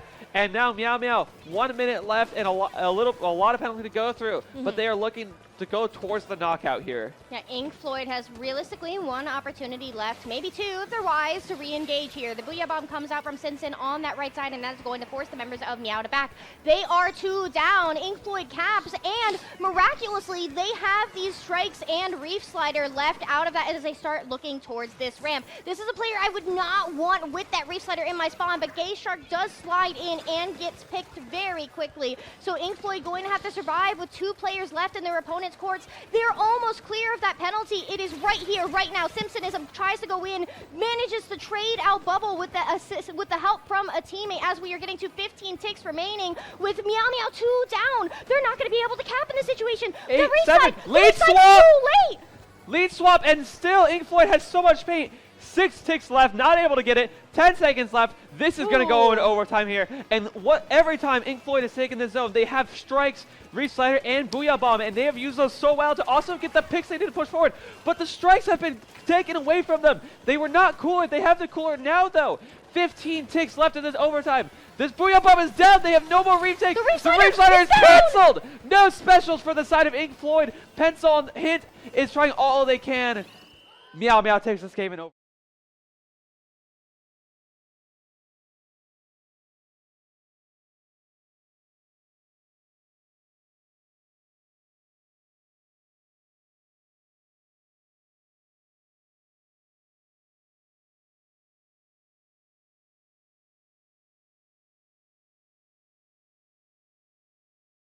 Floyd to come in and take lead, but not only they took lead, right? And then Meow Meow just came right back on swinging in order to be able to take that lead. Our monitors are back up, by the way. Yeah. Yeah, we're good. It just oh man, just you go down at the wrong moment and it just costs you so much. Every time I saw the Ink Floyd member go down, I'm like, here's the special. Oh, they got picked. Here's a Booyah Bomb. They got picked. Here's the Reef Slider. It got canceled. Oh, goodness It's gracious. just one unfortunate pick after another. Now, they do say in zones that the better team always wins. However, look at that game. Yeah. I noticed this like the third or fourth time they did it. Ink Floyd had so much painting potential with their specials, with the Booyah, the strikes, and the Reslider. They would just kind of get picks accidentally along with them too. Like every time they popped, their special takeback zone, they were on the side of Meow Meow. They were 2 down most of the time because they were so busy focusing on zone and making sure it was protected that they would just die kind of incidentally, and that allowed Ink Floyd to go in off their specials with really great pushes. But at the end, when they just needed all those specials one more time, Meow Meow was like, no, we're going to make sure you can't get those. Octoshot, down. S-Blast, down. Dreadringer, down. It's a pencil, but it can't paint a 1 against 4. Here we go towards Rainmaker Robo Ramen. We were speaking about this earlier, and You get to finally see some I get gameplay to on it. finally Here we go. see this on LAN, right? A little bit of a column switch up. Sim has gone with the V-roller with the curling bomb and the bubble. Nothing changing from the side of Meow Meow, and it is now time for Ink Floyd to get into gear because one more loss means they lose the set. Yeah, if you're Ink Floyd, right, this is the game that keeps you in the set or not. We do see Meow Meow does get that 3 down. They start heading towards that left checkpoint. This left checkpoint does come rather easily, and this is where points really do matter past this first checkpoint. We know that Meow Meow has this Reef Slider ready for a repop. That is going to come out. It does not manage to get any picks on the side of Ink Floyd, but Grodd, excellent on that Tetra Dually, does manage to get 1, nearly gets 2. However, Meow Meow is in control of that Rainmaker with Bubble in front of the Rain. The strikes are going to stall them out long enough for the members of Ink Floyd to come out of that spawn. We do see that Simsom does have that Bubble ready to go to reinforce that choke point. That does come out, and that block that is now bubbled off is just such a pivotal moment. But 3 down on the side of Ink Floyd. Oh my gosh, it is their opportunity to push, and that Bubble with no one left in it to man the helm, it doesn't mean anything. Allen manages to get below 21 points remaining. Beautiful push, but this map is the Black Belly skate park of Splatoon 3. Leads can go just like that. Yeah, I want to say shout out to Fernicus there with those strikes, timing it out perfectly to where the other Meow Meow was just Brad gets the pick. Oh They didn't see him. Is he gonna get it? Samsung not able to get it. Bruh! You didn't see the shark coming. You didn't see it coming. Picks it up, runs it in. Meow Meow wins 3-1. That game was over before it started. What the heck? I was just praising how they were so good stalling that they just weren't able to fully get the push, because you saw Meow Meow stalling so much with the strikes and all the things, not able to get the knockout. And then Grodd's like, wait a minute, this is my time. Rushes for Rainmaker. I thought they almost also just did not get it, because Simsom was like, oh crud, runs back, roller flicks, not enough. Grodd wins the game for Meow Meow, wins the set 3-1 against Ink Floyd. We love the fisties across the table. Let's go, Sportsmanship. gamers. Sportsmanship. Yeah, we love sportsmanship. Lands are cool for that. There's my teammate outside the door. Wait a minute. What are you doing here? Am I cooked? What did I do? pulls you out, we have a problem. Oh, that what a game. What that?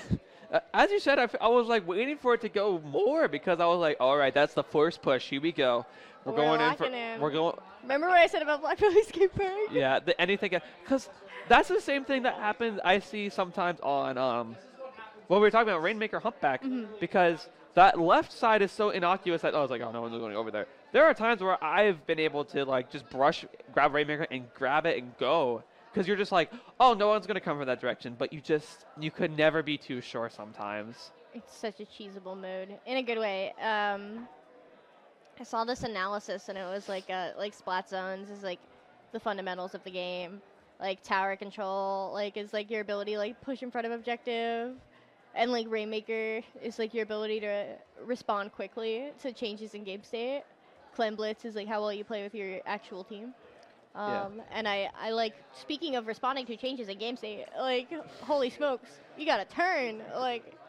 And you saw Simsum coming back for it. It's just not enough time to be able to get the picks they needed. Do I hear people taking a drip pick out there? I hear the lobby. I hear lobby music in my headphones. I'm like, what's happening? Yeah. Oh man, that was an exciting set. Yeah, that's only Group B. We still have like what? F, G? How many more groups we got left? It's gonna be a long day. 4 more? Jeez. Yeah, normal. We're getting the alphabet explained to us. JPEG yes, 4 knows more. sign language. Yo. You heard it here first. This is not how you say like A in sign B, language. C, D, That's E, F. No. Because that's G. I don't remember any of this. I know we did sign language in kindergarten, and that's remember about it. Oh. I, J, K, L, M, Which we don't N, take. O, P, Q, R. Is this what you came for? You came for T. Skype reciting the. No, this is not T, because this is N. U, V, W. Such an interesting way to follow up the set. Just doing sign language alphabet. Z is with the pinky. I don't know. This is what we do when we're in between sets here. We just we spell out the alphabet. Well, it's our time to yap. It's true. What is your favorite event that has happened so far? What do you mean, just like since I've been here? Yeah. Or just in general in like my Splatoon life? Riptide, dingus. I'm just happy I got here and got to sleep last night. Real. But we've just On God. Yeah, we've just been informed that it looks like we're coming No, up. we can yap. We can yap? Yeah, Are we allowed can to? yap. Yeah. Are we allowed to yap? Yeah, we're allowed to yap. Asking production if we're allowed to yap. How many majors have I commentated in person? I'm right in front of. I'm so offended. That's true. I'm sorry. Okay. I'm sorry. Oh yeah. I was not the smart one. I forgot to grab water before I came here, so I gotta go quickly run, grab water, and then come back to when I play pools at like right after this. You do? Yes. Oh, I'm excited for you. I hope so. I'm grabbing food after this. I'm grabbing food after my pools. Oh my gosh. So I'm like, ooh. What is your favorite thing that has happened so far at Riptide? You At didn't Riptide. answer the question. We both have Just- ADHD. Shh. Mine's undiagnosed, but again, you can really, like, in all honesty, this might sound sappy, just meeting everybody, like, because so many of these people you only know online, and there's only so many times a year you're able to meet up. This LTC are like the big two for specifically the Splatoon community. I know there's Smash players, I know there are a lot more Splash players than Splatoon players, but like, this is our time to just meet each other and be like, oh my gosh, person that I've only talked to through a screen for the past 12 months. It's time. My favorite moment so far, like obviously I met Grace, and that was really cool because I've known Grace, SOS Grace, for like 4 years now. Is this their first? This is their first LAN period. Oh dang! What a one to start with. I know, and so like it was just like really cool being able to meet her and like room with her, and I'm super excited about that. But honestly, like my favorite moment so far was like I was snooping around the venue last night, like trying to like get my bearings for today, find out where everything is. Always wise when you go to a LAN, make sure you know where everything is. And I ran into Remix last night, unpacking all of the boxes, and just like you guys make me feel so loved. Like I like The like Howlery. just Shout out to all the artists. there's like too. it just made me feel really loved that everyone was so excited to see me, and like I'm gonna cry. And like Tori and Bugs made those little trading cards of like everyone on Remix and They're so me good. and Cool's like Inklings, and like I just like feeling I get a lot of shit. Like, excuse me. People have opinions, and just the LAN is the reminder that like people really do, like the people who are actually like a part of this community, like really do care so much about each other in a way that you wouldn't really expect based off of Splatoon Twitter. Yeah, there is so much stuff here. There's so many people, so many talented artists, so many cards. There's like there's the Riptide trading card project, and then a lot of teams are just like, I want to do cards too because I just want these special things. And there's so much personality, so many people here that are so awesome. You hear about the vocal minority. It happens in all video games, and especially esports. You'll hear about those couple people that kind of soil the name, but like everyone The here is really people here cool. are just Yeah. like the actual Splatoon scene. Like people talk about it. They're like, well, the LAN scene is the actual Splatoon scene, and I agree with that statement. Those are the people that are brave enough to show their faces in person. Don't say it like that. Just kidding. I'm not kidding. And I But yes, we do love everyone here, and yeah. yes, Everyone here is lovely. It really is. even if I can't talk to over 400 of them because that no, is too it's much. impossible. I feel bad because people are excited to see me, and they'll be like, "Scap, hi," and I'll be like, "I need to pee," you know. My problem is like because I've only seen some of these people through voices. I'm like, I have to be like, I'm sorry, who are you Who are you? again? And I then do voice, my I'm like, best. oh yes. Yeah, I try to remember if I've met someone at a previous LAN. I do try and remember their name and face, but sometimes it like really takes me a moment, and it's so awkward. I sometimes I'll be like, "Have we met before?" And then if they say, depending on whether or not they say yes or no, I sit there like, Okay. I really do like try to The- remember. Like, oh my God, Nova, you know my friend Nova, M2 Nova. Mhm. Oh my God, he like, came up to me like in a group and was like, "Hi, Scap, I'm Nova," and like I was like, Hold who? on. No, I just forgot every Nova that I've ever met. You're like- I had to sit there for a second. Like, at first I wasn't sure if I heard the name correctly because they really seemed to know me, and I was like, You and then I remembered all of a sudden, and I felt like a complete moron. you pull the curtain back and then, like in your head it's like the red twine thing. I was like, okay, I knew. Okay, they said yes to this. They were here. Now who were they? know And then me. you go here. They know me. They seem very excited to see me. Who are they? Like, why are you excited to see I me? think we're friends, but I've never met Nova at a LAN before, so I just never put a face in a name. And I'm very good with faces, and so like I'm always trying to put faces to names. Mm-hmm. And so given that I had never seen their face before, I was like genuinely confused You're like, for a it's- solid like minute and a half. It was You're- very awkward. You're like, it's finally time for us to actually, speak in the real person than rather just online through Right. Discord. Oh my God, I want to talk to them about anime. I wish I watched more anime. I don't. I watched just an don't like- anime just so we would have something to talk about Aw. at Riptide. I don't watch TV that often. I watched My Next Life as a Villainess so I could talk to Nova. I've heard of that one at least. It was pretty cute. It's not. I like shonen, but Which, I'm sorry, I'm really uncultured in the anime sense. Which Same. ones are shonens again? the one where the main character has a group of friends that all fight evil that gets stronger over the course of a series. Gotcha. think, One Piece. Think Naruto. Think One Piece. Think Bleach. Think Demon Slayer. Those type.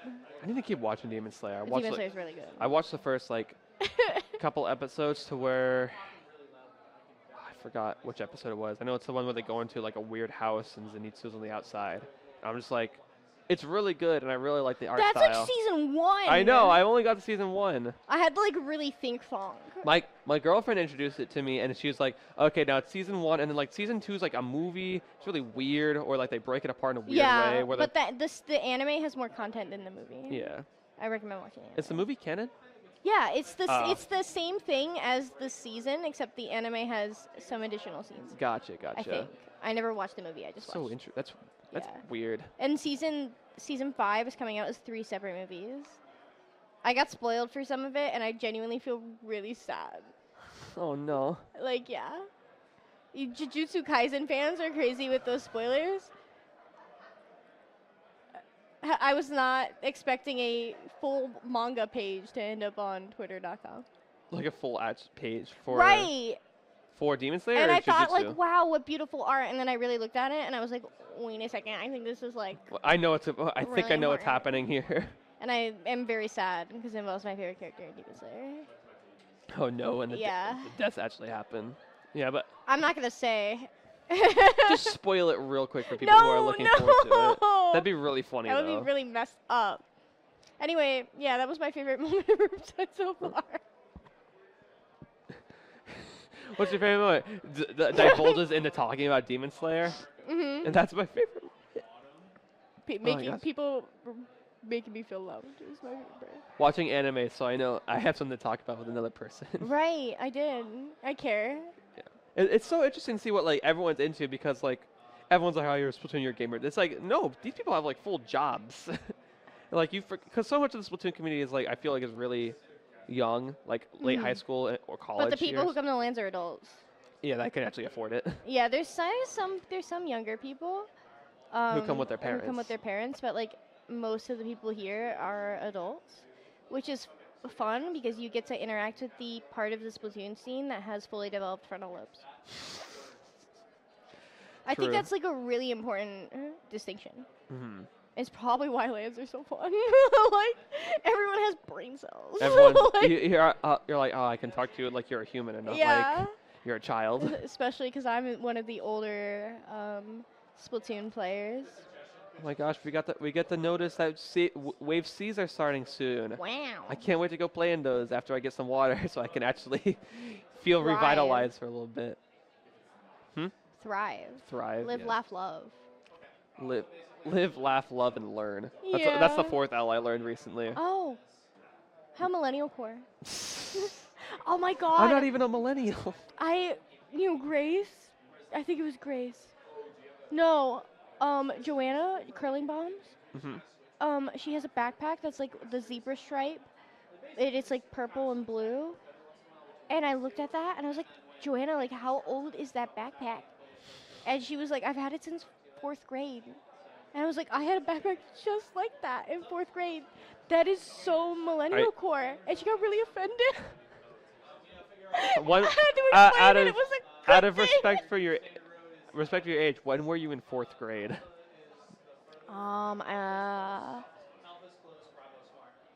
Or like elementary school? How I would have been 8 in 4th grade because I was a year younger than I think everyone. 9. That was a year younger. Oh, 'cause I yeah, was then born in 8. August. It would have been 2006. Gotcha. No, that's 2006. I would have been 9. 2005. 2005. I would have been 2 years old. You. Gross. Revealing here. Yeah. It's Wait, what year were you born? 2003. Gross. I know I'm like a fetus compared to you because you're like post 2000. No, it's no, really weird yeah. that people born post 2000 talking to me are like full-grown adults. It's like a trip and a half. You guys don't understand. I'm from the other millennia. It's like the way it's like you see famous. It's like for me now, I'm like seeing famous people that are like 18, 19. I'm like, oh, wait It's a minute. weird. This is weird. Hold on. Nah, I don't like it. Like, how dare they be younger than me? This It's- isn't how it's supposed to work. Oh, that doesn't stop happening. I know. Like, it gets worse. I'm just like, whoa. I was talking to a friend, LD, last night, and he asks, Skip, by the way, how old are you? I was like, oh, I'm 27. And he goes, damn. And I had to sit there and be like, What does that mean? what does that mean? Like, number one, damn, I thought you were much older. Or, damn, I thought you were much younger. I think I also, especially here, I just assume everyone is younger than they actually are. Yeah. Because I'm just like, People are surprised I'm in my late 20s. yeah, I'm just like, or especially, shout out again, artist Tori. I'm like, when I learned he was in his like late 20s Tori's as well, older than me. I was like, Whoa. And he looks like he's in his early 20s. Yeah, I wouldn't He know. he might just have a really young face. Baby face. Baby face. Little gay baby face. Baby face. Literally. Literally. It's a superhuman power. To have baby face? Yeah. Is that true? Or Yeah, well, I mean, like, I think it's good. Yo. Are we still on? great value boom sauce. We're knocking on the door. All right. That means yes. Oh, sign language. Let's go. All right, we're still kicking. This is the bonus round. What team are you on? I'm on Incaritaville. What? Oh, we're supposed to be doing switches. Oh, switch. Oh yeah, because this is a group C. This is a group JP, C match. you liar. I'm sorry, we keep yapping. We All gotta right, get the next hold people on. in. All right, hey guys, listen. We love you very much. I was like, I feel like we need to be swapping out now. Yeah, I was surprised. All right, thank you guys for tuning in to hear us yap. I'll be back tomorrow, and you'll also be back tomorrow. I'll be back. with a different person. I'll be back Sunday for top 32, I think. Oh, That's why I'm scheduled right now, unless I make there comes top, a point if unless you I can make top 32. commentate and compete where they stop scheduling you for the top blocks because they expect you to make it, and I think that's really cool. And I love My that. teammates for me. looking at me with malice. I gotta get Also, going. hi Brave.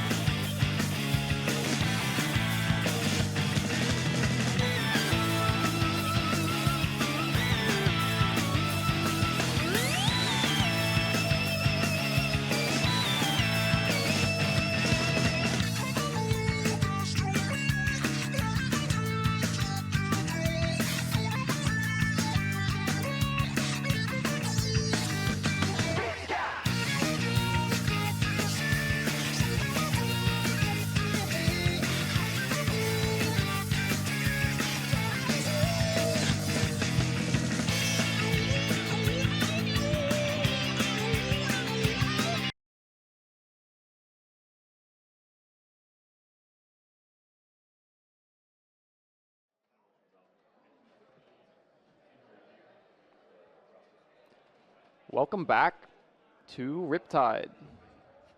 We got Wave C Pools here. I'm Brave, and I've got Nell with me. Yep. Hi, I'm Nell. Nice to see everybody. And I'm going to be commentating Wave C? Wave C Pools with Brave over here. So Wave C Pools, we have unfortunately gotten to some delays, but we will be getting into these games very, very soon. The players are all very ready and excited over there on the stream. And today we've got Mahi Mahi Splat Zones for our Game 1. Now, what are your opinions on Mahi Mahi? Oh, you shouldn't have asked me that because I absolutely love Mahi Mahi with a burning passion. I thought you were about to say something bad. No, I was prepared for the worst. No, Mahi Zones is one of my favorite maps. It's a guilty pleasure of mine. As a Splatling user and a long-range user and a support person who just loves to paint the floor, it is one of my favorites. And I do think that it tests a lot of new players because of when the water drops, you basically just have to jump into the pit of death a little bit. And so that can trip up a lot of teams. I don't know, what is your experience with Mahi? My experience as a short-range shooter player primarily is that the fighting is a little bit odd until it transforms in the middle of the game. It can be a bit hard to get much of an advantage state off before it really even transforms. And so you can see here we have Great Value Boom Boom Sauce versus Driving Without Incident. I recognize third on the side of Great Value Boom Boom Sauce. I saw them compete at H-Town Splashdown. Do you recognize any of these players now? Yeah, I recognize Tobal. I believe that he is a player on, I think it's called Starboard, but I may be thinking of something different. But yeah, I'm really excited. There's a lot of good energy in the crowd today. We can hear a lot of screaming, a lot of excitement, and yeah, I know that these players are just super excited to get going here today. And with that sound, we will be getting into Game 1 on Splat Zones. What we will be seeing, I'm curious, on the backline picks, we do see a pencil 5-star Wee 3/4. Wondering if they, wait, 222 on the side of Boom Boom Sauce. Is that how much it costs? Perhaps. I am really liking the comp on the side of the purple team, Driving Without Incident. I really like the X-Splosher and the Headit and the Mini. I haven't seen enough Mini in my life. I always get excited when I see Minis. So let's see if they'll have the pressure to go in with this, though. It looks like they're already, using their long range to their advantage here, just trying to get paint on the ground and just pushing back Great Value Boom Boom Sauce as much as possible. Yeah, we do not see a short-range shooter or a cooler on the side of Driving Without Incident. They are just getting those picks on Boom Boom Sauce, saying, we don't need cooler, we will just kill you. And I really respect teams that do that, and Driving Without Incident already just got a double on the side of, well, against Great Value Boom Boom Sauce. They are just not letting up. They have coolered down. They have 30 ticks left on the board. They are not going to allow Great Value Boom Boom Sauce to be able to get back in whatsoever, as you can see. It looks like Great Value Boom Boom Sauce is trying to just get their specials ready, trying to do something, make something happen, maybe make a combined push. And as you can see, all of their specials are coming out. Let's see if they can cap the zone here. The Kraken is trying their best, but unfortunately, it looks like they are not able to paint it. And the win goes to Driving Without Incident. And I love it because of their funky comp. I must have thought that was a crab edit with all the stickers and Neos around with that Mini, with that Explo. I just thought everything was a sticker, but that was the cooler headed. So Driving Without Incident did have cooler. But yeah, they killed the Zap on the team of Boom Boom Sauce at a very opportune time. They just had 99 cooler and couldn't quite get that cooler out for the team. That kind of really spelled the end for Boom Boom Sauce. I really enjoy seeing a team play around their weapons of choice, especially when they're off meta, because I feel like these people have so much passion for these off-meta weapons that they just grind them and grind them and grind them until they're an unstoppable force versus an immovable object of the meta. And so this is just really refreshing for me to see. So next game, Rainmaker Manta. That is not a personal favorite of mine, but I know it is for a lot of you out there. How about you?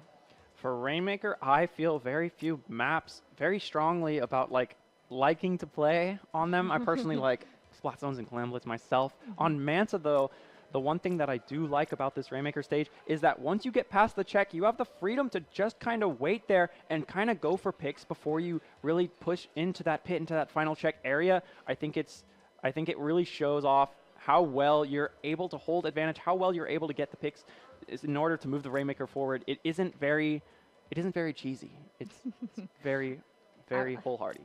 Absolutely, unless they go on that side area and go for the flank if you're not prepared for it. That's why Manta is an incredibly snowbally map if you allow it to be. You really need to have your positioning correct and solid as much as possible as a team. I think that this map definitely tests teams' coordination when it comes to reverse pushes and defense. And so it looks like we're going to get into it here. Game 2 of Rainmaker, Manta Maria. Let's see if there are any changes and what the teams will pull out. We see this great value changing to range blaster to try and counter all of these longer range weapons here. We do now have Crab, Edit, and Dynamo for the cooler option on the side of driving without incident. That is a very interesting choice. I am very curious to see how that's going to play on the side of driving without incident. I feel like they're going to have an insane amount of pressure if they're able to get set up. Let's see if Great Value will be able to let them be set up. It looks like Will is already just taking the Greats. They are exactly where they want to be. You want your Dynamo and you want your Heavy Edit onto the Greats. Just kind of, you know, like just raining terror from above. And this is perfect positioning for driving without incident in order to make their first push and break check if they're able to do it.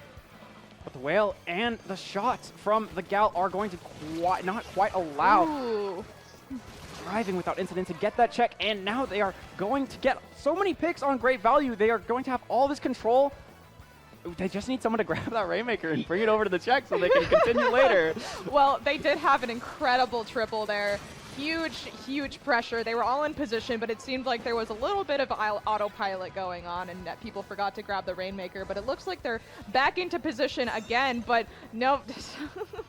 Great Value is going to get a pick on the Rainmaker, trying to postpone this push as long as possible, and with only one up on the side of driving without incident, it looks like they are going to be able to get some points on the board, hopefully, and maybe the check. And choosing to grab the Rainmaker, they didn't really want to babysit it. They want to go fight in mid with all 4 players. Ooh. There is going to be a trade out there, and driving without incident has the man advantage. Also going to kill the Rainmaker as well, leaving only the Stamper with a Zipcaster forced to back up, especially with that Heavy Edit on the Greats. With full charge, just able to really control all of that space just with a full charge. I mean, absolutely. I mean, what did we say about them getting into position? These weapons just really like to stay in one spot and stay in that one spot. And so if Great Value is not able to move those people, then they're not going to be able to get a push in. You have to displace those very heavy weapons in order to make something happen. It looks like people are trying to get picks off of driving without incident, but they just aren't able to make something happen. Hopefully they're picking people off and are able to make a reverse push. Yeah, Great Value. They're all going down. They don't have any special. They are losing all these fights, and it is looking rather precarious for them. They have not scored yet, and it has been 2 minutes and 30 seconds.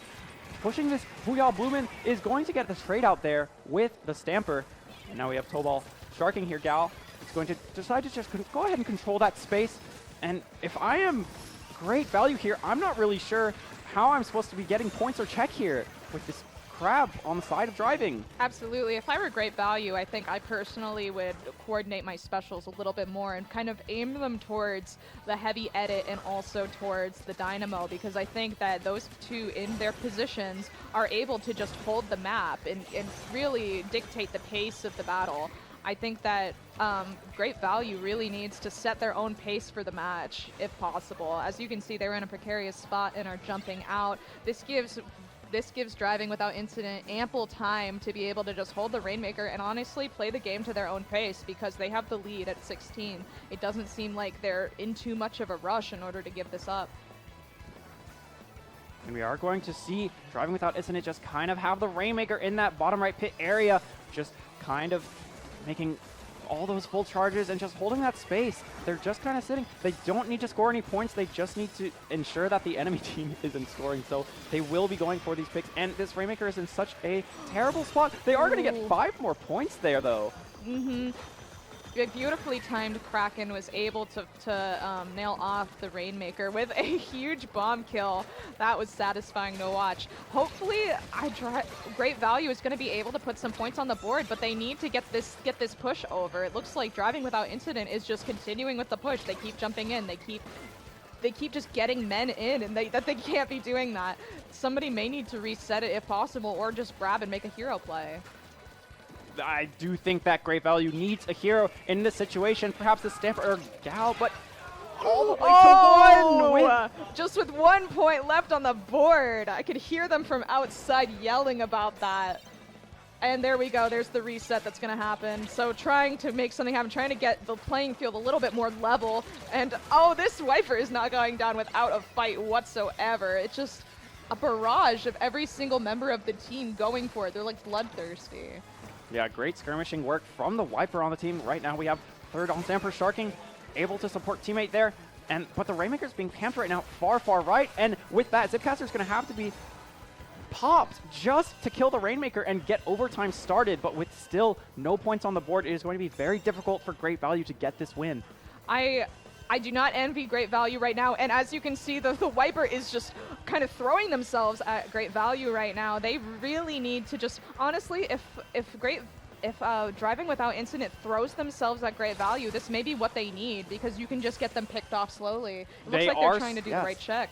They are staggering into them one by one. They've all been dying, and even though Rain goes down after check, it doesn't matter as they can have that second opportunity to pop. They are going to need to get jumps in, though, as it is going to be they're going to have to pick it up right now, and that range blaster is going to fall off the map. No! They're going to need a KO for this, and it's just like, this is just perilous. And there's a Viper behind us. There is a Viper behind us, but do we know? Do we know? We do not. We didn't know! Oh, that overtime was perilous. Absolutely treacherous. They're laughing, though. They're laughing, though.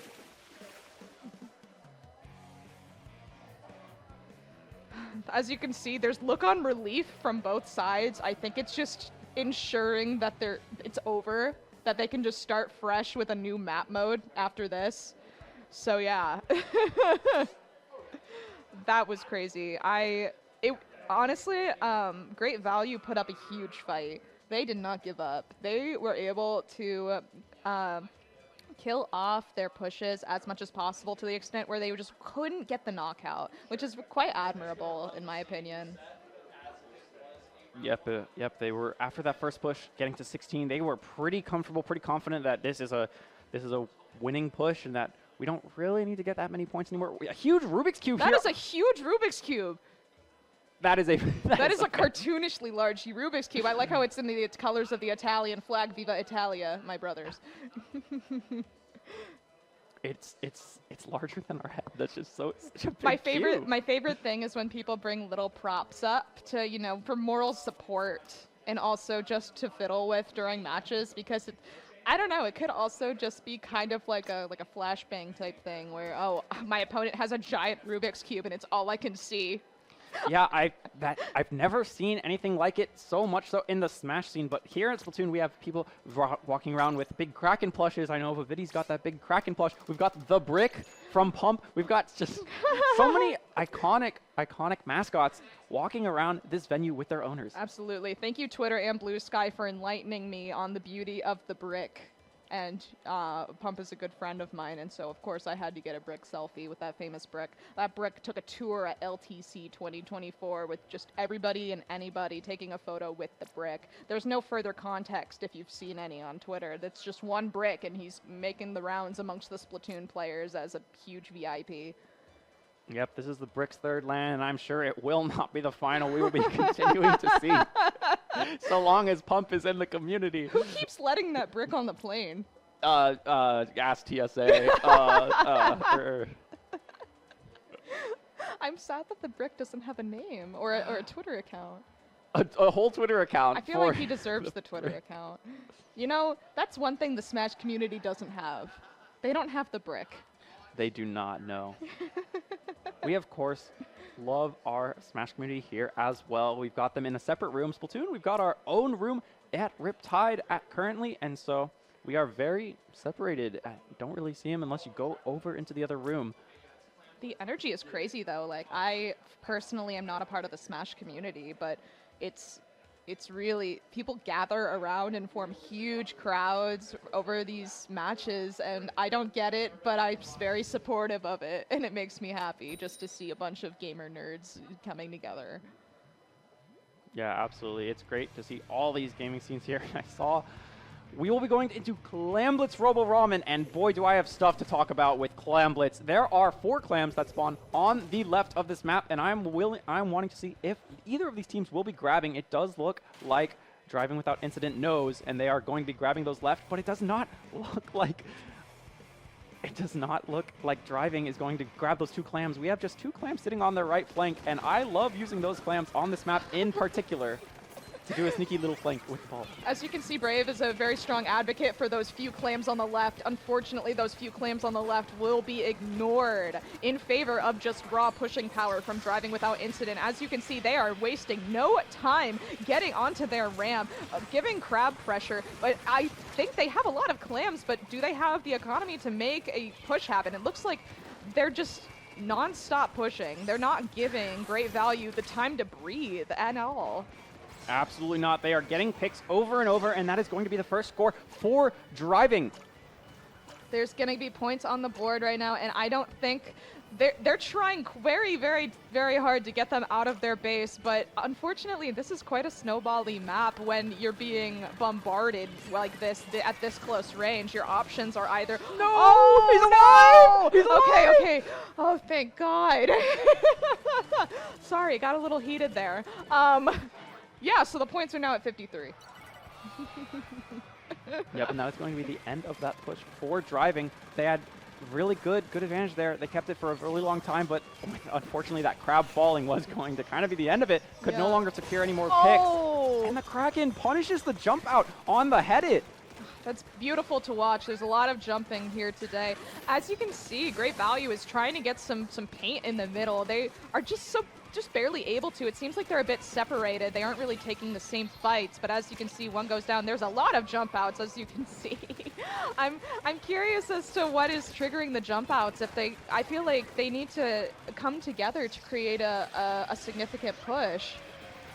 I thought you were going to say, come together to make a team. The team jump out. We jump out all the time, but no, I think it's due to the weapons. So we have 2 Splatlings as well as a range blaster on the side of Driving, and it's not like a short-range shooter where you can just paint your feet and get out of there and try to kind of skirmish. Ooh. Oh, and they're going 3 down right now. Great Value. This is their chance to score, and there are points on the board for Great Value. Hopefully they'll be able to stagger the clams and keep this push going. It looks like they're all kind of clumped onto the right side. We really need to displace the head on the left, but with 3 down, I think that is the end of Great Value's quick push, but they were able to get significant points on the board.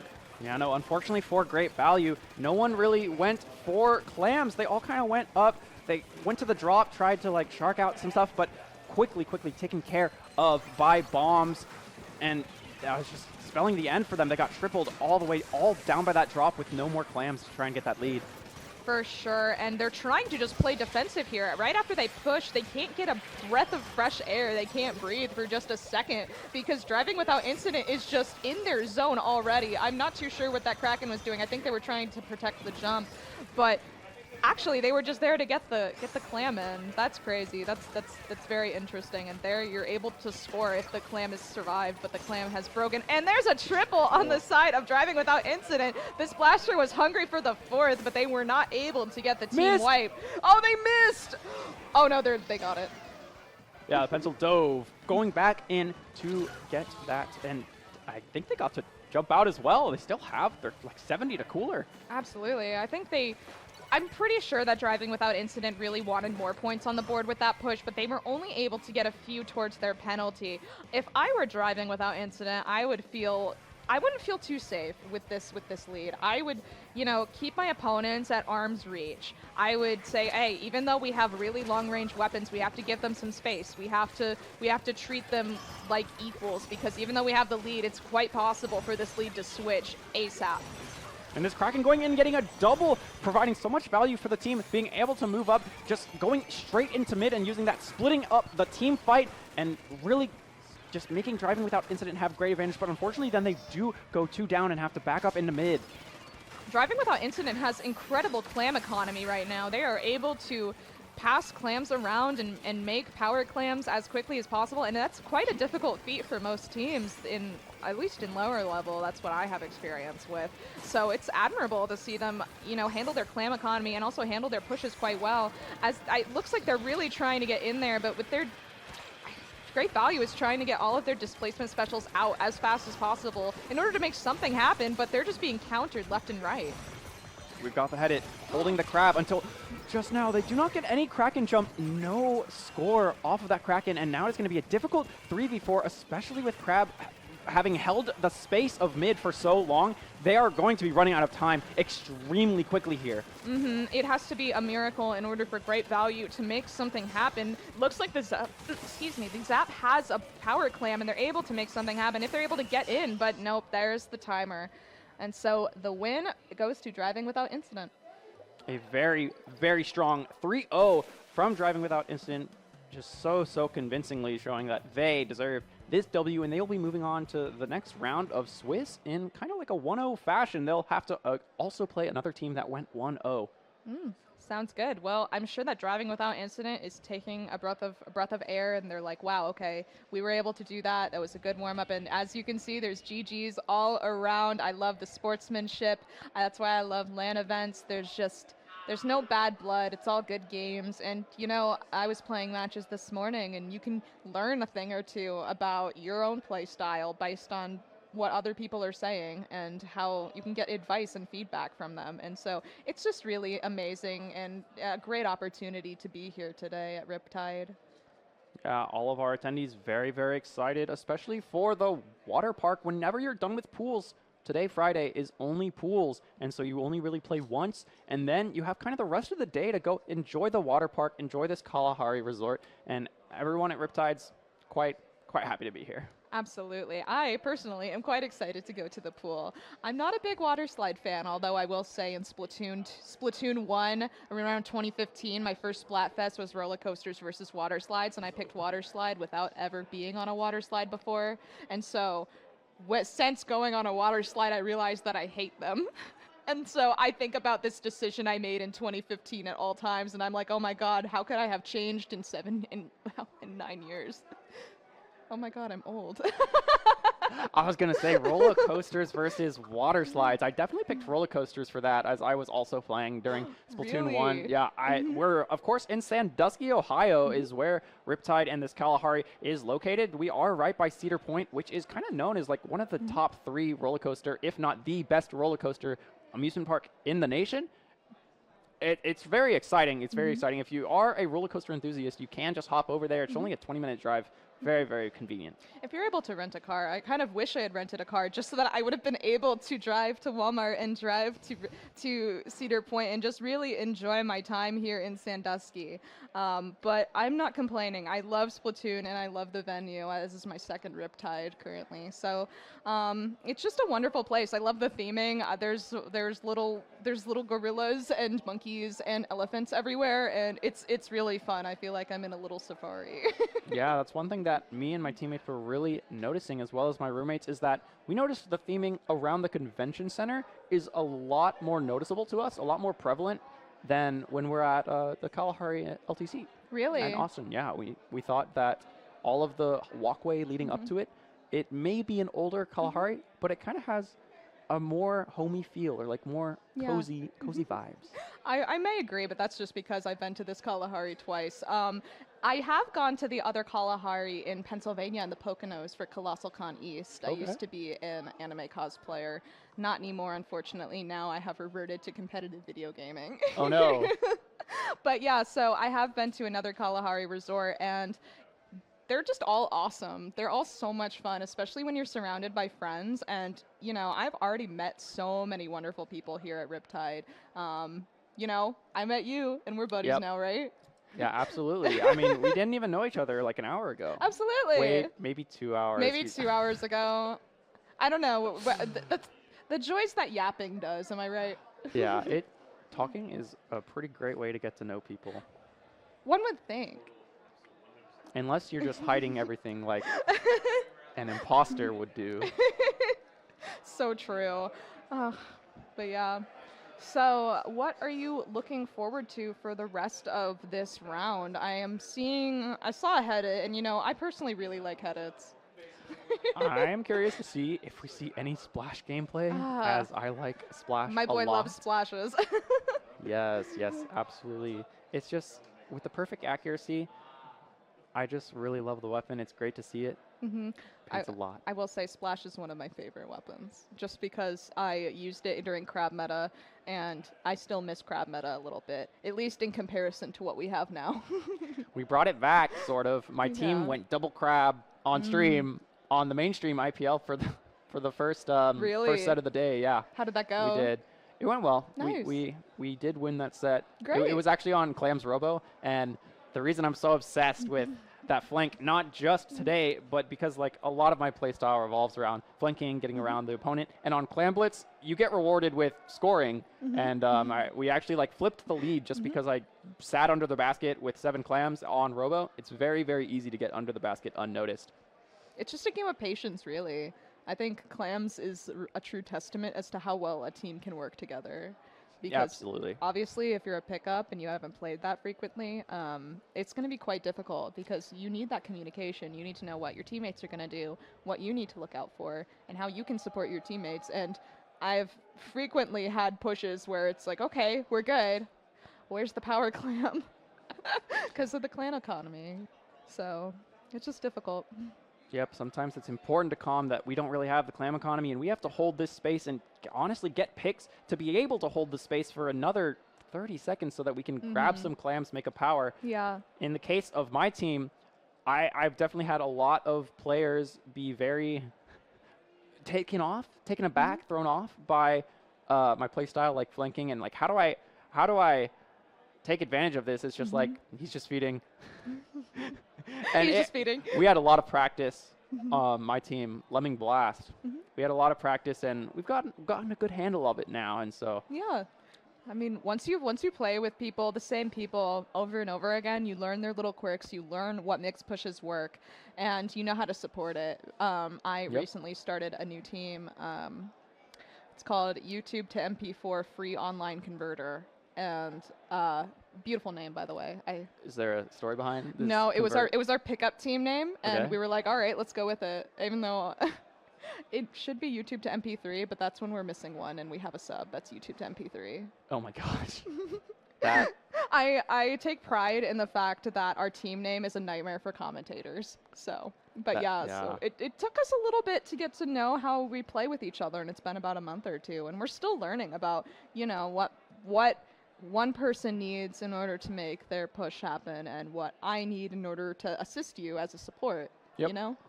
Because if I'm over here and you're over here, obviously, like, we're not working on the same thing. And I think that's what makes team games so great. That's why when I look at Smash, I'm like, oh my god, it's just one guy.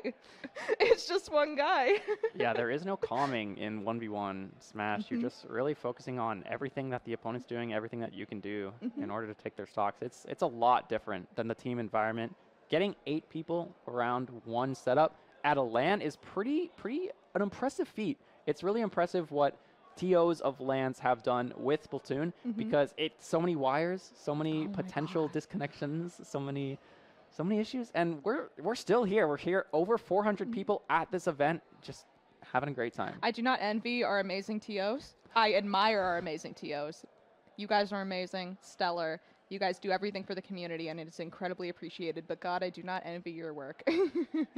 It just seems so chaotic and crazy, but they do it out of a passion for the game, obviously. Yep. They love what they do, and in turn, you're able to share it with all of us. And so I'm quite thankful, and I will always give a big round of applause to the TOs, especially at IRL events. I was thinking I am local to an area that has no LANs, and so I was like, well, maybe I should do a LAN myself, do a little local. And then I realized how incredibly difficult it is. It's kind of like when you want to make a group Minecraft server, and you're like, oh my god, why is this so complicated?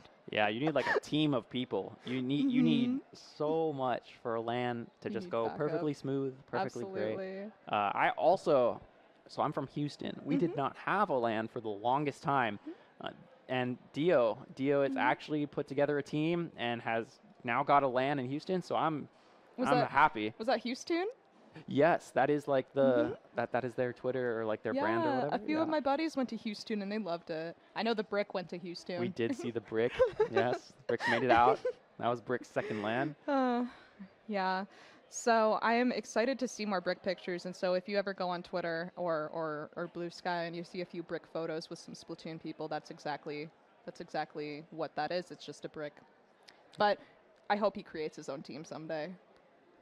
The brick? Or Maybe they can make like a wall. Like if there's more, oh if my there's gosh, like 4 they bricks, can make their like, a team name. wall. We need to build a wall.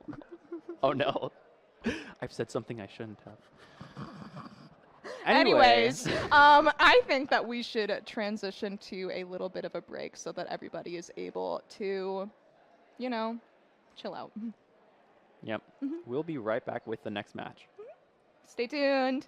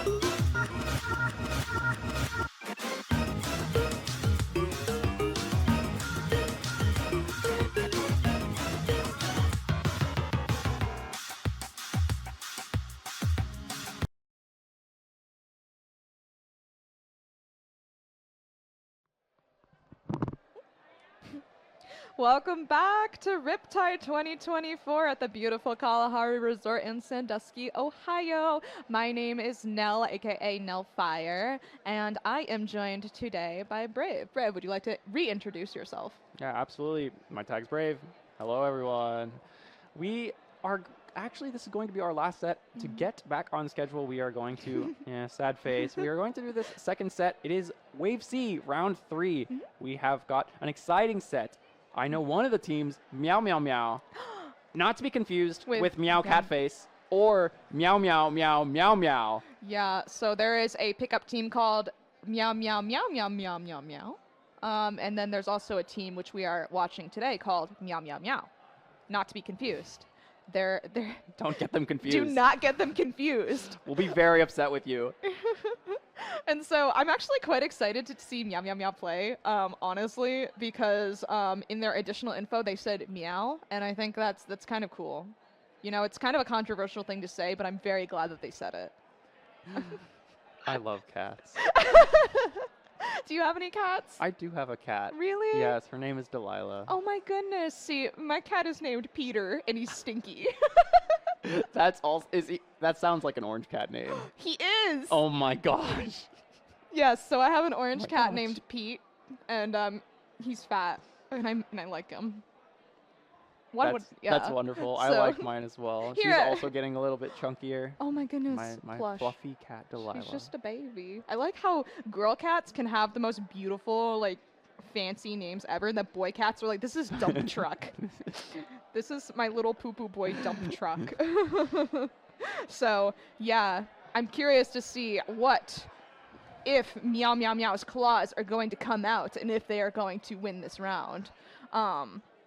Looks like we may possibly see S-Blast, we may see a pencil, we may see Wiper, and we may see Gold Knot or custom credit. I'm a Hadit fan. I don't know why I'm having such trouble with this weapon. Yeah, for game 1, we have Clamblitz on Museum. Yeah? Clamblitz on Museum will be our game 1. I'm excited because I love Clamblitz. That is my shtick. Do you have any like certain clam locations that you really like on this map? No, not for this map. They're all just kind of spawn in mid Oh, or plat. okay. Yeah. No. Oh, okay, cool. There's no spicy Do you- clam spawns here. Do you prefer to take the left block or do you prefer to go up the ramp? The ramp is definitely stronger. You need to be able to take that spinner, be able to take that plat for a really long, sustained push. The only time you ever really take block as a push option on this map is when you are like sneakily trying to get behind them and they're all already pushed up into mid, and you're just trying to get like a power clam jump as soon as possible to stop them from scoring their own. Understood. You know, as somebody that is incredibly clumsy and obvious, I always get surprised whenever I'm holding a power clam and I try going up their block, and I'm like, how did they know I was there? How did they know? Almost as if I have a gigantic glowing light on me. But yeah, as you can see, Meow Meow Meow Meow and Sea Cucumber are preparing. They're getting everything set up, getting their lands in play. And I really love all of the colors on the side of Meow Meow Meow. I love their outfits. I'm very much a fashion person, and I love seeing all of the people express themselves through their fashion today. So I don't know. I just love in-person events so much. I love the camaraderie, and I love all of it. So yeah. Yeah, it's really great to put names to faces here at Riptide, really meeting people and getting to talk to them more like face-to-face. There's a lot of communication that gets lost over text, but even over VC, there can be some loss of communication. And so it's really, really great to have like full communication here in person. Oh, absolutely. And you know, you get to see if your teammate likes pickles or not, or if you go to the store. So I think that's really cool. And I completely lost my train of thought, but yeah. Gaming. I like Splatoon as well. That's kind of... As you can see, it's been a kind of a long day here at Riptide. We have been gaming. I personally have been up since 7 a.m. trying to game it up, and it is now... And you still have your pool after this. Yes, and I still have my pool after this at around 6 p.m. We gotta grind. You know, the Splatoon grind set never stops. You gotta get those squids. You know? But then again, it's like, oh, I want to be here. I really love being here. I love playing the game, and I love meeting all of these people. And like you said, you know, putting names to faces. Oh, I remember where my train was going. the train of thought. Mhm. Yeah, so I noticed that a lot of people have little drawings of their Inklings and Octolings just kind of pinned to their shirts right next to their Yes. name tag. And it's Yes. so cute because I know a lot of people have different unique characters that you may recognize them by. Yeah, I've already received 2 stickers, one from Avril and one from Fufu, and they're great souvenirs. That's great art. Very, very fun to just look at the stickers. Oh my goodness, I see a little thingy. I like the thingy. Yes. It's a beautiful thingy. Everyone say hi to the thingy. We do have a plush, and we also have Lil Buddy far in the back. Heck yeah, little buddy in the bag. That's my boy. That's my boy. Which hairstyle do you keep your little buddy at? I have not played Story in so long, I have no idea. That is the most humiliating thing you've ever said. No, I'm kidding. I give mine the Liberty Spikes, which is the mohawk with spikes. Yeah. I don't even remember all the options, honestly. We have more sticker showcase, a pin showcase. We are showing off everything, absolutely everything. This is the perfect time for you to show off all of your little friends and all of your little supporters. And we see a Goomy! Goomy! He's so cute. You know, when I first saw him, I thought the green cheeks were his eyes, and I was like, yeah, he's cute. And then I realized that those weren't his eyes, and then I got a little disappointed. I've always noticed the dot eyes. I like the face. I like the cheeks. He's so cute. nice. He's Goomy. He's just Goomy. There's a lot of yelling going on. Hopefully we're getting ready for game 1, but you know, during LANs, some things can cause issues. I mean, we encountered a team earlier that just kept DCing, unfortunately, which is something that shouldn't really happen at LANs, but you know, if the hardware isn't connected properly, it's just going to get really difficult for the TOs to fix everything up. So there will always be hiccups, and a lot of people haven't gone to a LAN before, so it's a great opportunity. I recommend it if you've never been.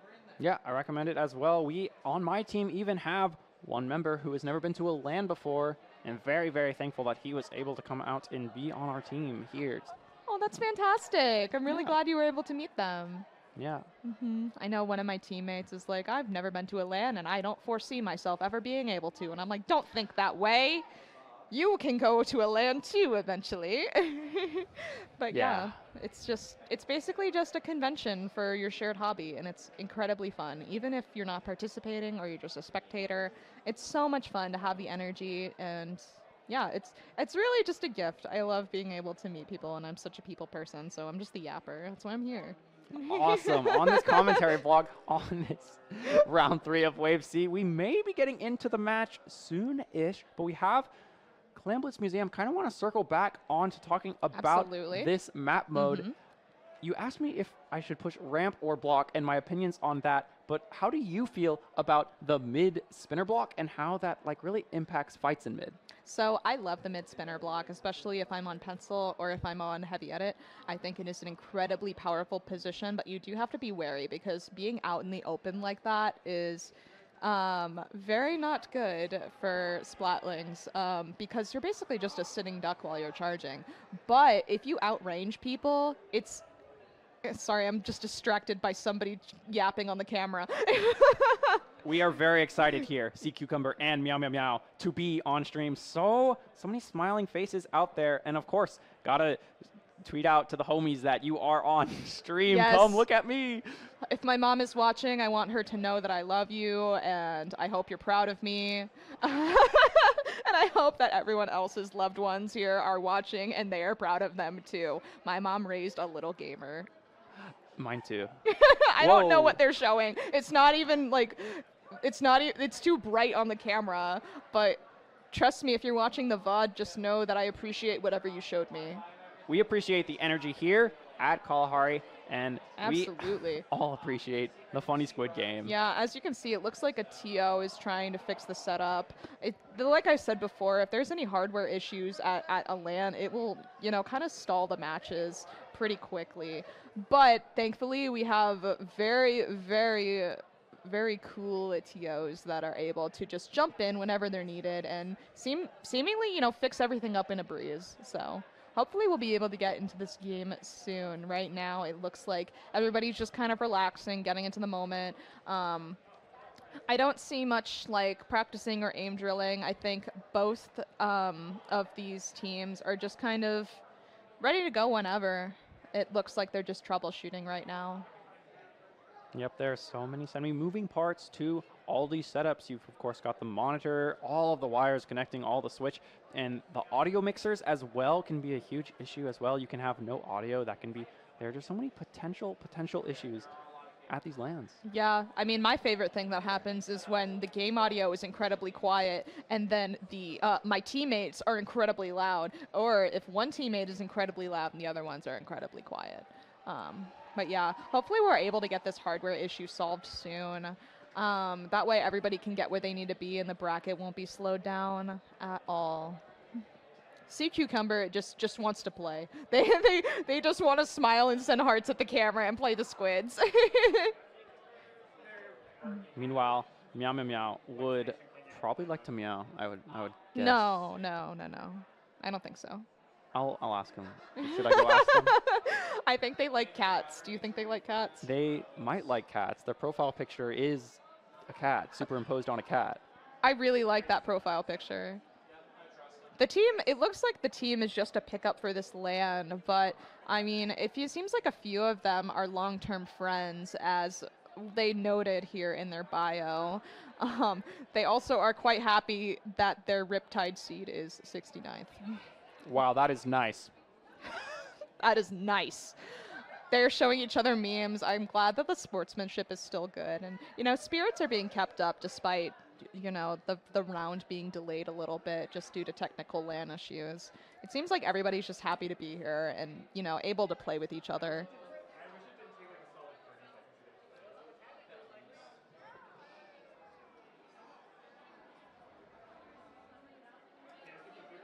Meow? Meow. Meow. Meow. So we got Clam's Museum. Do you think a cat would know what to do with a clam? I think that the cat would bat the clam off the table. Like, And so then- there are some clam spawns on plat. The cat would spawn in, use the spawn, just kind of walk up, look at this pillow thing, maybe try to scratch it, maybe pop it, see the clam, see there's a ledge, and bat it off. That is so true, but then the clam could collateral into another clam, making 2 clams, and then they bat a more until they make a power clam. And obviously, cats are kind of, at least my cats in particular, this one time they accidentally got caught in a bag, and so they were running away, but the bag was chasing them because they were caught in the bag. So I can imagine that the cat is going to be so freaking scared that the ball is chasing them. And so Yes, the clams yeah. are going to follow you around. Pick up those clams, they will follow you. I love taking drip picks with 7 clams all behind me in a little hexagon-ish I shape. like how they very wiggle. They wiggle. They're so Yep. cute. I mean, only here can you find somebody say that the Splatoon clams are cute. It looks like Cuecumber is mewing. Strangely, the Meow team Meow Meow Meow was not mewing. I think that a cat would be very, very surprised and taken aback by when 7 clams become 8 and suddenly transform into this large I would football be so scared. that's bigger than them. I think they would be frightened. They might dash That's away. So scary. But then the ball would be chasing them. It would just be a terrible situation. You know, I think we're having fantastic commentary right now. This is really what we've trained for. This is what we've spent years grinding for. Yeah, all those years in college were worth it. Like I said before, I wasn't able to play Splatoon 2 in college just because the Wi-Fi was so bad. So now that I am an employed adult, I'm like, oh yeah, I can play Splatoon as much as I want. And now that is what I do. Nice. Very, very solid. I, too, do a lot of Splatoon gaming with my beloved team, Magnolia, and as well just do pick up Sandusky. It's all such a great time. I just got back into the competitive community maybe like 6 months ago. Oh, really? Yep. I've seen you around Sandusky a lot. Yeah. I've noticed that you're just kind of like grinding that out. Yeah, I've done way too many sets. Yeah.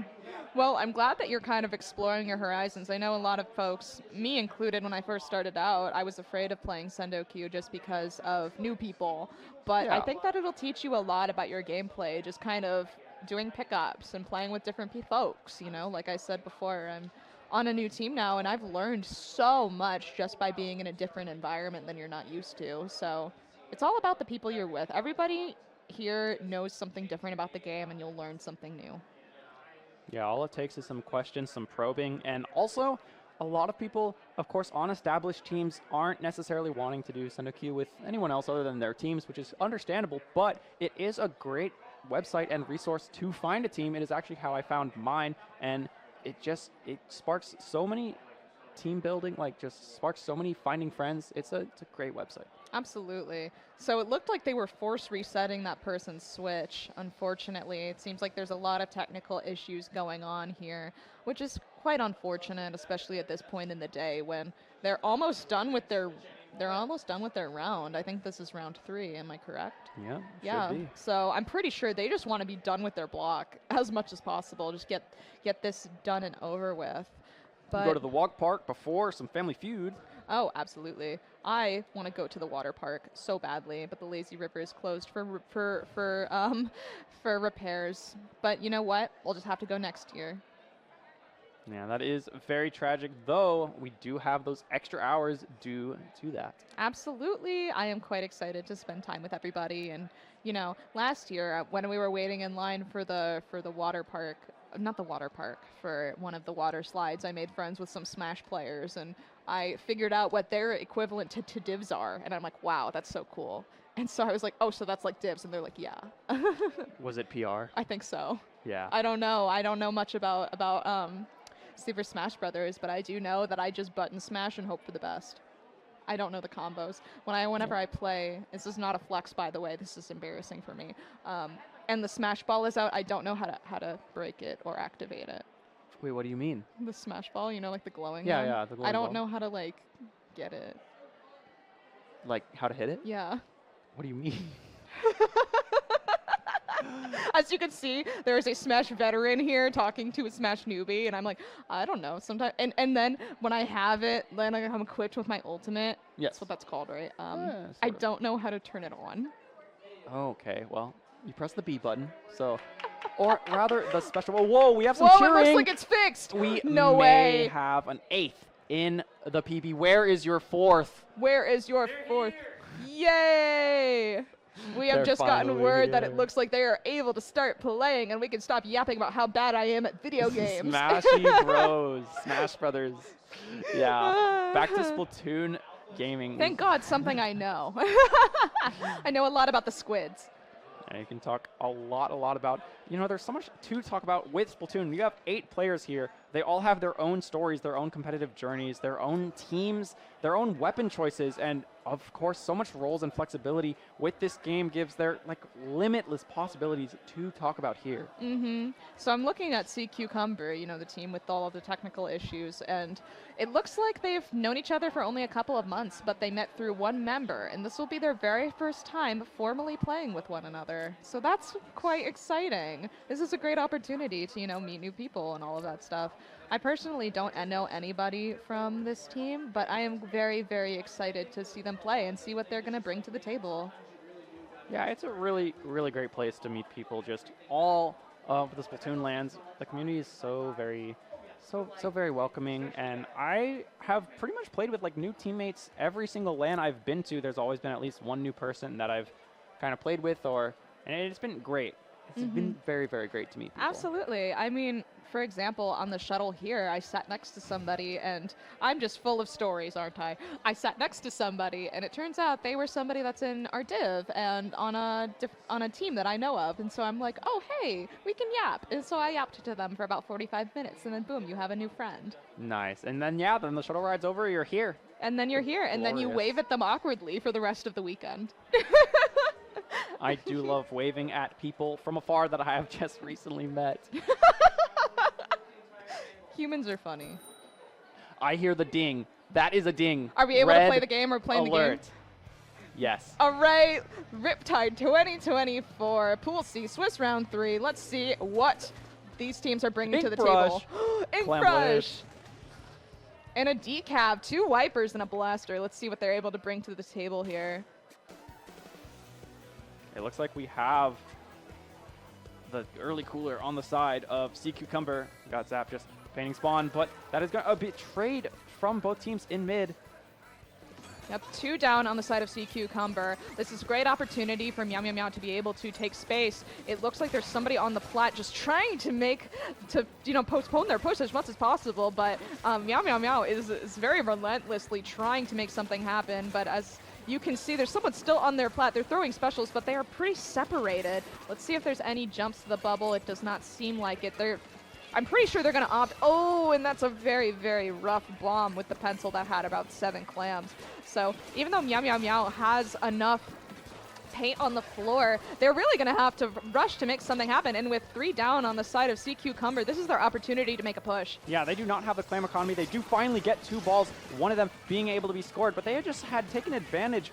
They had been just killing cuecumber over and over and over, but with the loss of clams, it took them quite a bit to be able to get to this first push, and only 1 ball, and it's going to spell the end of the push for Meow. So it looks like Meow was intending on getting the other power clam into the basket, but they just did not have the opportunity to do so. So now they must hold it for a little bit until they're able to make a counter push. As you can see, that should be happening right about now. It looks like they're using their specials just in an attempt to retake the space that they once had. But there's a ink brush flanking on their plat, and that is crazy to see on the side of cuecumber. Totally threw a wrench in their plans a little bit. They have to backtrack a lot just to regain the space. And this is cuecumber's opportunity to make a push. They have the clams. They just have to make a ball and get on their plat. Yeah, Meow really all backed up onto the plat there and then that bubble also going down in the bubble was not going to be super duper great, but it looks like Meow is keeping up this defense even with all the clam economy and all the advantage from cuecumber. They do not quite get a score out yet. With the cooler down and the booyah out, it looks like Meow is trying to reclaim the mid here, but there are people sharking. There's everybody here. It looks like all of cuecumber is just kind of trying to keep their space, trying to make a push happen. They're coolered up. I don't believe they have any specials, but they have the clam economy in order to make something happen. We're just kind of playing tag here, trying to see if somebody is able to get a powerful pick, but nobody's willing to make the first step until now with 3 down on the side of Meow. This is cuecumber's opportunity to make a push, and it looks like they are getting the ball in with points on the board. Yep, and with a whale and crab, they are going to get very strong. They have 6 clams here. We are going to see Doolies scoring all of them, as well as jumping in a ball that is going to make it in. That's the wipeout. But they were able to get the lead here, thankfully, but this gives Meow an ample opportunity in order to take their plat. So cuecumber is going to have to play very defensive if they want to keep this very strong lead that they have. We have the booyah coming out, but it's going to get shredded by 2 people. Not quite going to die, though. And that is going to force a jump out. That is going to be another big push for Meow. Most are coming from spawn on the side of cuecumber, and we will see if they are able to get the lead here. Meow does not have the clam economy in order to get the lead, but it looks like they hopefully will stagger some clams, or they may just rush for the lead. They jump the pity in. Ooh, and they were able to get the lead here with just the pencil left alive with cooler. I believe that the pencil jumped out in order to supply the cooler to their teammates. But now cuecumber has to get some points on the board. They have to get around, I believe, a power clam and another power clam and a few in order to take the lead back with just 1 minute left on the clock. Yeah, it's a lot of points that they need to get. They're going to need the picks in order to be able to take plat like so. We have an ink brush upsetting their plat, getting that pick on the skirmisher weapon. And we see some clams going around. They make a ball. They make a ball very successfully. And are also able to get that score. Oh, they may be able to get the lead here with the ink brush up on their spinner. The ink brush is wreaking havoc on Meow right now, and it's beautiful to see because that's exactly what an ink brush wants to do. Their comp is mega annoying to deal with if I was on the side of Meow. Yeah, we've got the distraction plays. We've got the flanks. And they have retaken the lead, and now we're kind of in the exact same spot, but for Meow, where they have to get a ball and much, much more to be able to take this lead. And with not much time left and the Wiper going down there, it is going to be very precarious for them to set up an advantage. Oh, with 3 down on the side of Meow, this is cuecumber's opportunity to even further their push or just take back space. It looks like they're kind of just taking their time with it. They are taking their time with getting space. They know that they're in the lead. They just have to play defensive. They have to let Meow come to them first. And I think that is a great way of playing this map mode. Oh, and it looks like they're going to try and get in. The booyah was maybe a little bit too early. The strikes are out. Meow is trying to get in as much as possible, but can they do it? They do not have much time, and with the S-Blast going for a flank, gonna die to the Ink Brush.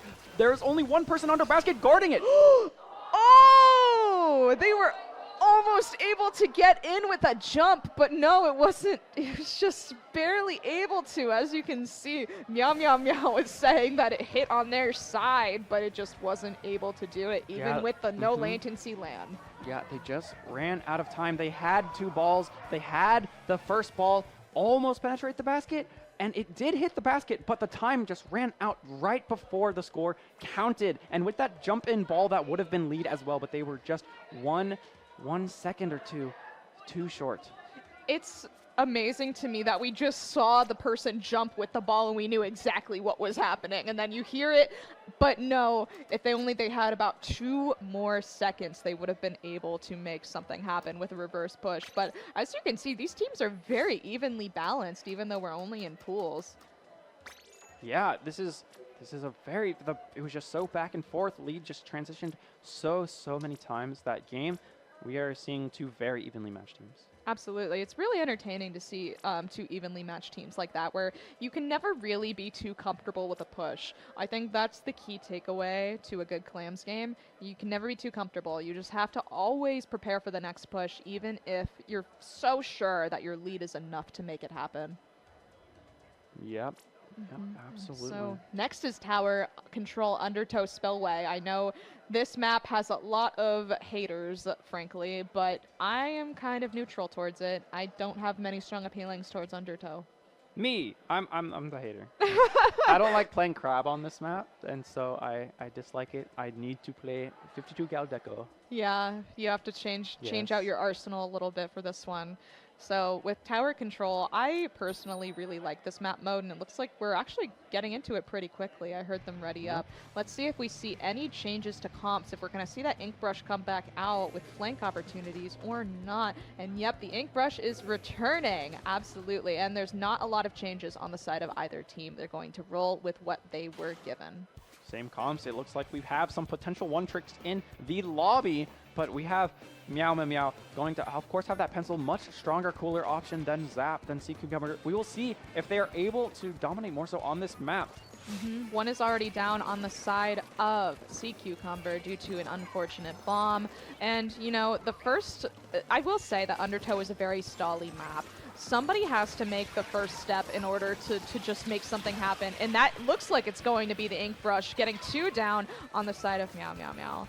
So we are in a 2v2, and Meow Meow Meow is being pushed. They do end up getting that decap to have 2 kills, and we have they are going to be able to take advantage here with specials being popped and space being taken. Absolutely. Meow Meow Meow is feeling confident and safe as they ride the tower. They are very happy with this push that they are creating right now. And if you look, cuecumber is already being backed up to their base, and they will have to rotate right in order to anticipate the tower. But 3 down on the side of Meow Meow Meow. This is cuecumber's opportunity to get back in mid, get some pain on the ground, and hopefully take power positions in an effort for their push. Yep, the crab was great on the side of cuecumber to end that push for Meow Meow Meow. We are seeing cuecumber get to the first check with not much resistance at all, and this Ink Brush is going to just move around both of the Wipers. Decaf just going right around their hitboxes and going and killing all of them. Oh my god, that is a beautiful Ink Brush play right there. I love seeing that type of gameplay. It's just the most annoying thing ever, and it's beautiful, and I love it. And a lot of people don't know how to deal with it, as you can see. And you know, cuecumber is not letting up on this push. They got control, and they are not letting up. They're getting through final check, just barely. Let's see if they can break it. And it looks like if Meow Meow Meow can make something happen, they should, but I don't think they're able to. And they're able to get the lead. Yep. That will be the knockout. knockout. To cuecumber for winning the second match. They are going to be up 2-0 now, and that was a much more dominant game. Of course, we did have Meow Meow Meow get the first push, but cuecumber answered back extremely strongly with a push that did not end. You know, I can easily, even though it's 2-0 right now, I can easily see this going to a game 5 just with the amount of pressure both teams are exerting. I can tell that they are very evenly matched, and we just need to have eyes on the ink brush. I think that's really what needs to happen. Whenever I'm playing with my team, it's always like, where is the ink brush, where is the carbon? I need to know where they are immediately. Yeah, let's stop their movement, trap them, and go ahead and take care of them before really trying to push forward is always very ideal against those sort of weapons. Absolutely. You have to keep an eye on them, especially if they're flanking. And I believe the next map is Zones Hagglefish. This is a great opportunity for more flanks to occur, unless they get pushed back to their base. Yeah, you've got both left and right rounds. Like, just both of those flanks are completely open for either team to go for. And they're just always there. The zone, it just will get you right straight through mid and let you be able to get behind them and start painting zone from a different angle. You know, I know that there's a brush player, and I'm really curious to see if we're going to see Ink Brush Nouveau for the stamp option. I kind of want to see it just because I'm thinking about Zone's cheese with Reef Slider just kind of exploding on the zone and capping it as a final push. I've seen that a lot today already. So maybe people can use Hammer with it, but I don't know. They're rocking with that ink brush. That is fantastic work, and I love seeing people push that weapon. It's very enjoyable to see. But yeah, so Zones Hagglefish, it's one of my favorites. Zones Haggle, very, very staple in the comp scene, especially just with, we have a lot of zones maps though. A lot of viable zones maps. Haggle has always stood as just one of them that keeps showing up. Absolutely. I don't mind it, frankly, but I know that a lot of people are sick of seeing Hagglefish. Hagglefish Market. I am a personal fan of Haggle Tower. I think it's quite fun, frankly, but that's just my toxic taste as a backline main. So as you can see, as you can hear, they readied up, and I believe we're getting ready into our possible match point.